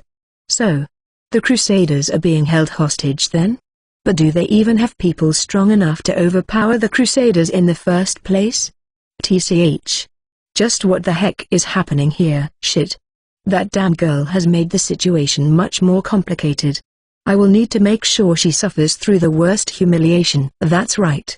I will add you into my collection. I will play with your body as I like, defiling your soul and body thoroughly, and then I will burn you at the stake when you're at your lowest point. I won't be satisfied otherwise. Not after you've caused me so much trouble like this. Himala-sama, this is Alo. May I come in? Amidst his sinister thought, the voice of a young girl echoed into the room along with the sound of a knock, causing the Pope to flinch in shock. Yes, Alo. Please, come on in. Thank you very much. Shortly after that, a young girl with light brown hair entered the room. The Pope greeted her with a gentle smile, a stark contrast to his wicked demeanor just a moment before. The healer of the heroes party sat before the Pope, looking pleased. Are you going on another journey with Colts-sama? Where are you going this time? He mentioned the desire to conquer an A-rank dungeon quite far from here.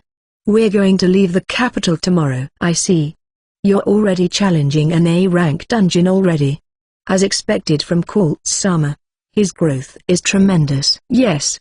He's been training relentlessly, as if he was possessed by something. The Pope nodded with a bitter smile on his face.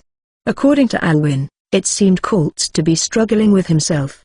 That guy was already stubborn in the first place, and the incident in the slums only created a toll on his mental side. Because of that, Alan and Brian, who were accompanying him, were having a tough time as well. Well, not that I could care less about the hero. The reason why Colts was chosen as the hero was simple. He was highly talented, but at the same time, he didn't have any critical thinking skills in his bones.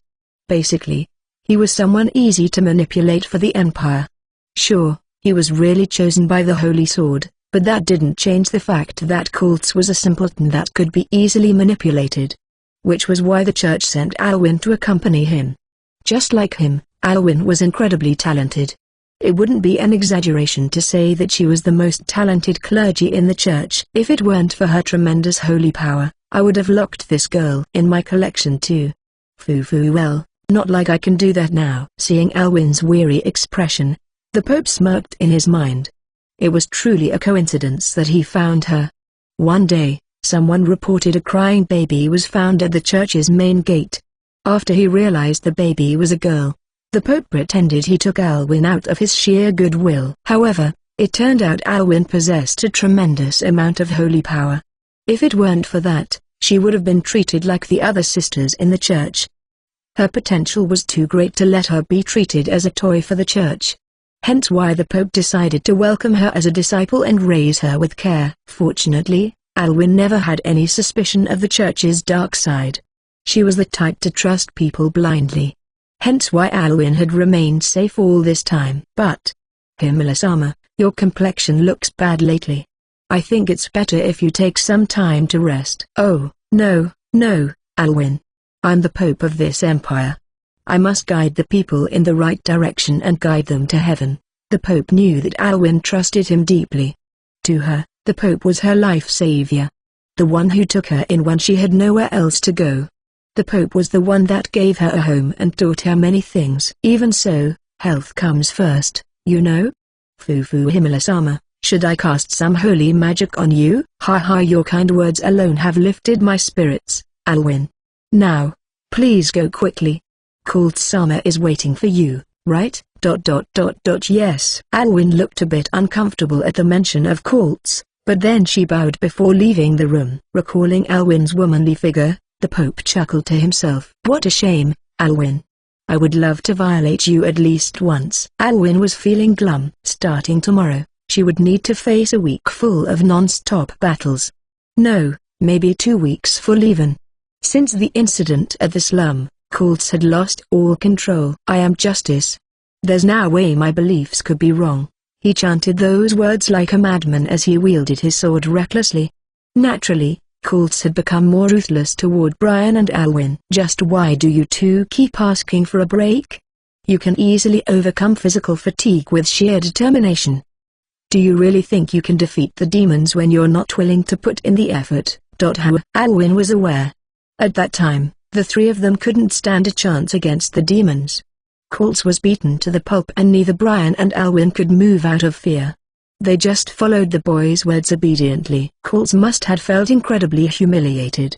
Alwyn knew Colts was trying this hard because he wanted to erase the shame for being defeated by the demon, but the way he's acting now feels a bit too twisted. Chloe-san. They hadn't always been like this. Back when Chloe was here, Chloe was practically the voice for Brian and Alwyn. She boldly spoke her mind to Colts, reprimanding Colts for going overboard. She single-handedly kept the entire party rolling. Now that Chloe was gone, the hero party began to crack rapidly. Brian was already exhausted to the brim. No matter what Colts said to her, Brian would only respond negatively, like Colts's existence already irked her so much. As the only person mediating between them, Alwyn was feeling very stressed. God, please guide us. In a small prayer room that she had used since she was young, Alwyn knelt. She gripped her hands tightly as she prayed earnestly. Is the path I am currently walking on truly the right one? I've lived my life following your words and the holy scriptures. God, please tell me. The power of the demons is far too strong for us. It seems victory is like a fleeting dream even if we were to train hard for 100 years. Confessing her predicament to God lightened the burden in her heart a little. However, she had yet voiced the question that weighed her heart the most. But, God, are that boy and girl? Are they really the demons? She had seen it with her eyes. The sinister laboratory hidden in a forest next to the slum. If there are demons in this country. No, if the noble governing this country are not human, but the evil, then what am I fighting for? Please tell me. Your servant seeks answers. God, oh God. I desire the truth. Sometimes, I wish I had remained oblivious. That way, I wouldn't have to endure such painful thoughts. However, the doubt that sprouted after returning from the slum only grew bigger, eventually consuming her own heart. She couldn't stop herself from doubting everything. In fact, Colts didn't look like a hero who was destined to defeat the demons in Alwyn's eyes, and she also didn't think the Empire was righteous either. How? But of course, the answer she sought wouldn't come that easily. Feeling resigned, Alwyn stood up to leave the prayer room, but then, Alwyn, huh? A voice that shouldn't be heard came from the other side of the door. A familiar voice. The voice of a trusted companion, someone she wholeheartedly believed. Alwyn immediately opened the door to confirm the owner of the voice and Chloe-san. A mature-looking girl with silky black hair smiled wryly at her. Do you wish to know the truth? T/N. Let's see if Alwyn is redeemable or not. 52. What if he did all that so that he could violate you? Warning, unbalanced footnote start tag short code found. If this warning is irrelevant, please disable the syntax validation feature in the dashboard under General Settings greater than footnote start and end shortcodes greater than check for balanced shortcodes. Unbalanced start tag shortcode found before. Chapter 52, What if he did all that so that he could violate you? Kai, there's something I want to ask. Yeah, what is it? Could it be that Alwyn is also one of them? One of them? I mean the sisters who are being violated at that church. We were on our way to the church when Chloe asked me that question in a hushed voice. Turning my head to look at her, I could see that she was feeling quite glum. This didn't come as a surprise though. Chloe might hate Colts, but she got along well with Brian and Alwyn. Of course there was no way Chloe would believe that Alwyn used to be violated like a sex slave by these men. No sane person would believe that. No, it's fine. As far as I know, she didn't experience anything like that in the past, and besides, Alwyn is special after all. Special? That girl is the most talented person in holy magic in the whole empire. Even though the church is filled with wicked people, it would have been a waste to just use her like a toy. So, if she didn't have the talent for holy magic. Instead of answering, I just continued progressing to the church with my cloak on. Based on the game's storyline, Alwyn didn't have a dark past of anything. In fact, she grew up well and was a crucial character who would awaken her power as a saint around the final chapter. However, even in the game, Alwyn was oblivious to the true nature of the church. I wouldn't be surprised if she did. After all, even I didn't know much about the hidden facility in the basement of the church. I only recalled a part of the side quest and made an educated guess based on it. Disgusting. Nia, who was holding onto my hand, grimaced at the thought. Her anger was palpable even through the blindfold that she wore to hide her red eyes. Thinking about this logically, our next course of action might be a mistake. If we caused a commotion in the church, people would find out that we were the demon, and Real could also face some of the backlash. However, I couldn't possibly turn a blind eye on this. The fact that they could do these despicable deeds without any guilt pissed me off. I might need to kill a few of them to appease my anger. They must pay the price for trampling on those girls' dignity and toying with their bodies. Above everything else, just like what Nia said, these people disgust me. Kai? Yeah? Well, unlike her usual self, Chloe glanced around nervously. She was hesitating. Seeing her reaction, I softly asked, perhaps you're worried about Alwyn? I knew it. You already knew what's on my mind, huh? Well, more or less. She's your ex-comrade after all. Brian and Alwyn. The two of them are genuinely good people. Chloe sighed before she continued on. Well, Brian is not a human. She's an elf. Anyway, the main reason why I left that party was because of cults. Other than cults, I actually got along well with the rest of the party. Yeah, especially Alwyn. She was always kind to me from the beginning to the end. This might be selfish of me, but I really want to help her. I see. She's pure, that's why I think she deserves to know the truth more than anyone. No matter how hard those people try to deceive her, she will find out eventually anyway. Well, I guess that's true. Alwyn was bound to know about the true nature of the Pope, whether she liked it or not. After all, I planned on exposing the Pope's true nature and the Church's dark secret to the citizens of the Empire. The truth might be a tad too cruel for someone as sheltered as her. But there was nothing that could be done about it. She would learn the truth eventually anyway, so it would be better if she were to find out sooner rather than later. Alright. That is, if Alwyn happens to be at the church. Yeah. If Alwyn isn't at the church, we'll go attack the Crusaders in just like planned and rescue the girls in the basement. But, do you know where Alwyn is? My memory is pretty fuzzy. Oh, that's not a problem. Smiling bitterly, Chloe looked up at the sky as if she was tracing her old memories. She said that when she's at the church, she spends most of her time in the prayer room. The sky was slightly overcast with clouds. Yo SSSH. What if someone finds out? Chloe's guess was correct. Alwyn was praying in the prayer room indeed. We were in an old wooden building, a bit away from the main church. This building had a lot of confessionals and prayer rooms. I put my index finger to my lips as I shushed Alwyn. Why the demons are here. I used a simple mind manipulation magic on the guards. Don't worry, I haven't killed anyone. Yet. Drop it. As soon as I finished speaking, Alwyn gritted her teeth and tried to attack us with magic. However, Nia removed her blindfold and raised her fist at Alwyn, stopping the healer dead in her tracks. I won't forgive you if you hurt Kai. So please, don't hurt Kai. I don't want to hurt you. Finally regaining her composure, she bowed her head to apologize. Well, her reaction was understandable though. From her perspective, demons like us were the evil that should be eradicated for the sake of humanity. Alwyn. Yes? You came here because you want to know the truth, right? At the mention of truth, Alwyn widened her eyes. I continued calmly, lining up my next words. I will show it to you. The dark side of the church and the ugly truth of the Pope. You ugly? His Holiness is not like that. He took you in. He gave you, an orphan, a home. He taught you magic and raised you up. I'm not trying to deny that part of yourself, Alwyn. How did you know? I have my ways. Anyway, I slightly trailed my words off before delivering the final words that would shock her core. What if he did all that so that he could violate you? Huh? What if the reason why the Pope took you in was because you're a girl and because you were cute? Whether she couldn't understand what I was trying to say or simply because she refused to understand, Alwyn only stared dumbfoundedly at me. Chloe, who was beside her, only looked downward.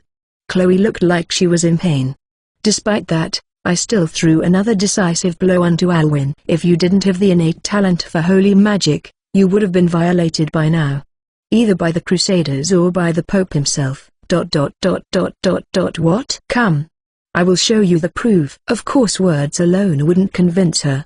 To be honest, seeing Alwyn's reaction now, I regretted saying all that to her. She didn't do anything. She only stared blankly at me, as if someone had struck her hard in the head. This fact might have been too shocking for her, but there was no turning back at this point. Chloe, I will leave Alwyn to you. Okay. Now then, let's uncover the truth together. All four of us. Focusing the magic power swirling in my body, I stared at Alwyn. The disgusting truth that goes against your every wish. T/N, less Q equals 53, the truth about the church. Chapter 53, the truth about the church. Her heart started beating faster. Cold sweat ran down her spine. Alwyn was gripping her hands tightly. Her fingertips felt icy cold. She walked while looking at Kai and Nya, who were walking ahead of her. Chloe, who was walking beside her, was staring at her worriedly, but Alwyn couldn't even be bothered about that. Violated. Would have been violated. The words that Alwyn only knew from a dictionary suddenly started taking shape. The word became more and more vivid and pierced her mind. Her breathing became labored. No, that's not true. There's no way. However, the scene in the hidden laboratory she had seen in the slum made her denial grow weaker. Deformed bodies that had been experimented on were lying on the floor and Jebbles was dead in his hideous form that looked just like a monster. The empire and the church that she had believed to be just. The place that she believed was like heaven in this mundane world. To think that the ones she thought to be righteous would have a dark side. The anxiety consumed her whole mind. But, now that I think about it, it's true the sisters come and go so quickly. There are only men in the church. The scenes that didn't seem out of ordinary since she was young. The reason why there were so few women in the church. Could it be? Kai, do you know where the basement is? Well, I don't know where exactly it is, but I have a few guesses. I've done some side quests around here before. Side quest? What is a side quest? Alwyn wanted to ask, but before she could say anything, Kai spoke out first. There's a small warehouse next to the church's training grounds. The path leading underground is probably in that warehouse. There's an area that I couldn't access for some reason in the game. A place that you couldn't access? Hearing Chloe's question, Kai turned around and nodded. Yeah. There was a warp portal, but I couldn't enter it for some reason. Alwyn's eyes widened. She didn't understand what he was talking about. But the fact that he knew so much about what kind of facilities the church had was shocking enough. Since Alwyn didn't know that Kai was a reincarnator, it was only natural for her to be perplexed. But then, the confusion gradually turned into fear. She started thinking that Kai might be able to destroy the Empire if he wanted to. Alwyn wondered what about this person that Chloe liked so much so that Chloe was willing to leave the party to join him. But then, Kai came to a halt. Let's use the back street from here on. After glancing at the Crusaders ahead, all three of them nodded at each other. Except for Alwyn. It seemed that Kai also knew the pathway that people rarely used. Alwyn followed Kai as they walked down the back streets that had less foot traffic than the main street. Me and Chloe have dark sight skill, so we'll be fine. Nya, you have to stick close to me. Don't go astray. Yes. I will stick close to Kai forever. Foo thanks. As for Alwyn, well, you should be okay. Now that they had finished talking, the four of them resumed walking. As they neared the Crusaders Inn, the area became more crowded, but Chloe and Kai maneuvered through the street effortlessly and past any dangerous place with their astute judgment and agility. As an assassin, Chloe was naturally perceptive to people's presence. Thanks to this, the four of them reached the warehouse without a hitch and entered inside. Are you sure this is the right place? There's nothing in here though, Chloe asked Kai after glancing at the arrays of supplies and combat gear stacked in the warehouse. Kai looked down, lost in the memories of the past before he suddenly pointed at one particular side of the wall. There. It was a plain stone wall with no decorations whatsoever. However, Kai hurried to the wall and placed his hand on it. He traced the wall, searching for something until he finally stopped moving his hand in the middle. Kai. What's that? Ignoring Chloe's question, Kai turned to Alwyn. Alwyn. Yes. Can you try channeling your magic power into this wall? Although Alwyn tilted her head to the side out of confusion, but she still placed her hand on the wall as instructed and infused her magic power into it. Then, to everyone's surprise, as soon as she channeled her magic power, the stone wall suddenly began to move until eventually a large enough crevice was formed, enough for people to pass through. Peeking inside, there was a staircase leading underground. Alwyn covered her lips with one hand, flabbergasted. Her eyes were trembling as she looked at Kai. Kai licked his lips before he nodded. Let's go. The staircase was narrow and long. Candles were placed along the walls, providing a dim light. However, the air here felt stifling.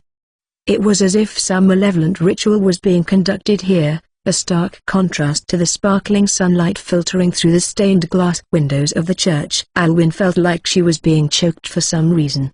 She didn't know there was a place like this within the church's ground. What if this place was really created for doing all kinds of filthy and vile things to the sisters? What will become of me after I confront this place? I don't want to imagine. I don't want to see. However, Alwyn could sense it. She could instinctively sense it. Beyond this point, there was something abominable, a hell in church. The four of them descended all the stairs and stopped in front of a wooden gate. They all knew, darkness awaited them beyond this gate. They nodded at each other and opened the gate stealthily. What appeared before them were countless doors.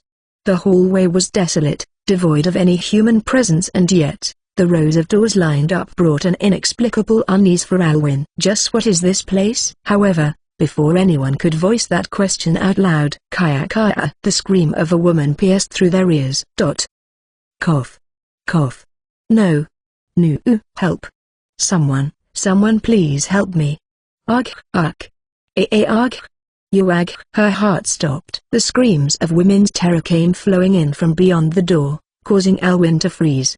She instinctively knew something was not right. After all, each voice sounded so desperate, so miserable and so out of hope. Alwyn. Chloe immediately held Alwyn up, who looked like she was going to collapse at any moment. Even Chloe's face looked distorted due to the unsettling creepiness lingering in the air. Ugh. Help me. God. Please, God. Ugh. Kaya. Kahi. You want God, young lady? I'm here, you know? I'm here. Accept God's seeds. Take it. Come now, you better be grateful. Among countless voices flowing, one voice caught Kai's attention. To be precise, the voice of a certain man. The voice that was tainted with the anguish of its victim's cry summoned Kai's memories. The voice that he had heard before in the game. A voice he couldn't forget. The target of Reel's revenge. Just now, Alwyn seemed to have noticed who the owner of that voice was. She was shaking violently. Her face was pale. Biting his lips, Kai turned to Alwyn. His voice was also laced with pain. This is the truth. Kai walked toward the source of that voice. This door was bigger than the other and was more lavishly decorated too. Beyond this door, the sound of women's despair flowed through. There was also the sound of a man making disturbing and aggressive noises. Kai glanced back at Alwyn before he slowly opened the gate and then, ah. What a nice body. There was a naked, fat, old man grabbing a naked woman by the waist. Beside that fat man, there were two other men and another woman who was lying limp like a doll with its string cut. There was no shine in the woman's eyes. Empty, with tears streaming down her cheeks. She didn't even stir, showing no sign of looking at the new invader. Her eyes were as dead as it could be. Witnessing this, Alwyn widened her eyes. She slowly opened her mouth. Her voice was barely audible, almost like a whisper that threatened to vanish at any given moment. Himmler-sama. It was the name of the Pope, the leader of the church. T/N, caught in 4K. _54, time to clean up the trash. Chapter 54, time to clean up the trash. You are ugh. Cough. Cough. With everything she believed crumbled before her, Alwyn suddenly started vomiting. She kneeled right here and there as tears welled up in the corner of her eyes. Overwhelmed by the intensity of malice and disgusting smell lingering in the air, she vomited everything in her stomach out. Cough. Cough. Cough. Cough. You're wrong. Alwyn, this is. The next thing that followed was a scream full of horror from Alwyn. Disgust, anguish, despair, shock, everything mixed into that single scream.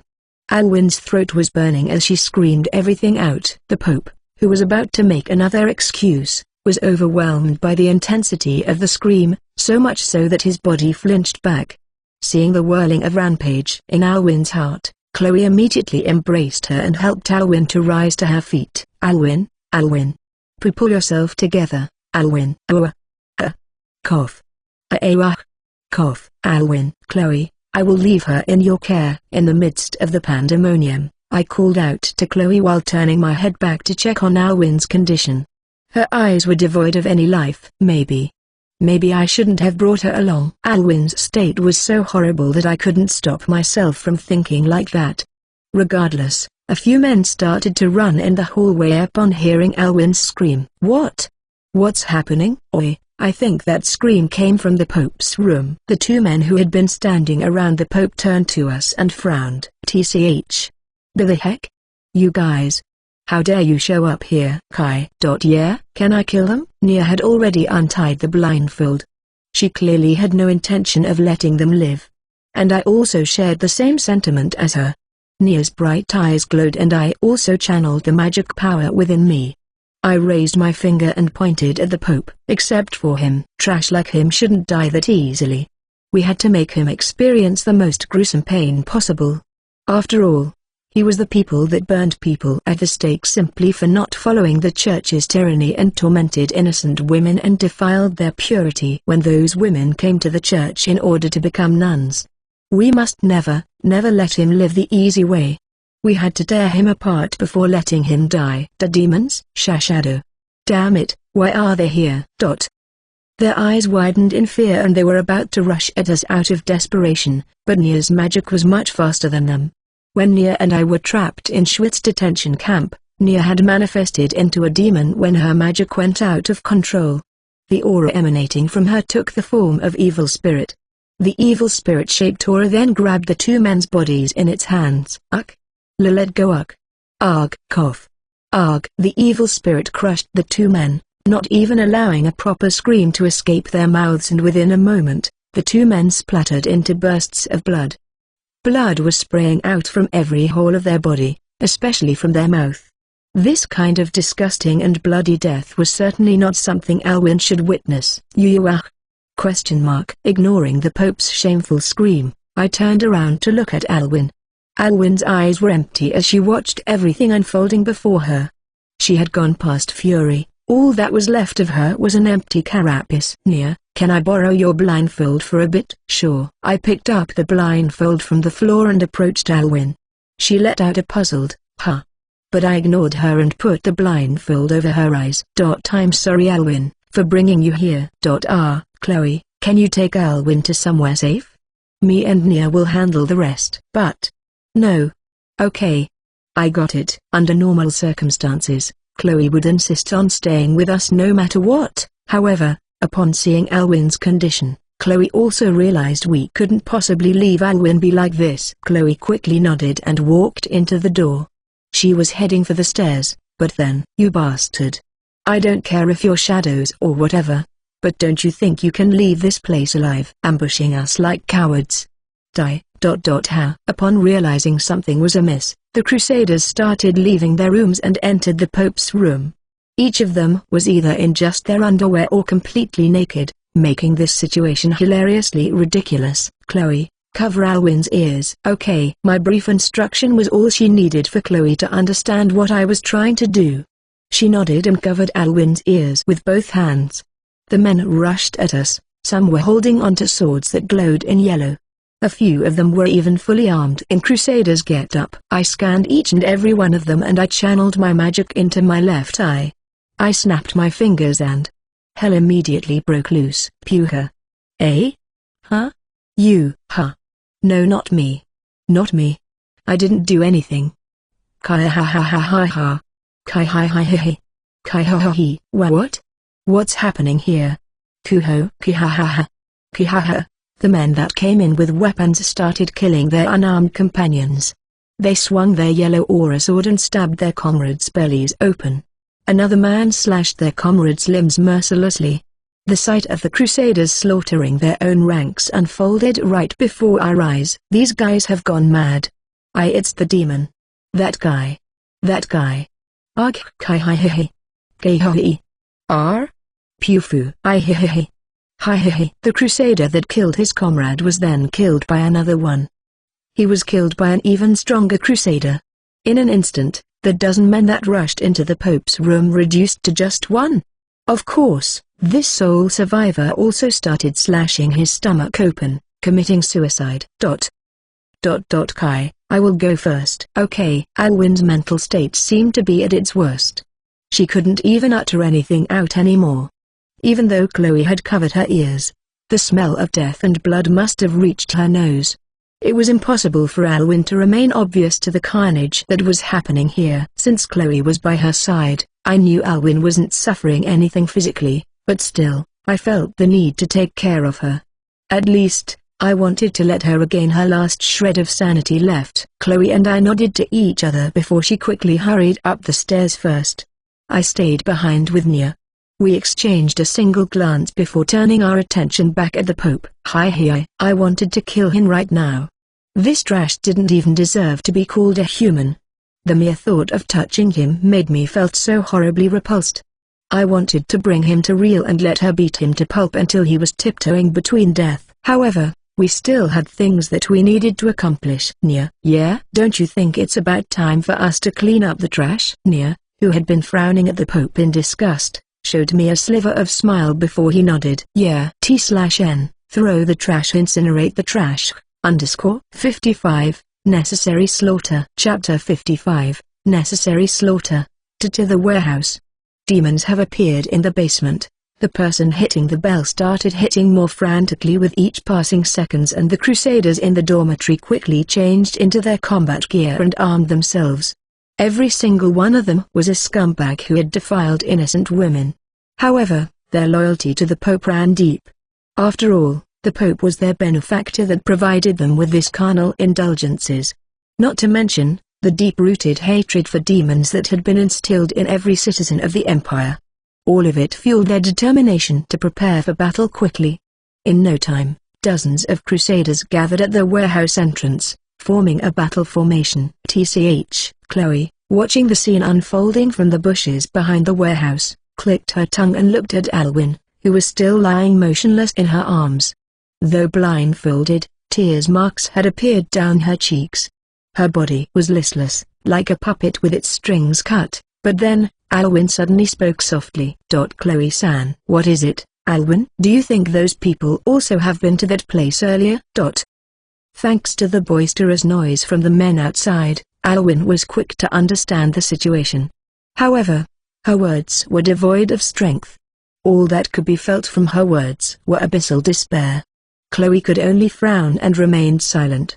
Of course, given Alwyn's current state, anything Chloe said wouldn't be helpful in any way. For now, I need to focus on getting out here alive with Alwyn, Chloe thought to herself when she heard a man's voice coming from the basement stairs. Please save me. Spare my life. Please. It was the Pope. The moment Chloe realized this fact, she quickly covered Alwyn's ears, but Alwyn had already heard it. The tear marks on her cheeks thickened. The area around her eyes under the blindfold grew damper from tears. Tension spread across the faces of the Crusaders waiting in front of the warehouse, followed by a prolonged silence that seemed eerily calm. Then, after what felt like an eternity, collapse. A thunderous roar, beyond anyone's wildest imagination, echoed across the whole area. A tangible black shockwave was released from the warehouse's main gate. The men standing directly in its path were obliterated in an instant by this laser-like magic. Quick! Get in position. Magic unit, prepare the spell. Close combat unit, charge and buy the magic unit sometime. Our enemy is a demon. Enhance your holy power to its maximum. True to their training, the Crusaders quickly reformed their ranks and prepared for a full-scale battle. The magic unit in the rear started chanting, ready to unleash the greatest holy magic they had developed specifically for a time like this. However, die, demon. You are above us. Suddenly, Kai appeared in the sky to unleash a black sphere made from pure magic power. It was a surprise attack by making use of Chloe's skill, Dark Sight. The massive sphere exploded, sending several Crusaders flying. Shit. What the? Protect the magic unit. They're our only chance at winning against the demons. Like I will let you. Kai's left red eye gleamed as he channeled his magic into the sword he had acquired from the dungeon. Flames suddenly erupted along the blade and he mowed down the Crusaders, cutting them down. Kai's body was still growing. His physical strength was still in training. However, the overwhelming magic power within him made up for the lack of physical strength. Kai could feel it all. Now that his body was enhanced with magic, he could feel the sensation of cutting through someone's flesh. The screams, the splattering blood. This was the kind of stimulation that felt too vivid, too raw for a reincarnator, let alone an ordinary person like Kai. However, upon remembering the scene that he witnessed in the basement, this all seemed like a small price to pay for the men's sin. The women who had been violated in the underground were already dead inside. Whether it was due to drugs or from the sheer brutality that they had to endure, the mind of all the women trapped in the basement had crumpled to dust. Some would burst into tears all of a sudden, some were lying there, listless and half unconscious. Kill him. Kill the demons and protect our country. Who's the real demon here? You guys are the real demons. With his sword in hand, Kai cleaved the men's body in half. He flew in from behind and stabbed through the abdomen of an attacker that tried to rush to him and hit the other three men with magic. His breath became labored. He could feel his sanity chipped away after witnessing too many twisted scenes. After all, Kai's mind hadn't become numb enough to accept the bloodshed and the cruelty of this world. And yet, Kai gripped his sword tightly and swung it down. He swung his sword like a true demon, closing in on the magic unit at the rear, who was about to cast the holy magic they had prepared. Disgusting. The fact that the holy magic still resides within their bodies even after all those cruel things they've done to those poor women. Absolutely revolting. A shitty country like this deserves to perish. Nya! Kai shouted loudly and Nya, who had been providing support from behind, changed the expression on her face. Her red eyes gleamed in the dark and at the same time, the eyes of the evil spirit looming behind her also started to shine. Kai took a few steps back to stand beside Nya and, Amaret. The evil spirit slammed its fist down to the ground. The impact spread, like an earthquake. The crushed men were splattered instantly and the magic unit trembled in fear before the sight of pure evil right in front of them. Their bodies turned limp. Kai placed his blood-stained hand on Nya's shoulder. The evil spirit grew larger and its red eyes gleaming as it looked down upon the Crusaders. They couldn't win. They couldn't possibly win. There was no way they could win against this. The men instinctively sensed it. They immediately screamed as they tried to flee. However, of course neither Kai nor Nya would let them escape. Dark Pierce, Kuho. Arg. Yuag. Nya crossed her hands and conjured dozens of black spears. The spears pierced through the escaping men. Rains of spears poured down and the men fell down one by one. Soon enough, silence fell over the square. All that remained were dozens of corpses and dozens of black spears, sharp like needles. Nya uncrossed her hand and looked up at Kai. That's the end. I don't sense any other human presence here. Probably, yeah. The other must have escaped. Kai looked around while licking his dry lips. The scene of blood and scattered corpses was not a pleasant sight by any means. It didn't feel right, nor did it feel just. However, for some people, this was a necessary sight. A necessary slaughter for some people who had been exploited by the church until their very bones, destroyed both physically and mentally. Let's destroy that too, Nia. Okay. Kai headed toward the Crusaders' dormitory. This dormitory looked like the one from the school in his past life. This dormitory was located quite close to the warehouse. Most probably, after the Crusaders had finished their daily routine, they would nonchalantly walk to the basement to commit heinous crimes against those innocent women. Shiver ran down his spine. He looked at the dormitory with disgust. Nia then crossed her arms again and exhaled deeply. A wide-O attack that Nia, who was the final boss of a game in his previous life, often used. Amaret. The fist of the evil spirit swung down the dormitory. Vibrations close to the earthquake spread across the area. The evil spirit easily crushed the building that symbolizes the glamour of the church. Now then, Kai and Nia turned around and walked back to the warehouse. It didn't take long before they saw the Pope trembling in nothing but his underwear inside the warehouse. What a pathetic sight to behold. Now then, what should I do with you, Pope? Kai wouldn't let him die that easily. Kai looked down at the Pope with a chillingly cold expression. T/N. No, but how cool is it to destroy a building with a giant fist? 56. Alwyn's Pitiful Wish. Chapter 56, Alwyn's Pitiful Wish. Kayak. I grabbed him by the hair and threw him down. Of course. The Pope was scared shitless after witnessing how easily we had defeated the Crusaders. It seemed he had lost the strength in his waist and knees, seeing he was unable to even stand. Sighing, I looked down at the hand that had touched him. Disgusting.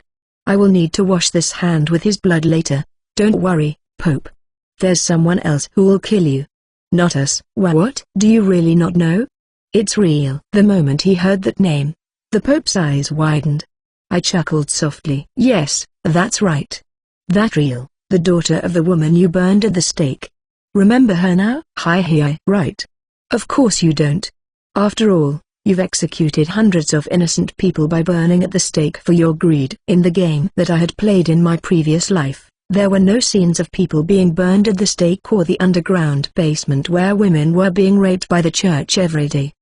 There were only hints of it in the text of the side quests, and I only made an educated guess based on all the hints. However, my guess turned out to be right, and the realization truly made me feel sick.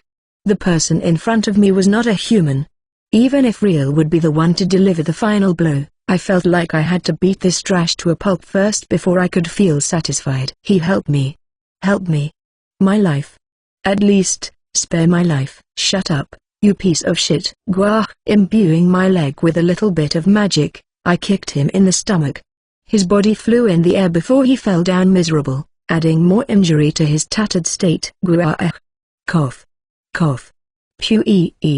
Now then, I have a few questions I'd like to ask. If you answer them truthfully, I may stop kicking you. No matter what this guy did, I had already decided that he deserved to die. In fact, I planned on making him feel twice the pain that he had inflicted on others before he was allowed to die. However, the word "stop kicking" caught his attention. Still trembling from pain, the Pope yelled out desperately, "Cough. Cough. What is it? Ask away. I will tell you everything. Ooh, just ask me." First, I pressed my foot against his stomach and asked quietly, "Where are the other women? Where are you imprisoning them at?" The basement in the warehouse is not the only one. There's no way you only have 12 women locked. Tell me, where are the others? They are in the warehouse near the 4th chapel. They're locked in the basement of a warehouse, similar to this one. How many women have you imprisoned? That's. Cough. Ugh. Seeing him hesitating for a split second, I immediately kicked him. His body was already ragged and smeared with bloody mud. He looked even more pathetic and disgusting.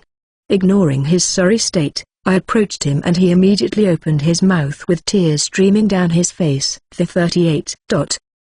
38. Only 38. That's all. Ugh. Only? That's all. By the time I realized it, I had kicked him straight in the face. Chills ran down my spine, causing my leg to act first before my mind could catch up. Only? Just 38. This guy is really only. No. That was a slip of tongue. Ugh. Filthy bastard. Unable to contain her disgust, Nia summoned a black spear and pierced the Pope's shoulder with it, eliciting a hideous scream from this trash. Oi. Ugh. Ugh. Yes. How many others have you imprisoned? How many others have you harmed? That's no, forget it. Enough. Real, I'm sorry but I think I can't anymore. This guy is just like Real's mother. The Pope had accused the people that went against the church as heretics and burned them at the stake. He also sold useless well water under the guise of holy water to people like Zinneman-san. This bastard had destroyed countless families, playing the role of a holy saint during worship in the church, and imprisoned dozens of women and raped them, treating people like livestock. This guy was beyond redemption. He needed to be killed. He was too wretched to be kept alive. Hi. No. Stop. Stop it. Police. Die. Kicker. I raised my blood-stained sword. I just needed to stab this guy in the neck and everything would be over. I originally planned on letting Real take her deserved revenge. I wanted to make the Pope suffer more, but my emotions were going awry. Overwhelmed by disgust, I couldn't bear to wait any longer. I channeled my magic into my hand and the sword immediately burst into flames. Just as I was about to aim for his neck, a desperate heartfelt cry came from the side. I instinctively stopped moving and turned toward the direction of the sound. There, I saw Alwyn rushing toward me. She had already removed her blindfold. Her eyes were swollen and red. She was clearly not in the right headspace. Even though she had witnessed the worst nightmare possible, she immediately knelt down the moment she reached me. Paul, please. I beg of you. Cough. Please, just once. Just once. Please give him Lasama another chance. Just once. Alwyn, please. Please. No more death. Please, no more death. I don't want any more death. Enough. She had completely lost her sanity. All that remained of her was pure instinct as she clung to my feet and sobbing uncontrollably. In the midst of coughing fit and vomiting, she continued to plead desperately, Alwyn, I'm sorry, but this guy has to die. Hi, you heard it too, right? This thing is not human. Let alone a clergyman, he's not even worth calling a human. This thing is trash, scum, filth. In fact, none of those words can represent how malicious this thing is. Alwyn. No. Please. Ugh. Despite my attempt at reasoning with her, Alwyn just kept repeating the same words like a broken doll. No, in fact, it seemed my words didn't reach her at all. She knew. Logically speaking, she knew that the Pope deserved to have his innards torn apart and killed. This guy didn't deserve to say anything against it. This was his well-deserved karma. Alwyn, out of all people, knew this the best. And yet, she still shook her head desperately, behaving like a child throwing a tantrum. It was clear to see that Alwyn couldn't be reasoned with for now. No. Gritting my teeth, I infused the sword with my magic once again. Black flames surged forth and Alwyn's scream grew louder. My body trembled. My heart was getting muddled. I felt like I was going to lose something in me when suddenly Chloe ran to me as fast as she could and shook her head repeatedly. Gasping, I looked down again at Alwyn, who was still clinging to my leg. She was soaked in tears. Her clothes and hair caked in mud. She was groaning helplessly. Her usual meek and gentle demeanor was nowhere to be seen. Please. Cough. Kai-san, I beg of you. Please don't kill him. I can't bear any more death. Please. Finding out that her important benefactor was a wicked man. Knowing that this important benefactor was a scum that raped women. Having everything she believed her whole life crumbled away in a single night. Seeing the Pope in his filthy state, seeing the blood, witnessing the scenes of mass slaughter. And now, knowing there were 38 women who had been violated by the church. Alwyn's spirit had already deteriorated to the point no words could express it. It was clear to see how destroyed she was. I had never seen her like this, not even in the game. Hence why, I couldn't stop myself from trembling. Please. Pull. Cough. Ugh. Please. Hig. Kai. Chloe's voice was full of anguish as she called out to my name. Looking at Alwyn, who was still clinging to me, I started to think the Pope was her important life savior and her mentor. If someone as dear as me were to be killed before my eyes. If I had to hear the sound of my comrade impaled and killed to pulp.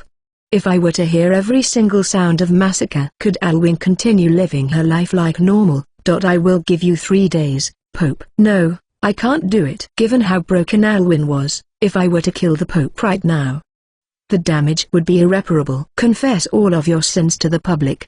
The basement, the holy water, tells everything to the people. Find and make a full list of the number and names of all the people you've burned alive. The people you've executed for your filthy greed. Apologize. Apologize for all of your sins. Kneel in front of the people. If you do that, I will spare your life. Of course, I was lying. I didn't have any intention in keeping this scum alive. I didn't even want to.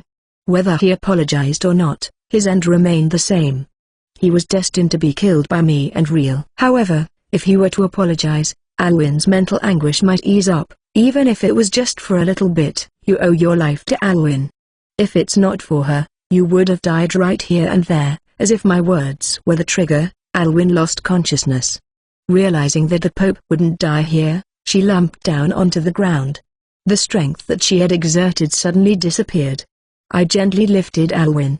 Even though she was unconscious, she still continued to whimper and cry. 3 days, Pope. Leaving only those words behind, I nodded to Chloe and Nya before turning away. While we were on our way to the other basement prison where the other women were being imprisoned, Chloe spoke up first. Kai, this is just my personal opinion, but I don't think that guy. Yeah, he'll never apologize. I cut her off. After all, someone who could go around imprisoning dozens of women and violating them will never apologize. The only reason I didn't kill him right off the bat was because I didn't want to show more anguish to Alwyn. He'll never apologize and he won't publicly admit his sins either. Most probably, he's going to ask for support from the royal family and gather the crusaders to try to crush us. At that time, I will crush him thoroughly again. This time, I won't kill him until he admits the church's true nature in front of the people.